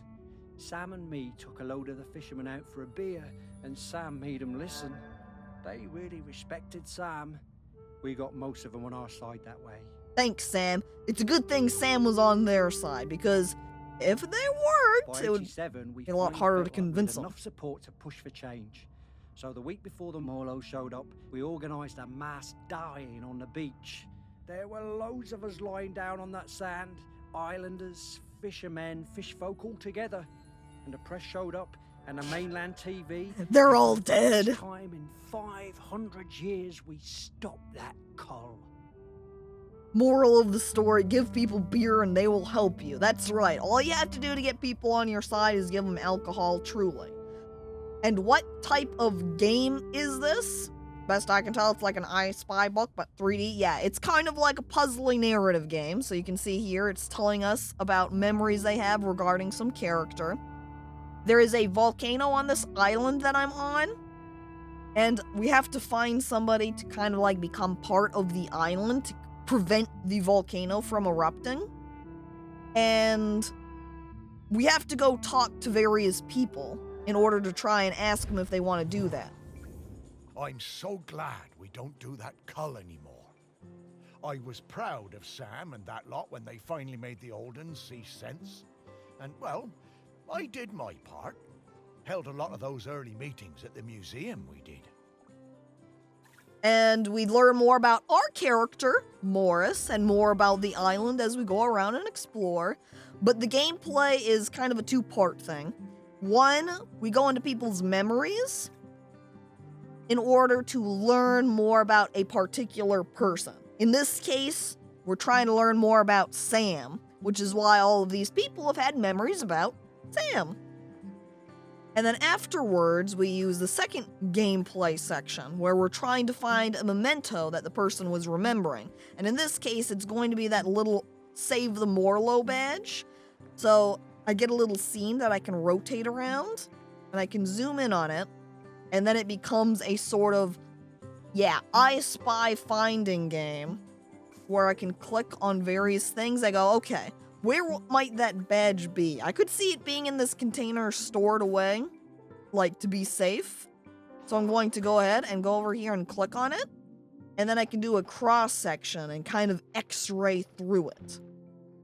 And doing so, I can see that there's no sign of any badges here. It is not in that, so I want to back out and search around somewhere else. Some of the items have been very easy to find, but there's been an item or two that's been a little bit more difficult. And the item you're looking for is always at the same area the person is. And going out, I assume that the Save the Morlo badge is not going to be anywhere out here. It's probably in one of these rooms. So I'm going to look around in here instead. Like if it was over here in one of these lockers. Apparently there's a whole bunch of bananas. Hang on, this backpack. See, we've got, see, right here on the front, Save the Morlo patch. Boom, we've located the memento. And that's the other gameplay aspect of this. There's also some little hidden creatures called Grankins that you can find. I love Morlos. Such gentle creatures. And down here in the lower right corner, it gives you a little image. And that image corresponds to a cross section of some items you can look at. So like, for example, if I went over to this pizza and I start taking a cross section of it, well, it looks like I can't get a cross section of the pizza. So it's not a very good example. How about this pizza box? Sort of. You can see how when I look at the side, that it forms a rectangular cross-section. Or if I turn it, the cross-section will look a little bit different. More like a trapezoid there. You want to find an item or set of items where you can match up your cross-section to it. And when you match that up, you will unlock the Grinkin. Sam, this is an easy scent. So it's to kind of pick like a up. little I'm coming, collectibles Sam. thing. Yeah, of course. Easy scent profile. Let's go. And now we release Sparky. So I can sniff up some spirit here. Alright, so then we go fast. And then we bark to gather them up. See, there's a couple. Got it. Woof. Come on, guys. Gather together and come over to them. Little bit hesitant, though. I like the light sort of bell tinkly sound that they make. They're a little bit more hesitant to come with me. Like, I'm trying to get them, and they're like, I don't know. Do I want to follow you? Come on. Oh! Sam only required 12 instead of 15. Sam also maintained a frowny face there the entire time. Oh! And now she's smiling. Huh. And instantly pulls out a piece of toast to snack on. Oh, I was in that form for so long and I'm starving. Chomp, chomp. Morris and Sparky! Oh, Lovely yes. to see you both. What can I do for you two? Well, we wanted to ask you something. It's about Aggie. She doesn't have long left now, does she? Poor thing. No, not long at all. We were hoping you might replace her as custodian. Oh, Morris. I spent years of my life as harbour master trying to keep people from meddling with nature. I don't feel any differently now. I'm appreciative of all Aggie has sacrificed for us, but the island spirit isn't evil. It just needs to erupt from time to time. Oh. And if it needs Sam to is on a now, different let viewpoint, it, huh? I say. Let nature do what it must. As the fish folk say, the tides will tell. So she's not gonna become a custodian yeah, then. Sam, I hear that. I really Just let the volcano erupt and kill everybody. No, Morris. We can't just give up. No, we'll talk about this in a bit, Sparky. Sam, it's always good to see you. Will you be around later? I think I will. A volcanic eruption is a rare and beautiful thing. Sam, well, I'd like to volcano see it. eruptions are pretty cool. Yeah, I'll stick around so I can watch that, sure. Thanks, Sam. Uh-oh. Now look at the volcano. Okay, we just need to talk to Aggie. She'll know what to do. No, Sparky. I've been thinking about it. I Okay. think Samfire's right. I think it's maybe time to let the town go. No, Morris. Say goodbye to everyone living on it. not. Bye. And the It's all right, tourists. And the artists. It's over. This isn't my town anymore. The only ones around here who remember me are ghosts. That's not true. No, it is. But that's all right. But you still have your museum that's here and that Everything for a commemorative season, bench. all that. And I miss the people I knew. The people who've moved on. I want to see them again. I think I will take Pete No Chop on his offer and head into the west with him. Yeah, buddies. Shelmerston Buddies doesn't to the need west. Morris Lupton any longer. Bye, Morris Shelmerston. He Lupton. bails. You will not give up. You have been granted a precious responsibility and you will honor it. Sparky? Sparky's now unveiling to sorry about him. that. You were actually the Remember when custodian I the told you I entire was time. mostly Sparky? I am, but mostly. Partially Then Aggie, what too. else are you? I am the rock that you stand on. The Sparky's wood part of the you island? built Oh this my town god. From. The magma bubbling beneath your feet. Is that why Sparky's able to talk? I am Shelmerston. Oh. And right now, Yep. I want to erupt. Oh. But I Well, have also did you have to made say it that way, Sparky? connections to the things that live here. Connections I want to keep alive.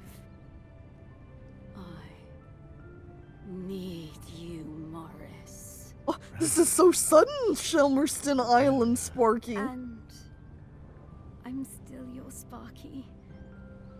And I need you, Morris. We're moving too fast. I've only just met you, Shelmerston. I know you feel forgotten. I know you want to move on. I do too, but I can't until I wrap up this last bit of unfinished business.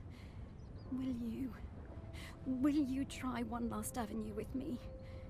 If we still can't... Will you marry, one last avenue with me? Then I'll be done. It'll all be done. And we can go into the West together. I feel like you're lying to me, and you're gonna trick me, and I'm gonna merge, and I'm going to become part of the island myself. But who else is there to talk to? Aggie. Aggie? But where is she? At the She's museum? Everywhere, isn't she? That's where her body is. But I can sniff her out. I just need some mementos. But where would we find mementos from back One then? more memento search. Back to your museum, Morris. Convenient. We're going back home. See, and that's also, as was stated earlier, that's where her body was at, yeah? Oh, we've got someone taking care of it now. Hello. Ah, well, it's reopened. Well, I suppose that's good. You need to keep up the footfall. Everything has to move on. Well, yes, but, it is still your museum, Morris. It wouldn't be here without you. It was never my museum, Sparky. It was Shelmerston's. See, he is It's Shelmerston. changing, but, I think it should. So, what happens now? Except for How do we artists find and tourists. 4,000 Get year old rid of them. memories? Come with me, Morris. There's one more thing I ought to show you. Okay. Okay, Sparky. Lead the way?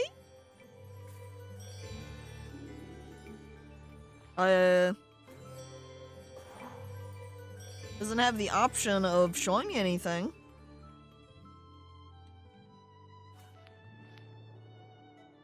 The way it kind of was highlighting it there, it made it feel like I needed to click on that. Now, let's, I guess, rotate around here and see if there are some people's thoughts we can look at. Somewhere? I'm not exactly sure where, what? Well, What? We're gonna suppose look I'll at the never memory get of back into the room the a same way skull? again, will I? Morris, take a look at those skulls, please. The skulls? Well, they have memories inside them? Oh, that's rather morbid, Sparky. Not quite. Look, I didn't explain this Okay. before because I felt things were confusing enough, but that slicing is a bit more powerful than I've led you to believe. Oh, well, what do you mean? Well, we aren't limited to memories of people who are alive. People are bounded by time, but Dead memories people. aren't. Check it out. The memories are tied to the corpses.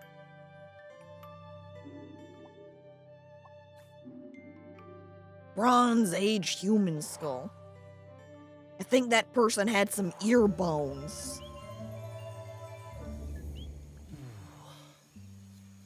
Oh, I didn't think dead stomachs could get queasy. Am I, like, But here we possessing him? are. Where are we, Sparky? When are we, Morris? Oh, This is of Shelmerston in course. Aggie's time. When You should be are able we? to find some memories of her here. You are some dog, Sparky. Oh, what? We're like possessing him, sort of. We've traveled back in time using him, and now we're going to find memories of people in the past. Like, here's the old Unap. This is Unap's hut, and here's Unap, one of the village elders, and widely respected for her advice and wisdom. Alright, show me your mind. What do you contain? It was the worst night in the world when Aggie was born. It began in the old village, the one swept away by the rivers of fire. The ground shook, and the earth split open and spat sparks. The sun hid, and the huts burst into flame as we fled. I thought we would all die, everyone washed in the burning orange death, and Aggie's mother howling with the pain of the child coming. Oh man, imagine this being the circumstance as you're having your child. As far as the cliff top by the sea, the mountain was still roaring and roaring. The rock ran in rivers toward the sea. The air smelled of death and poison. Look at that face. You can read it just plain there. Yo, this sucks. But Aggie was perfect. Small and angry, her tiny fists pummeling the air. Look at this perfect baby. It's such a baby. We chose a spot for the new village closer to the beach. The burning rivers cooled to pumice and black glass. The volcano erupted violently. Sam has something to really look forward to. We're gonna ruin it now. Everyone knew that a life that began in this way would be special. Not everyone believed me, but Aggie proved me right. Just how I like my babies. Angry, loud, and crying. My goodness. Giving birth like that must have been awful. What a terrifying situation. So, where do you think that knife is? Should we look around here, or...? No, I'm pretty sure I've seen that knife before. Back at the museum, I reckon. Okay, Morris, let's go.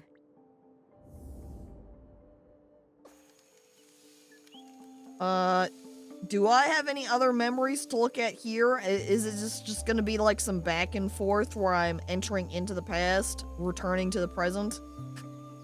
And then coming back, I love just when you're over here as you're gliding over. Hey guys, what's up? With this zoom in on his face. What? Amazing. Alright, so we return to the museum. Okay, that means we'd want to be sliding along here somewhere for the knife. Boom. There it is. Easy. Good thing he's got all of his artifacts all nicely laid out and positioned. Beautiful. And to think that people had not long stopped using flint tools when this was made. There is so much history in this knife. Ooh. I'd love to see what else it got up to. Gold-plated nose? That is kind of what his nose was like, yeah. Wow. I'm getting the scent of Grenkins again, Morris. Thanks, Sparky. I'll keep my eye out. See, now we can go into the next skull. Boom. In action. See, and again, I love that it just starts super zoomed. Hey guys, what's up? Have fun. Alright. We're not Unap again, so we're going to look at somebody else's memories. Who do we have? What?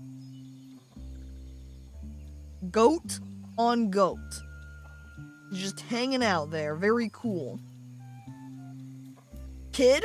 Also on bigger goat. There were no birds on goat, though. Oh, a fish person? Kirk, huh? Oh, they're also Aggie's friend! Of course we watched her. We had heard of her birth and seen her on the shore. Her feet sometimes in the seawater, her body in the sun. And I said, yo, I want to be friends with them. And so I became friends with them. Oh, look at that. Yo, dude, that looks sick as fuck. Hey, wanna be friends? We did not show ourselves sure. at first. As a test, we left the mirror on the black shore, born of the volcano on the same day as her and waited to see what would happen. Ah, To see sneaky. if it called to her. And it did. She took it. Turned it from side to side. She took it home. Oh, what a pretty rock. The next time I saw her, I introduced myself. We sang together, and I showed her how the mirror worked. How if you emptied your mind. Oh wow, a lot of and time. thought of No, air okay. and light and sea, you would see things in its surface. How things would unfurl in the future. Wow, what the fuck? Aggie was better at mirror gazing than any of us sea folk. I didn't know you could do that. Excuse me, can I get one of these? She saw a girl, her own daughter not yet born, as leader of the dry folk. I told Aggie to keep on gazing into that mirror, that one day the island would need something more than a leader. Someone to keep the volcano from erupting, and guess what? That's you, Aggie. So, we just going into dead researcher skulls that are conveniently put on display. It's very macabre, and Morris is a researcher, so it makes you wonder. Wasn't there mirror watching and contradiction? I'm pretty sure there was. I think sort of gazing into waters or just kind of reflective surfaces in general is kind of a common thing. Where did I put it?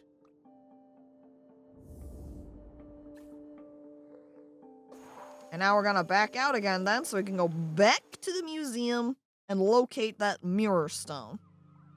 It didn't seem like it was very large though. It's a shovel. Is this it? It's actually like huge? No.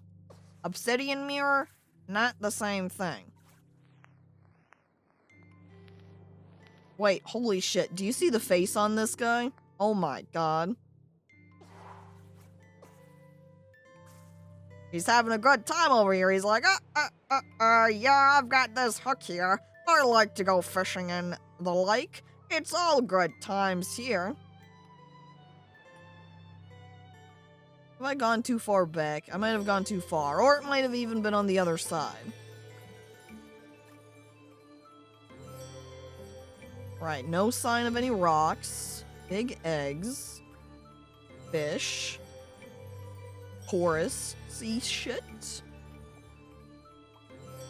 Clothing. Guy on phone.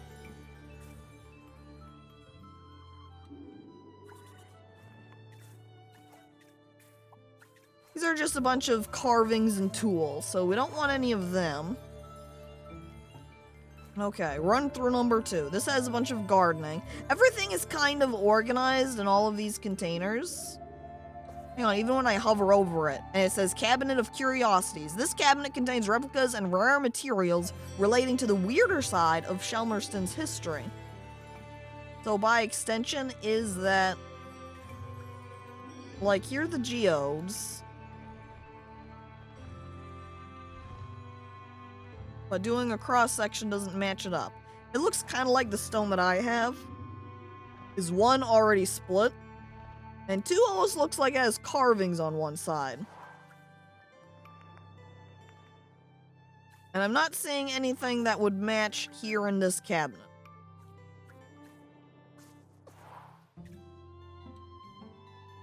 This one has instruments, so it wouldn't be in there. Diving bell. Oh. What the fuck? I guess I allow the patrons into here? Okay. I wasn't expecting that. Here, I just do the cross-section into it. Bird hanging out, looking at a map, and it's just like, oh wow, this is pretty sick. And here I was looking at it like, huh, look at this big something. It's camel footprint? Huh.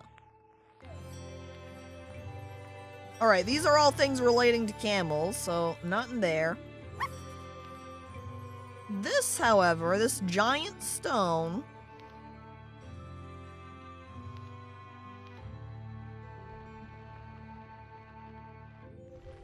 not it, though.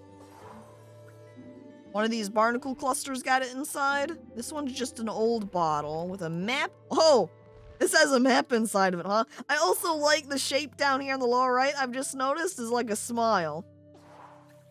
Oh no, the bird's pooping in the diving bell. You're not supposed to do that, no! That is not a toilet. We have bathrooms here, please.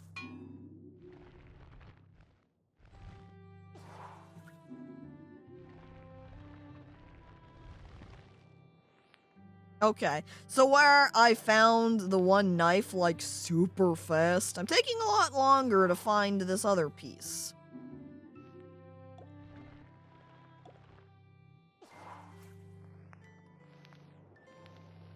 And I've looked at what's here in this display, so it doesn't seem like it's there. This is Morlow coal, huh? I don't see... No, this is just like a little diorama, so that doesn't have any of the stones. And...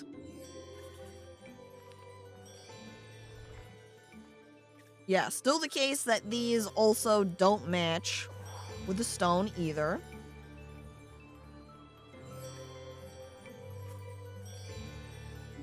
Festival of the Sea, huh? Alright, maybe one of these inside. No. Central shell has nothing. The sea bread, no good. Just more bread. They really like bread. Here's Vulcan crown.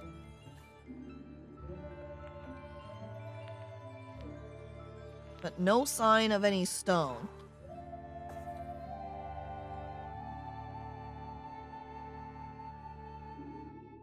This is all bird related.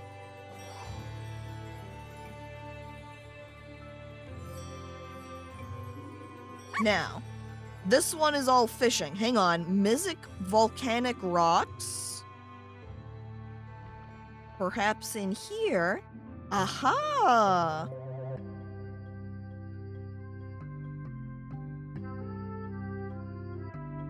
Of course! It was in my rock box the entire time! How foolish of me. I should have known. Morris. Can you feel it? Yes? Sure. Very powerful.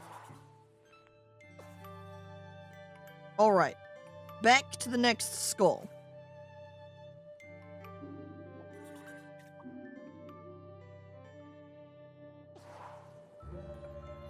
This one's a kid. Hey! Oh, hey! Woohoo! Where's the next memory? Villagers. Okay, apparently we're going up very high. Here we go. Oh, man. This person. Intense. Ready to fight. I was always fearless. My mother Aggie told Oh, me there was child nothing of I Aggie. couldn't do. With Otsul and without, I hunted the deer in the woods and the hares on the mountain, all before I had taken my first lover. First lover?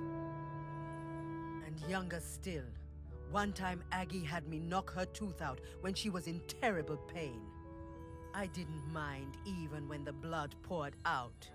It was easy for me. Is Aggie's kid, I'm a little bit concerned about Aggie's kid here. Like, look at his face. I think he enjoys it. Spears and knives were my nature.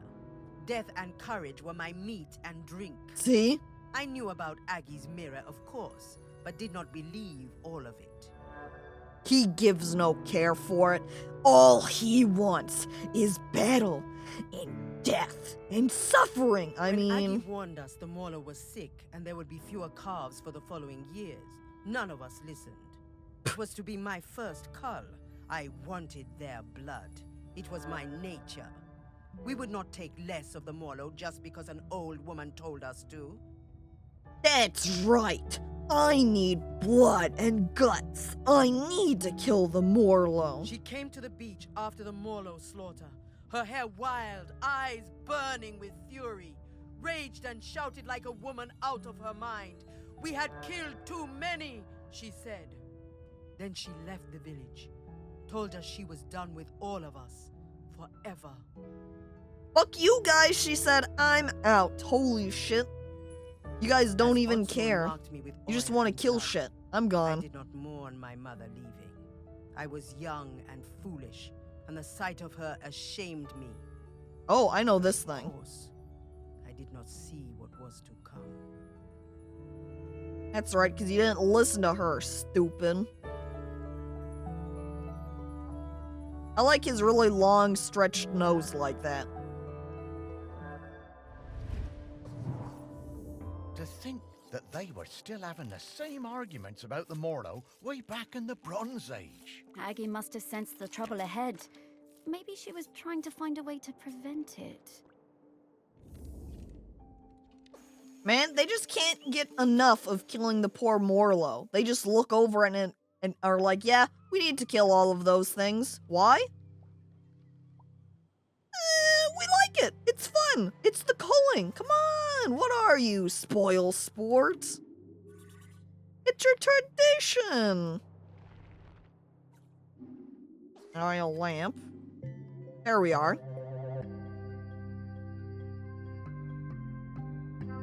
Aggie's daughter's a murder machine. Yeah, Ibn could not be stopped. What a beautiful object. Delighted to have it in our museum. Okay. We've only got 2 more mementos left to go. Come on, look at me just speed through these benches even. We gotta rush. We're running out of time.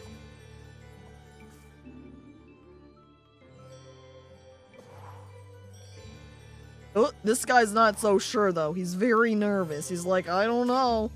I don't know if I want to be here. Things are getting tense. Imagine being a Morlow post-eruption. Probably be pretty good times. Then you wouldn't have to worry about anything for a long while.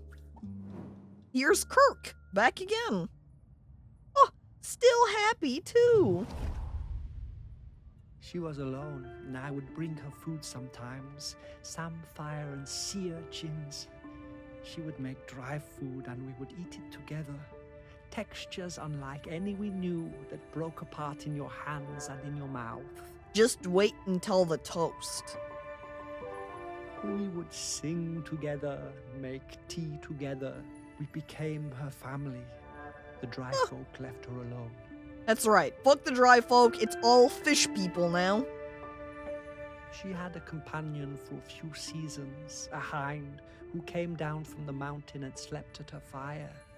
And then, for a few more, a golden hair that ate from her hand. What? A golden rabbit? Night we all felt it. Those of us in the water and those above. The island waking, rumbling, alive again, more furious than before. It's time to erupt. The life Aggie awake, is over. tending her fire, unsleeping, unresting, staring into her mirror. She told me she'd seen the island sinking into orange fire and boiling sea, lost forever above and below. The village and our town in the sea caves, all gone. Oh man, so if the volcano erupts, it's gonna destroy all the fish people too. Not just the dry people. Aggie went to the shore and blew the sinistral shell, calling our people up from the water. Aggie sang for them, the oldest song, and we spoke for some time. That night, the sea and sky was all the same color, a deep grey blue like a mackerel's back without the glitter. It's kind of like Aggie became friend of the fish people, and then we became friend of the dry people, and then our two halves worked together.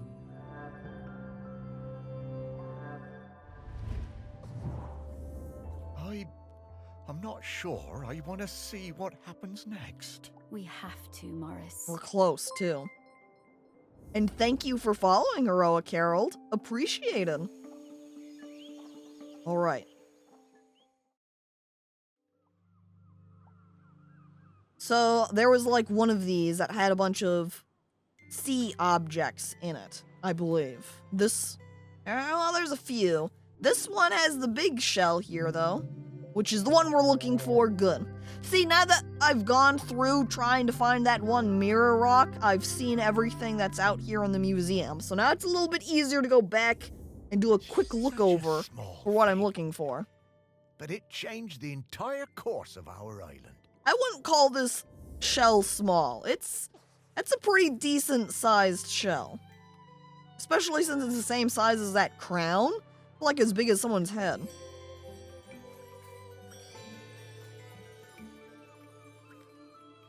Okay, that means this is going to be the last skull that we're looking at.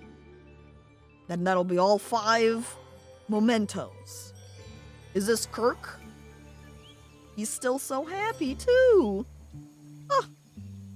Okay, last memory.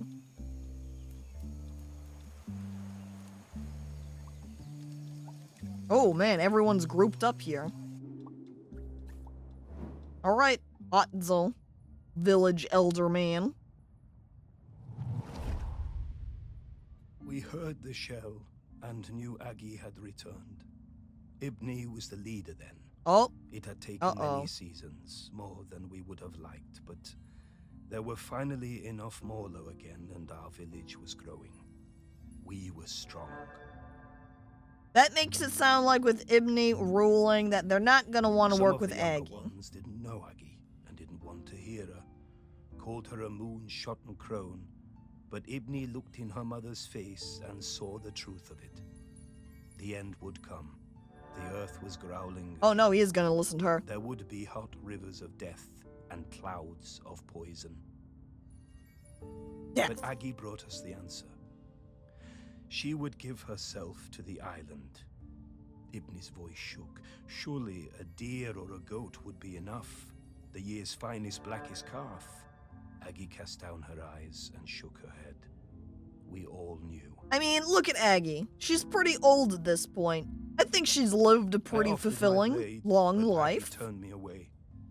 She took her knife that had cut her own cord the night the volcano last erupted and wrapped Ibni's fingers tight around the bone hilt. It must be you, Ibni, she said, and it must be now before the sun comes up. This day, this morning, or we are all gone. The village, the people, the island. And thank you for the raid, Kittylicious. Appreciate it. That's very nice. I hope you had a good stream. Ibni whispered something, but I could not catch the words. Both women's faces shone with tears.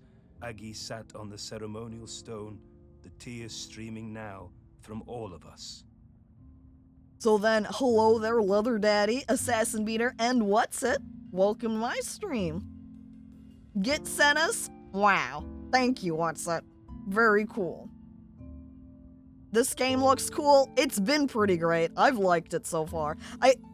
As I say so far, we're actually almost at the end here, I'm pretty sure, so...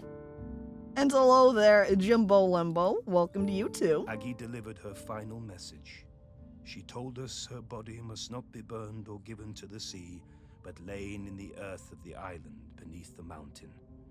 Ibni was shaking, and then I realized it was not just Ibni. The whole island was trembling under our feet, waking up.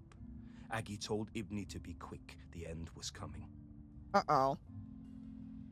Here it is. It's like basically there. And thank you for following too, Kittylicious. Cool. Appreciate it.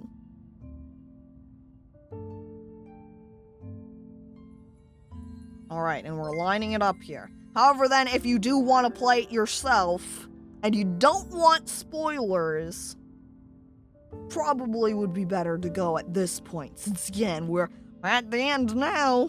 And thank you for following too, Assassin Beater. Appreciate it. As Aggie took Ibni's hand and guided the knife to her side, we saw the fish folk rising from the sea, hundreds of them, so many. I had no idea there were so many. I mean, if there's an entire, civilization of fish people down there, it makes sense that there's a lot. I like these ones that have almost sort of teeth shapes going on. And thank you too for following, Jimbo. But Ibni cried out. a sound of longing and hurting from her heart like I had never heard. Then she fell silent, and as Aggie's life poured from her body, the island and everything on it fell suddenly still. Utterly still. The island is like, oh, hell yeah, finally I've got myself a girlfriend. We wept then, in sorrow and relief. Then the fish folk were among us, countless, numberless. One embraced Ibni, holding her up as it seemed her own legs might give way. When the sun came up that day, land and sea folk stood together for the first time, talking and singing the old songs, Aggie's songs, together. Great, look at that. Just pals over here, everyone's sad, remembering Aggie. Damn. And thank you for Assassin Beater for the gifted subs. That is super nice and appreciated. If you got a gifted sub from him, and you're here, of course, make sure you say thanks. Ibni and the fish folk took Aggie up onto the mountain. They laid her in the peat alongside the knife and all the things she would need on her journey. Yep, where they put her into the nice coffin. They drape her all up. Ibni watched over Aggie for days afterwards. Before she was covered, she placed a sacred carved stone, Aggie's beloved hair, inside her mother's mouth to guide her and help her keep the mountain still forever. And so it was. So now we're gonna have to find like a little rabbit rock. Oh, Aggie. Now that's bravery.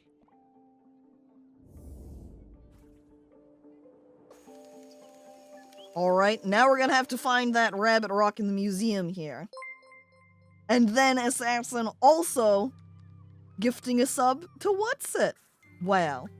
Another one. That makes 6. Thank you. Appreciated. Okay. So we need to find where that rabbit is. Which certainly isn't in here. I imagine they're going to be in different spots. Because each one of the items we have found so far has been in different locations around the museum. Not going to be with the Morlos. It's not in here. And this is a wreck. This is things that were found in a wreck, so it's not in this group. We did also already look over it, and I don't remember any rabbit rocks. Hang on. There is that box of rocks that was, like, up on top one of these. Yeah. Well, I guess this is miscellaneous volcanic rocks. So I wouldn't imagine the rabbit is going to be in the same place as the mirror one. It's not going to be with all these fish. Not going to be in there. Knitting on Shelmerston? Yeah, it's probably not it. These are all carved pieces too, up here on the wall section. Camel, Grenkin, horse, deer. Hang on, it said in her mouth. That means we want to do a cross-section of her body.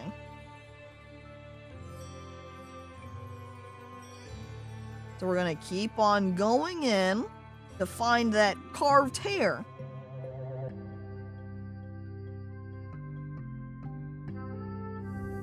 Hey, Sparky, it feels a bit, disrespectful looking inside Aggie's body like that. You were Well, the too one who late. dug her up and put her on a plinth, Morris. Yeah, but I You dug her up in the first place, Relax, dude. Morris. Oh, I can't argue with Isn't that. Aggie anymore?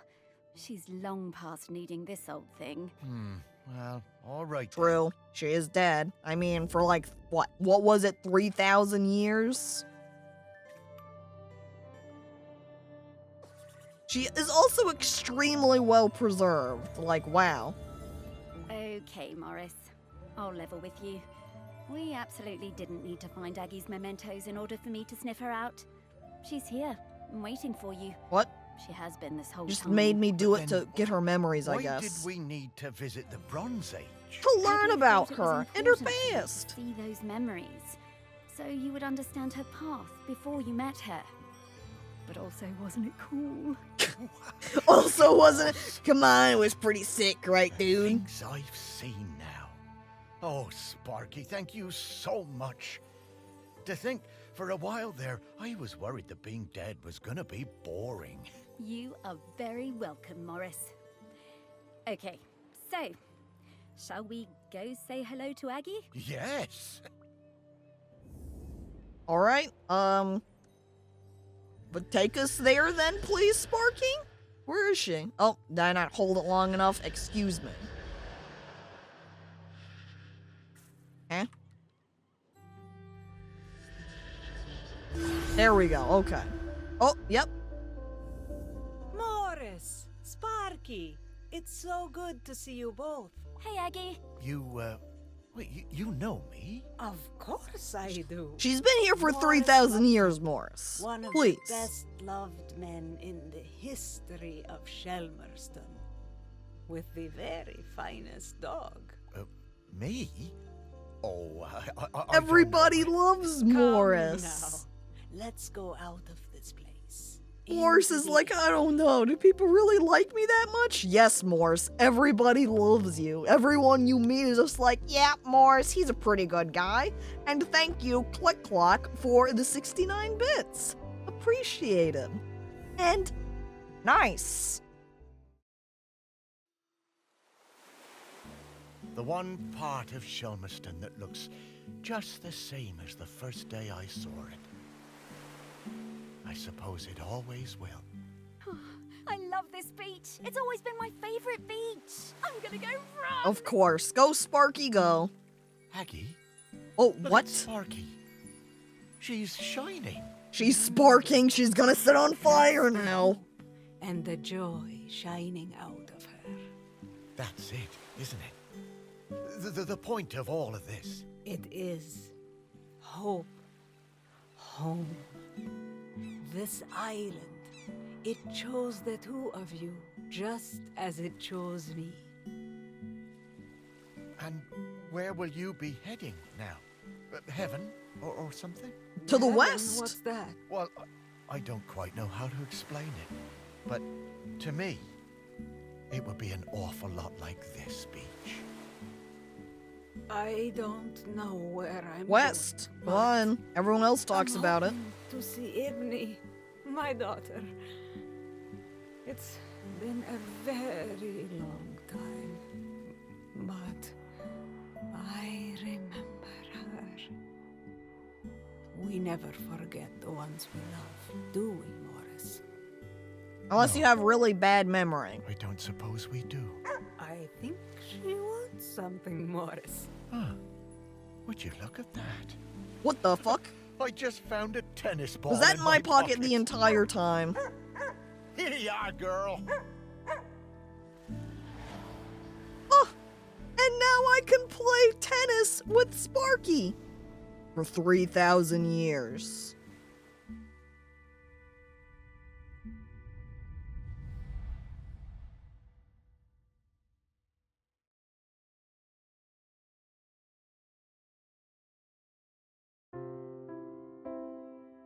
And there we go. There's the end of I Am Dead. Great. Great. That was sweet. Yep, I liked the way it presented the story, the way you worked through everything. I liked the way it kind of would do a both visual clue mix between where you should be looking at and where you should be looking for mementos, as well as sort of like little memory story hints. So when you hear people talk about their memories and the memento piece, there's almost kind of like a clue that lies in there with where that item's gonna be. And though I wasn't really doing it, the fact that you could find, there was like that little side collectible aspect of if you wanted to find all those Grankins, I think that was pretty cool. I didn't really do that to cut time on, for stream purposes. We don't really need to find all of those little collectibles. But otherwise, It's very good. Real enjoyable. Glad we made it to the end. Yeah, I just went ahead and just pushed through to the end. So this stream has ended up rather long at 6 hours, so, oops. That's how it always ends up going if I don't just cut it off. Woo!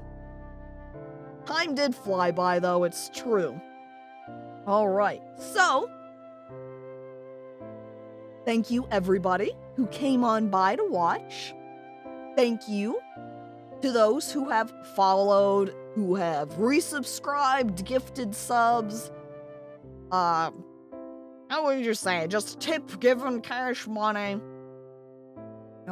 Just everything. It's all appreciated. And again, thank you for the raid, Kitty. Also very appreciated and very nice.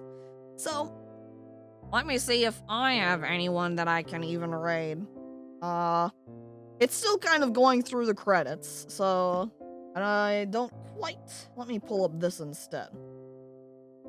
I'll just look on my phone for who's live that I follow.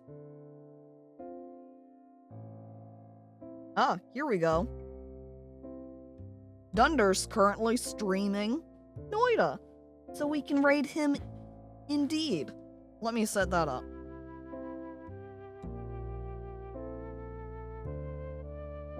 Alright, navigate, because I'm doing this off my phone, because if I click off the game, it's going to minimize, freeze, and mute the music, and I would like it to keep running. Okay. So again, one final note, or repeat, thank you everybody for coming on by, and I hope everybody has a lovely day.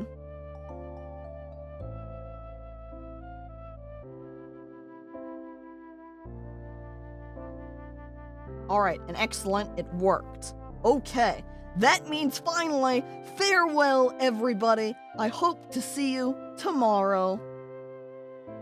Goodbye, as I do have to cut this off at some point. I'll just swap to the ending. Goodbye.